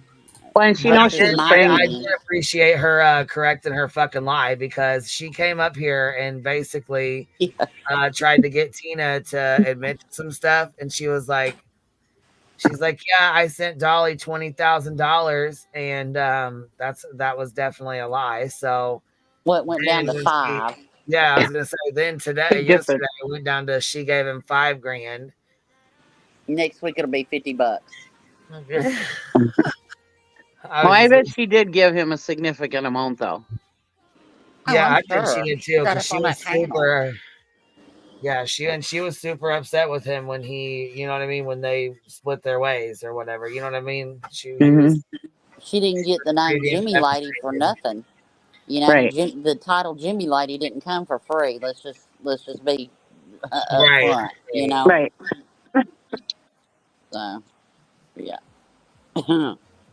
Happy Life was like, I was in total shock. Girl, try sitting up on panel and trying to keep it together when you're high. I was like, what? She went off more than she usually does last night. Holy crap. Oh, yeah. No, last night she might have definitely been hitting her heart. Well, I'm gonna hop down. It's my daughter's birthday. We're going out to pizza, so I'll talk to you guys later. Congratulations. Have a good day, babes. Have a She's good one. 31 today. I can't even believe I have a 31-year-old. Well, you're gonna need something less. Yeah, yeah. All right, bye everybody. Also, Happy birthday to you. Y'all have fun. I'll tell her. Bye bye. also beats him memes for 1 penny per view. Well, I'm not gonna give Y'all you a need penny to y'all per need to view. get it right. It's Tim B. Tim B, baby. Tim B. Oh my god. Tim B. Tim B. Tim B. Tim B. Oh my god. Tim Hills, Birds. Oh my Hills, god. did you watch So last hold night? on real quick. I got a quick question. Did you guys see? Okay, so hold on 1 sec. I got a quick question. Did you guys see that there was an arrest made of a lady and her daughter who were given booty injections, and it's like this one lady came forward and said her butt's like feels like marbles. She said it feels Ugh. like there's marbles in her behind now, and the lady, she's like, I just wanted to be a doctor. Oh, Just Jesus, wanted to help be a me. doctor.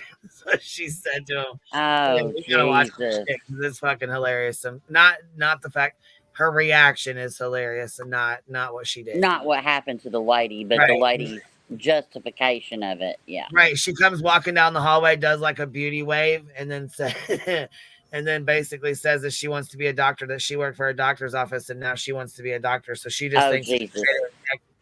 yeah, just to inject like fucking semen or and infection and whatever else she put in them. And they were paying like cash money, like $6,000, $7,000, $8,000 to have this shit done. Oh my God. Yeah. Here, well, ready? Isn't that what happened to Mallory? I don't know. Isn't that what happened to Mallory? Like she had some shit injected in her face by somebody that lived in her apartment complex, and it was concrete and shit. I don't know. I just heard stories. I don't know. I could be wrong.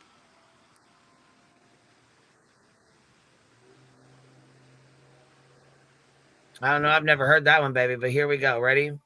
Yeah. Paid $8,000 for a cosmetic procedure that led to complications and regret. She said it was performed by a woman who was arrested alongside her daughter in an undercover illegal butt injection sting this week. ABC 13's Jessica Willie broke the story that people are talking about now all across the country. And Jessica, we're starting to learn more about the people who say they've been impacted by this. Yeah, Brianna, since our story aired on Wednesday, 4 women have come forward calling Houston police with some horror stories. The 2 women we spoke to tonight say the mother has been injecting people for more than a decade. Neither she nor her daughter are licensed to practice medicine. In 2022, this 32-year-old mother... A fucking decade, yo. Holy She's been injecting smash. people for a fucking decade. That's a long ass fucking time to be injecting people full of shit and getting paid for it. You know what I mean? Like 8, 7, 6, 7, 8. Wow. And not only that, I'm sure she fucking did that shit during the pandemic and made fucking. Oh, yep. Exactly. I mean, all they needed to do was just like, eat some Wait food. till you see this lady's fucking leg. Her leg, just from getting this injection shit or whatever it is that they put in it, she still doesn't know what it was that they put in her leg. Oh my God. Anyway, Well, I'm gonna skedaddle. I'm gonna skedaddle.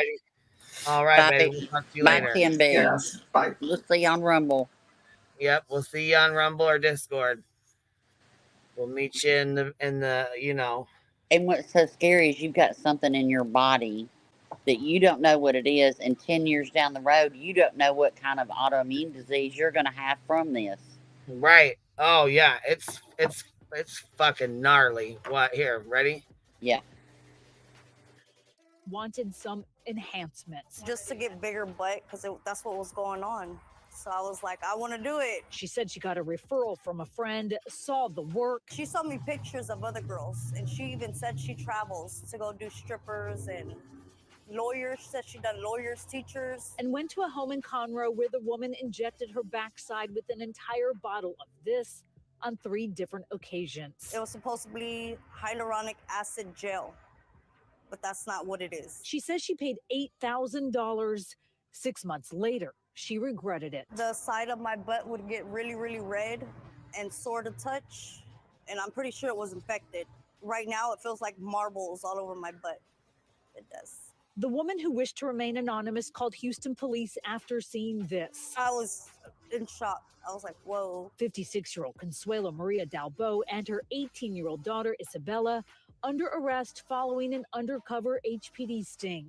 The mother-daughter duo arriving in Cyprus Wednesday afternoon, thinking they're meeting a client who wanted butt injections for $6,000, HPD said, all set to do the procedure. They found out they were dealing with an undercover officer. The two are charged with practicing medicine without a license. Over here, I have a ball. Consuelo, she says, also injected her lips. Regret going to her. I do. Another woman tells ABC 13 she's been suffering for nearly 15 years and shared photos. In 2010, she says she got calf injections from Consuelo, and ever since she's been plagued with the constant infections causing severe swelling and pain. That is horrific. Look at That is God, you know that hurts like horrific. hell. That is horrific. And these are young women, baby. Hit my age, you don't know what that's going to do to your body. Oh my God. I hope they Yeah, put and I her think, under well, I the think jail. this is an older lady. I mean, I think this is, I mean, for you know, I think she is like in her 50s or 60s. But Oh she my said it's like God. really bad. Yeah, she just wanted some calf injections. And now look, she's been dealing with this for like the last, I think they said 5 or 6 years now, 10 years, something like that. Look, She's been dealing with it for a long ass time now. I'm going to tell anybody. I don't care if it's your lips. I don't care Oh, what they it show is. they show this lady's lips too. She talks about how she got her lips injected, and then like there's like little marbles, like little balls of like Right. scar tissue in there now. And do you, because I've had some work done, but trust and believe, go to a doctor, and not just a plastic surgeon, but also research that plastic surgeon. Just because you got initials behind your name does not mean that you know what you're doing. So just do your homework. Exactly. Pain. She calls the whole ordeal a nightmare. Tonight, we wanted to ask the mother and daughter about these accusations. They have no attorney of record. We got an obscene gesture. Don't do it. Both former clients warning people about the dangers of using someone who's not licensed. According to the district attorney's office, charges against the mother and daughter could be upgraded. This woman wants accountability. That she goes to jail. She does. And pay everybody back so they can go get fixed and get the stuff out of their body. That's what I hope. Jessica Willey, ABC 13 Eyewitness News. And her daughter's only 18 years old. She's been doing this for 10 years. So she started this when she was 8 years. God, Yeah, I was gonna say, I bet she started it before that, because when here's where she comes. I think this is the one where she comes out. One of the women accused of providing illegal butt injections saw a judge today, and for the first time, 56-year-old Consuelo Dalbo is talking about why she says she administered the injections without a license. Fox 26's Jade Fleury is live outside the courthouse. So, Jade, what do we know? Well, the assistant district attorney of consumer fraud says that Dalbo's arrest is part of a larger ongoing investigation to find the people who are bringing in these illegal injectable substances into the country. But despite the charges against her, Consuelo Dalbo says that she has a passion for medicine, even while being unlicensed. I really want to be. Jesus. And here she is. Listen, here she is telling on herself in the fucking courthouse. Okay. In the courthouse with no lawyer. A doctor. Those words coming from 56-year-old Consuelo Dalbo, who appeared in court Friday morning. She's one of 2 women accused of administering illegal butt injections. I went to the medical school for 3 years in Mexico, and I used to work for the doctor for almost 7 years. On Wednesday, Consuelo and her 18-year-old daughter, Isabella Dalbo, were arrested for unlawfully practicing medicine without a license. Consuelo facing an additional charge for delivering a controlled substance, Xanax, to an undercover cop. She She came in with her Wow. products, her suitcases full of what she uses in these procedures, and displayed them and was ready to use them on the undercover officer. Court documents show Consuelo charged $6,000 for the procedure of injecting an unlabeled brown liquid into a customer's rear end. And this isn't the first time. Investigators say she's done this in Seattle, California, and on the day of the sting, she had just flown back from seeing a customer in Cali. Consuelo claims her actions were motivated by a desire to help others. Everybody who knows me, they know me. Sometimes I do it because they really need it, not because why they want to pay me or whatever. Sometimes they really need help because her low esteem is real low. But the Assistant District Attorney of Consumer Fraud says it's a risky business. There is currently no gel liquid substance approved by the FDA for injection into the buttocks to enhance the shape of the buttocks. Consuelo defending her daughter's actions. My daughter, she don't work with me. She drive me and she helped me with the luggage. She's not doing anything. I'm just going to say the truth. Consuelo has been released on a bond and she's currently working to get an attorney. Houston police say that 4 other women have claimed to receive services from Consuelo. And as for that unknown brown liquid, that is being sent to the FDA for testing. Reporting from downtown Houston, Jade Fleury, Fox 26 News. Wow. Just wow. Man. Yeah. These people, you wanted to help them because you felt they need help. They need help now for what you did to them. Oh, my God. I hope they just string her up. Oh, my God. That is just horrific. Yeah, it's ridiculous. And she's like, oh, I just wanted to be a doctor. What the fuck? No, you didn't. And she tried to give that lady some Xanax to knock her ass out. God. And apparently going to all these other states, that's additional charges, baby.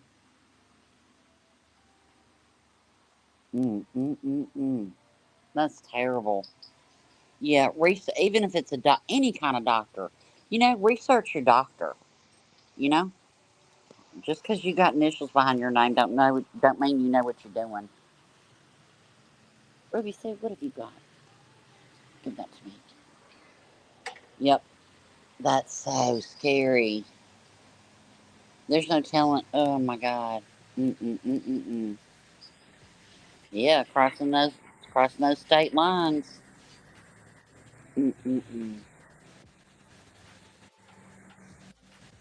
Yeah, that's terrible.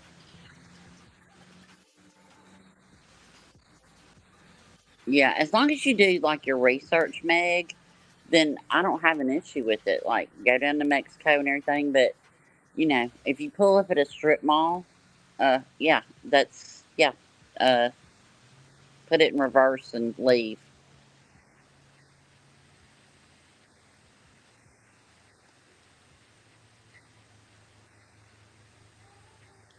Or if they pull up at your house and want Yeah, to do it in your exactly. bedroom. Yeah. Or, you know what I'm saying? Your living room on a fucking table or something. Yeah, no.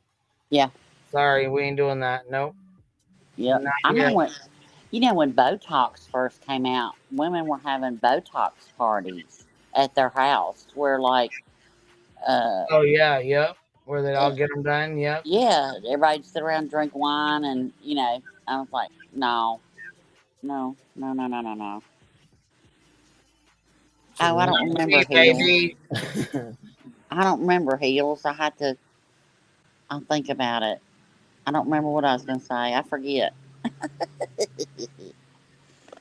My mom's a sub of yours, though. She just don't know my name. Is Voices still in here, I wonder?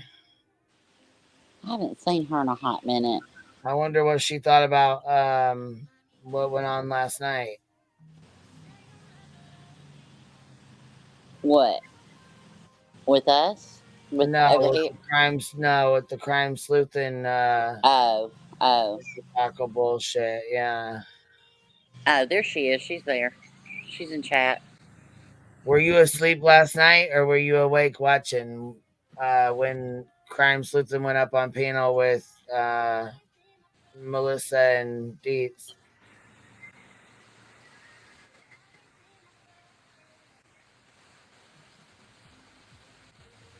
I guess she had been up there for like an hour and a half, but I didn't know she. I mean, I got sent a link that she was fucking talking shit about me like 2 years ago. Yeah. For Riley Rodney case. Yeah. Talking about people go after her for me. Well, maybe she signed the victim book, you know? That's, Yeah. you know, some people have guest books, you know, other people have victim books. Yeah, Man. voices, just don't go listen to it. It's just bullshit. I don't even know. I saw part of one thing that Clipper put out, and I don't even really care. You know, Right. like, you know, tis what it is. You either know, you don't. Yeah, I mean, she's obviously a fucking liar. She lies a lot. I mean, that's been well established. You know, I mean, Right. I don't Well, that understand was why we have to established keep a going over long the time same ago. shit. Yeah, that's Yeah. been well established. Yeah. I'm just not sure why we have to keep going over the same fucking thing with her. I don't either. It's like, okay, and another one, and another one, and another one. Gosh dang, It's like, man. and somebody told me that, like, they want her to apologize and take accountability, and I'm like, okay, here's the thing with an apology, okay? When you give an apology, you're not giving it for the person to accept and forgive you. You're giving it for yourself. You are saying to yourself, I am sorry I hurt you. I'm sorry for X, Y, and Z that I did. And then you try to do better. You do better. You make a conscious effort. And then just because you apologize to someone does not mean they have to accept it. You don't ever have to accept somebody's apology. And if you think you do, then, or if the person giving the apology thinks you have to, sorry, they're like drag racing down the beach. If you think that, you, you know, you, you apologize to someone to get forgiveness, you're defeating the apology. It's, I don't know. Do you get what I'm saying? I don't know. I hadn't had a gummy this morning. Yeah, it is. It's just wash, rinse, repeat, Kathy. Exactly.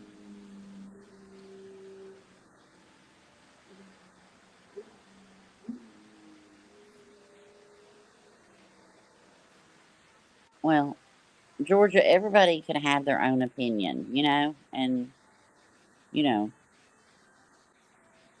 I don't agree with anybody 100% of the time, including my husband. There ain't a person walking this planet that I've ever agreed with 100% of the time.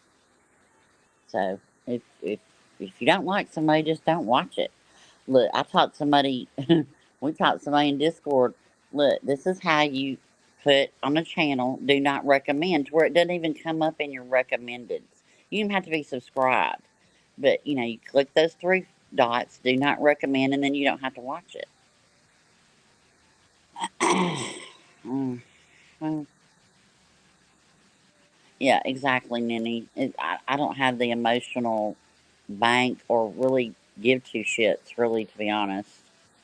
You know, just don't hurt families, and you know it's out there. And then if you choose not to, you know, if you're cool, then be cool with her. I don't care.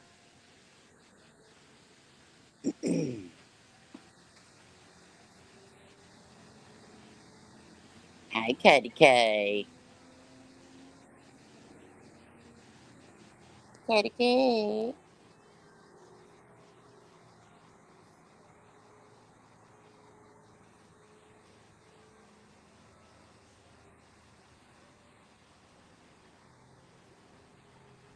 Well, let's not fight and chat. You know, let's just if you don't like somebody, just block them. It's so easy. It's just that's why that feature's there. You know, just block them, and then you don't have to worry about it. It's great. It's a great thing.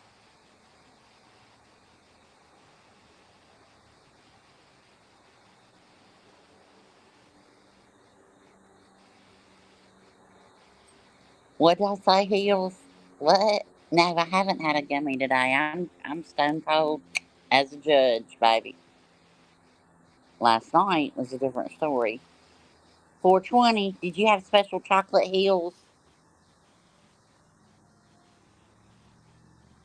Well, you can't use mental illness as a weapon and a shield. Period. So there's that. That's just my opinion. So,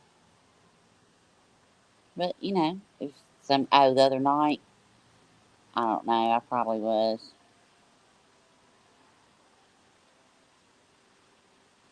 I probably was.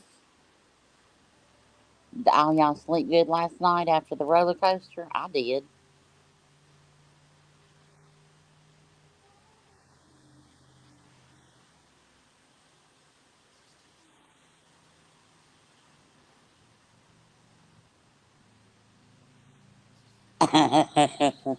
Heels.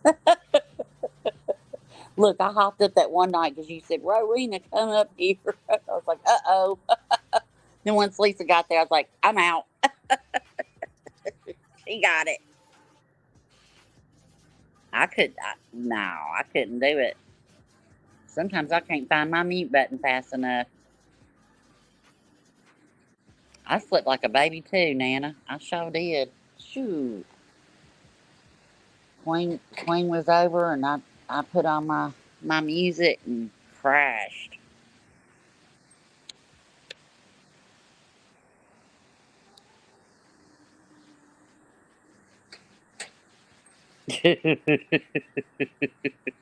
Heels. Yeah, I was melted. Yeah. I was melted. I just didn't know there was going to be all that. I would have never clicked that link. Never ever. Never have I ever. Never, ever, ever. Never, ever, ever. Yep.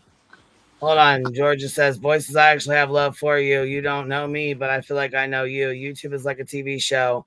There are characters, and wouldn't be anything without characters. You're a big one. Yeah. I mean, we're all different. I mean, good Lord. And not everybody likes each other. Look, if everybody liked Queen, honey, she'd own YouTube. What you talking about? You know, if everybody not everybody likes everybody, and it's okay.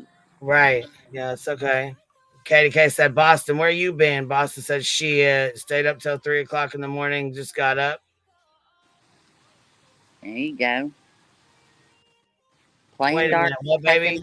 If Queen Bee can't see me, can someone pass along my apologies if my behavior was out of line? No, baby, your behavior wasn't out of line. I just seen that you was upset, you know, and I just wanted to make sure you was, No, right. Ange. Never, baby. No. No, girl. No, honey. And look, opinions are good here. I mean, look. Wait, hold on. Hold on. Somebody says, that is odd. You just came in calling me mental and vile. Who did? Gloria. I know, Georgia. Georgia? The one I just fucking read the comment? Yeah, I don't know. I don't know. You bipolar little bitty you. I don't know. Gosh dang, man. That's how And you weren't out of line at all, baby. Please don't think that. Good Lord, if you can't express yourself, then yeah, the hive ain't working. So yeah. And I mean, I don't really give two shits if you come up on the panel as long as you're not doxing on my fucking panel. And that's, I mean, you know that, though. We've already established that. We've talked about that. I mean, you're going to have your bad days. I'm going to have my bad days. And people have fucking bad days. People, you guys, I mean, that's between you and Sleuthin. Trust me, I know she gets under your fucking skin. I know she works your fucking nerves. I mean, fuck, Dietz was just live about her for 8 goddamn hours again last night. Like 6 hours fucking dealing with her bullshit again. Y'all have been dealing with her bullshit. You guys have been dealing with her bullshit for a while now, and I guess I don't understand why you're continuing to feed into it, but it ain't my problem, so I don't really give two fucks. I don't get that either. It's like bipolar little bitty. Change your name, Georgia. Bipolar little bitty. No, I know I saw that, and it was like, oh, you're a character, and you're my favorite. I was like, what? Okay, well, I'm just gonna See, that's one of those things. I just keep on going. I'm just like, okay. Miss Katie K said, nah, fuck Dom. She was being racist as hell and she was on some bullshit. And fuck that. Katie K, she pissed her right the fuck off. And I don't blame her because she was being fucking nasty and being mean. She is nasty. She's She violent. does. She gets real man. fucking nasty sometimes. And I don't even understand why she gets so goddamn nasty. Well, this is my opinion. She Not needs to cut her shit. We fucking let her come over here. Like I said, I got my ass fucking chewed because I let her fucking sit up here and spew her bullshit about her $20,000 for fucking Dolly. And somebody said Dolly apologized to Tom at CPU.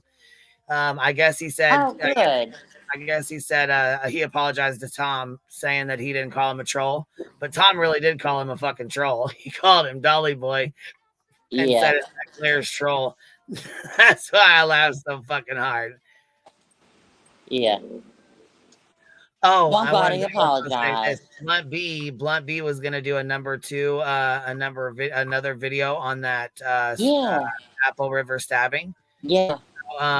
There's a video that Asgat made, and she actually did a really good fucking job. And I hope I sent him the I think I don't know if I sent him the link or if I thought I sent him the link.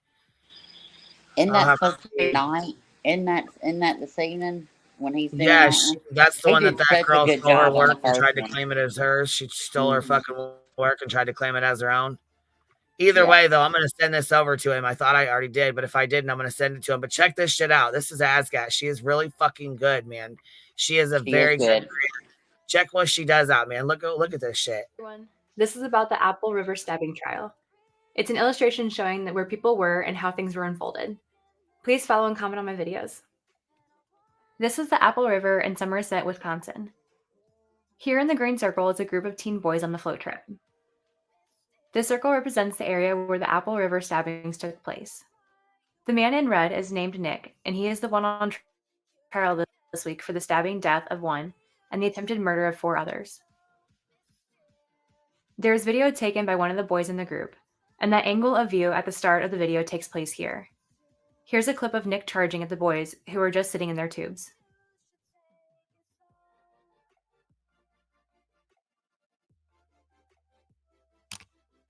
Now, this recording of the video started because Nick was acting strange around them beforehand. The group saw him snorkeling and tried to ask him questions, but he didn't answer or respond. Other than that, he just stared at them. Now, when we get done with this, I'll play the full video, okay? Okay. No, I'm not mad at Voices. I'm not mad at her at all. They just said people were talking shit and saying that she's a liability. Well, basically, Joneslyn said that she's a liability for me to have her on my panel because she was on Table Talks and doxed sleuthing. They started to mock him with words, and this infuriated Nick, so he charged in an act of intimidation.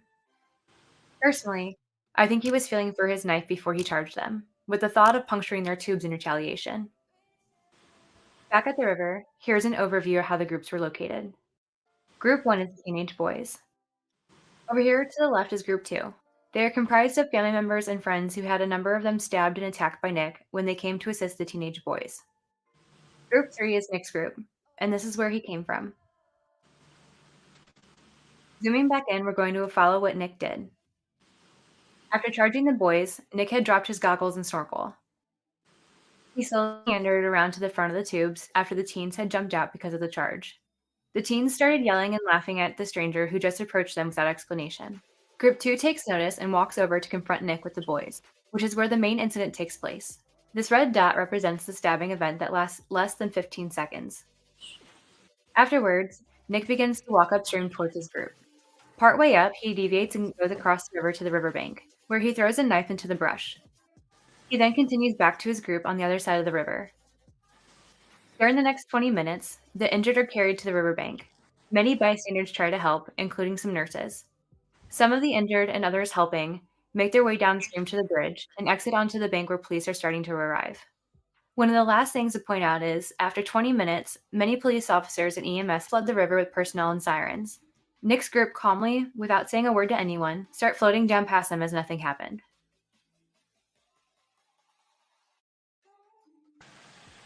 She is so good. God. It was so hard Yeah, she for me really to is, man. Now, here's the actual video from the news where it happened. Here, I'll play this whole thing through, and then I'll play her other one real quick. What is he on? Whoa! What's your way? Oh God!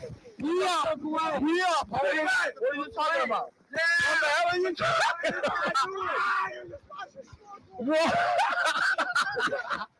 Get away from us! What? What's going on with y'all homie? He's on camera. Slipping. He's on 4K. Yo, the new iPhone got that good quality. What do you say? Yeah,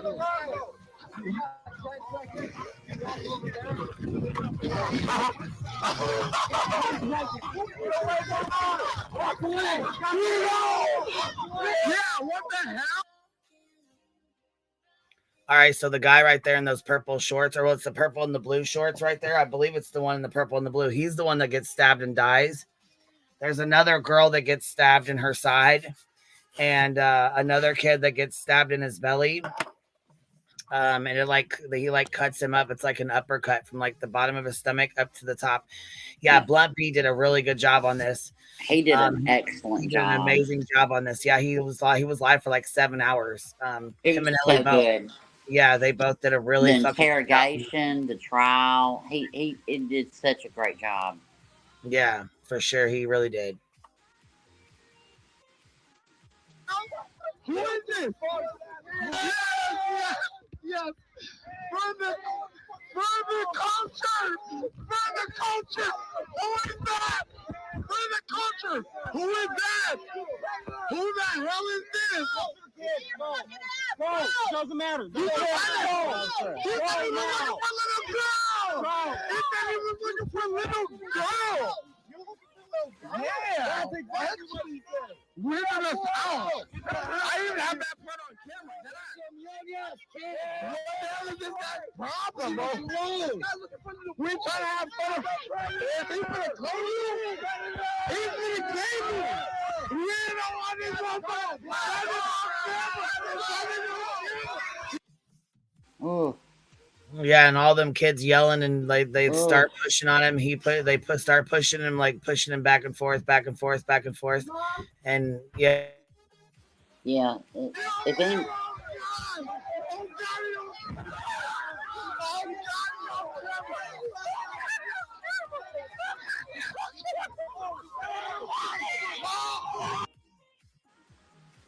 And you can see him getting pushed into the water. Yeah.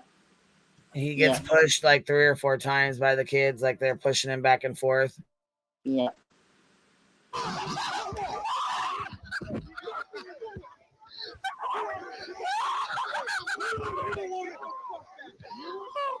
And see there, did you see him come up with the knife?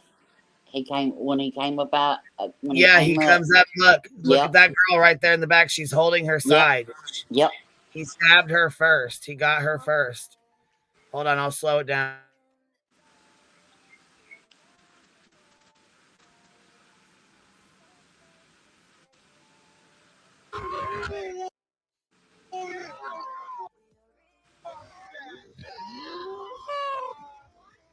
Georgia, it was not self-defense, baby. Sorry. Not sorry. Look at her. She's like, what the hell? Yep. And I don't believe this is self-defense. I'm sorry. He had walked away and he had taken steps and then he came back and did it. So Yeah, no, he this stabbed was like not 5 people. self-defense. But look at her right there. She realizes she's been stabbed. Right there, she notices that she's got blood leaking down her side. You see it? She just realized then at that point that she had been stabbed. She was like, what the hell? And as soon as he started walking towards her, she was like, oh, fuck this. Go the other way. Mm-hmm. Shit, her ass fucking ran. I would run too. Fuck that. Me I wouldn't want too. nobody near his ass after he just stabbed her. And there's that kid right there laying in the middle of the river. He's been stabbed in his stomach. So, and you know, he pretty much like stabbed him and then pulled up with the knife. It's awful. Then you got these kids over here. They're running here. See, these guys got the inner tubes. They're trying to grab the inner tubes right here and at least put them between themselves and him. But he actually stabs this one with the purple and the blue shorts and kills him. He stabs him in the chest.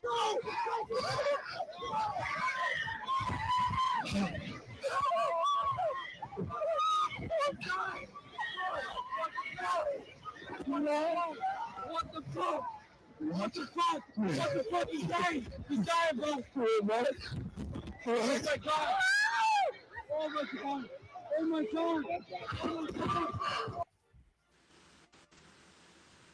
You see him floating, like you see his hat. You can see the blood, like soaking, you know, like puddling in the water. Then you see his hat go floating by. Yeah. And I'm not saying the teenagers were right in what they did.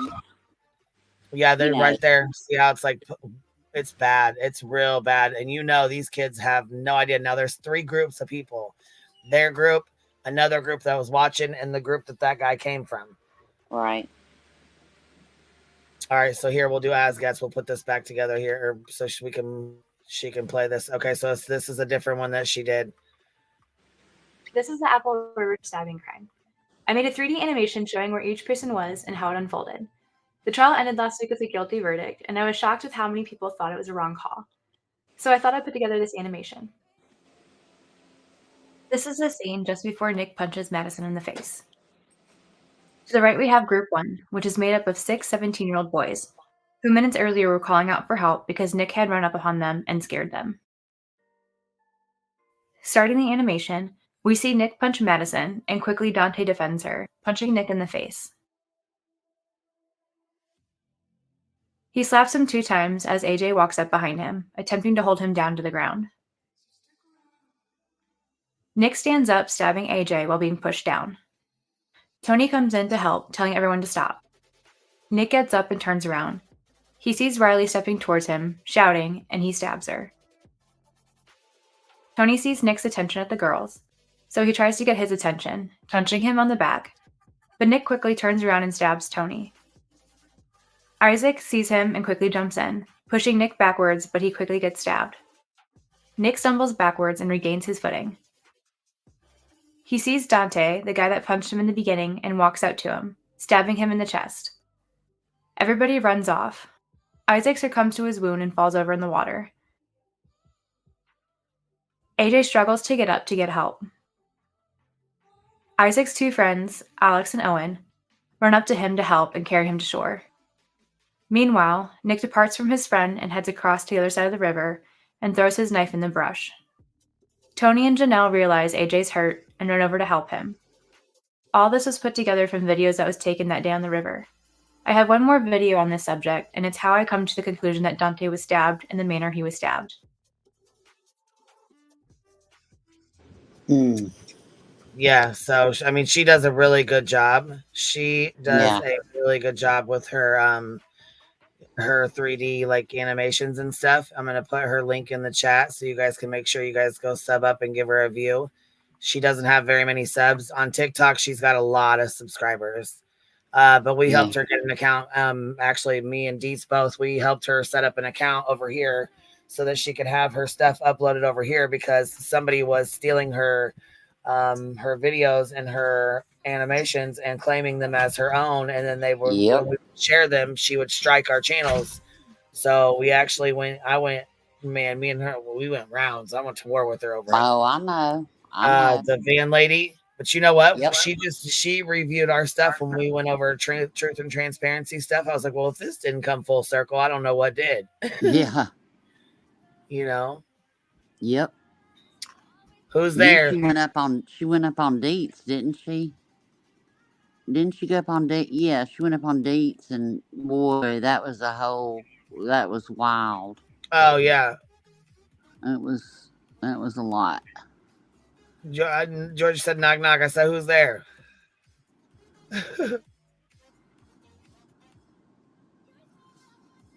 Boo hoo.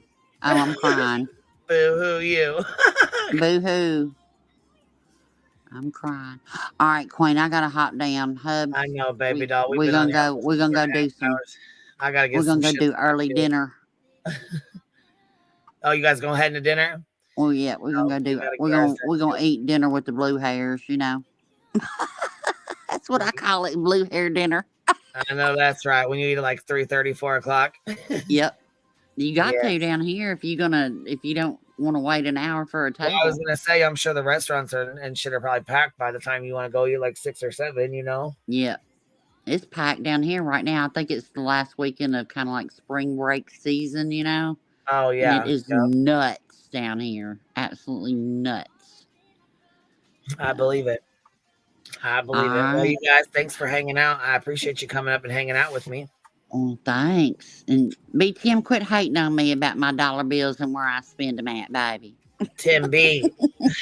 Tim B. I got to remember that. Tim B. Tim B. I'll tell you Man, what. she sure was pissed off last night. Boy, that live's on members only. It's staying there. Yeah, I wonder if she got a headache today, you know? Oh, Well, I I bet don't know she why you put it does. on members only. I think everybody's a member. Right. We're trying to get YouTube 12 million. That's right. 12 million That's right. members. That's right. I like giving memberships because it's like it gives you something, it supports you, but also YouTube picks it. You don't have to be subscribed. You don't even have to know the channel. And if you have a gift memberships on to where you can accept, to where it brings new people over, and then they might leave, they might not ever come over, they might Right. not ever check the email, and might not ever know. But that way, everybody gets something, and you know. Yeah, it's really fun. Yeah, it is. I like doing it. We just got to be able to figure out how to turn it on at the Hive. I still can't do it on my phone. I don't know. And this channel is the only channel that I can gift memberships from. This is it. No What? other channel. I know. Well, hey, that's what it said. Just only come over here. That's right. My phone says no, bitch. Your phone said no, bitch. You ain't cheating on the app. Nope, ain't having it. No. How's your flowers holding up? Oh, Cat Mac got a membership last night. I'm sure she's already clipped that because we did. Oh, you know what? My flowers are beautiful. Listen. Oh, good. Listen, they had a couple that weren't open yet. Like, yeah, put those in there so that they would open up like the next 2 or 3 days from now. They just started opening. Oh my God, first of all, they smell beautiful and they look gorgeous. But then they just started opening. Some of them just started opening, and they are fucking beautiful. Aw, that's good. Throw a handful of ice in the vase. Dump out some water and throw a handful of ice in there every day or every other day. Helps keep them fresh. Hold on, I'm gonna see if I can come in on the celly real quick and hold on. Hey TPE, what's up?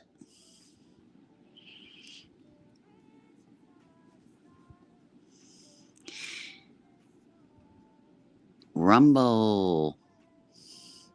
Are y'all ready to rumble?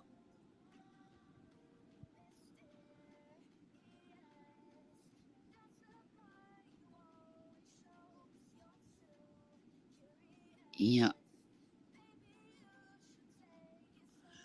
sitting here trying to read chat.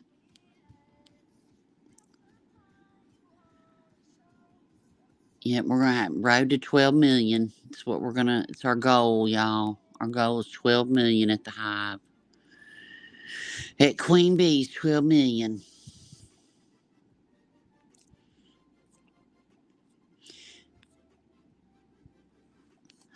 She hadn't said, Ange. She hadn't said. Maybe we can get her to put it on a community post, you know. Sometimes it's hard with real life, like setting up a time and then, you know, dogs, kids, real life, dinner, you know, all the things.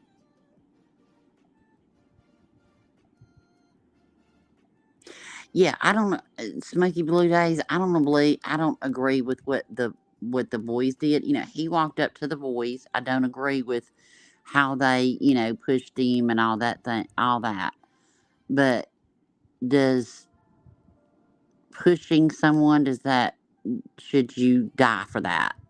For laughing at someone, should that cost you your life?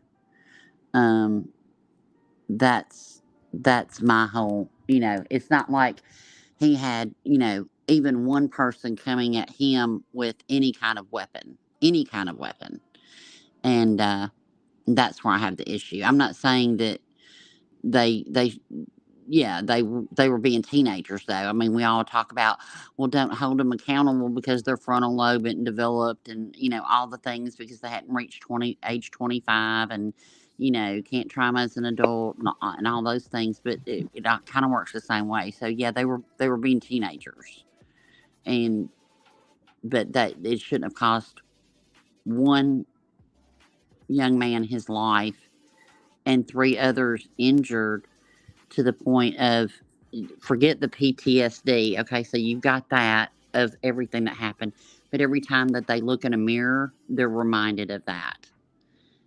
And it's not just the physical outward, it's the inward too. So that's where I have an issue.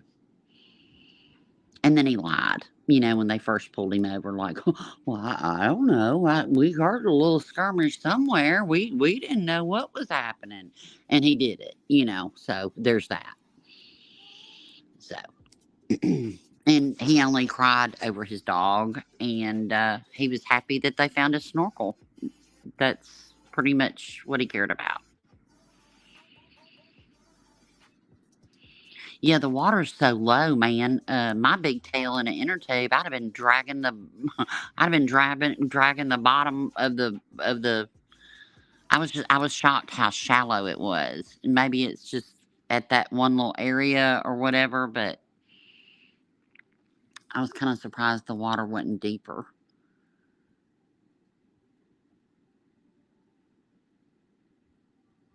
And I get that, Brunha, I really do. But it shouldn't have cost them their life, I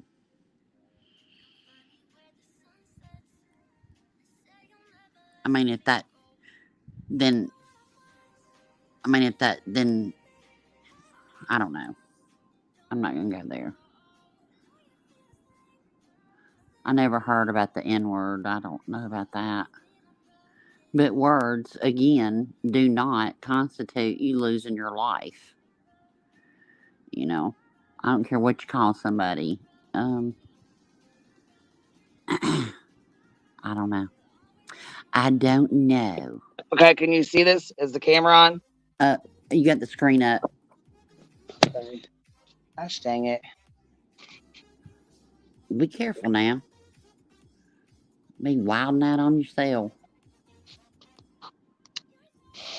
Wait, voice chat.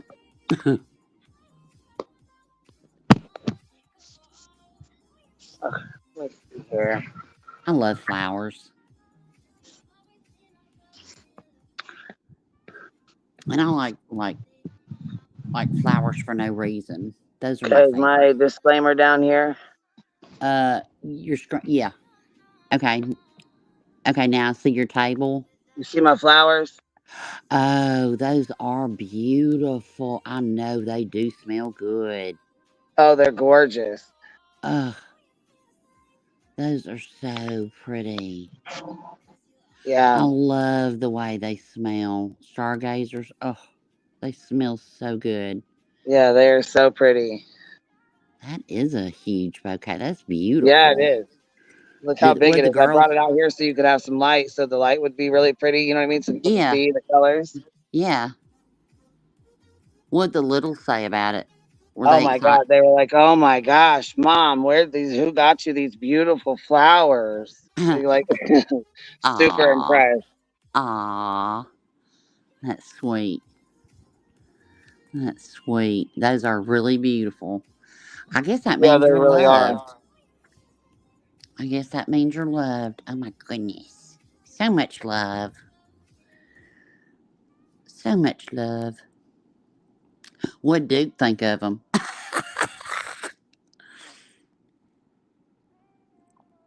They're really, really pretty.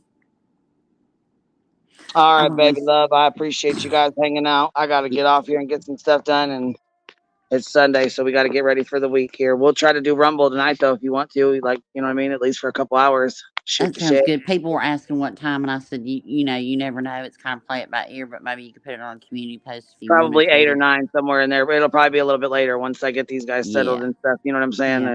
It'll be later. Yeah, I gotta go get some food in the hubs. So y'all have a good day, Yep, good we gotta do the evening. same and get ready to pack lunches and all that for the week, and you know all that Oh shit. yeah. Oh yeah. All the fun stuff. Real life. All right, beautifuls. I will talk to you little bumbles later. Bye. I'll catch you on the Rumble side.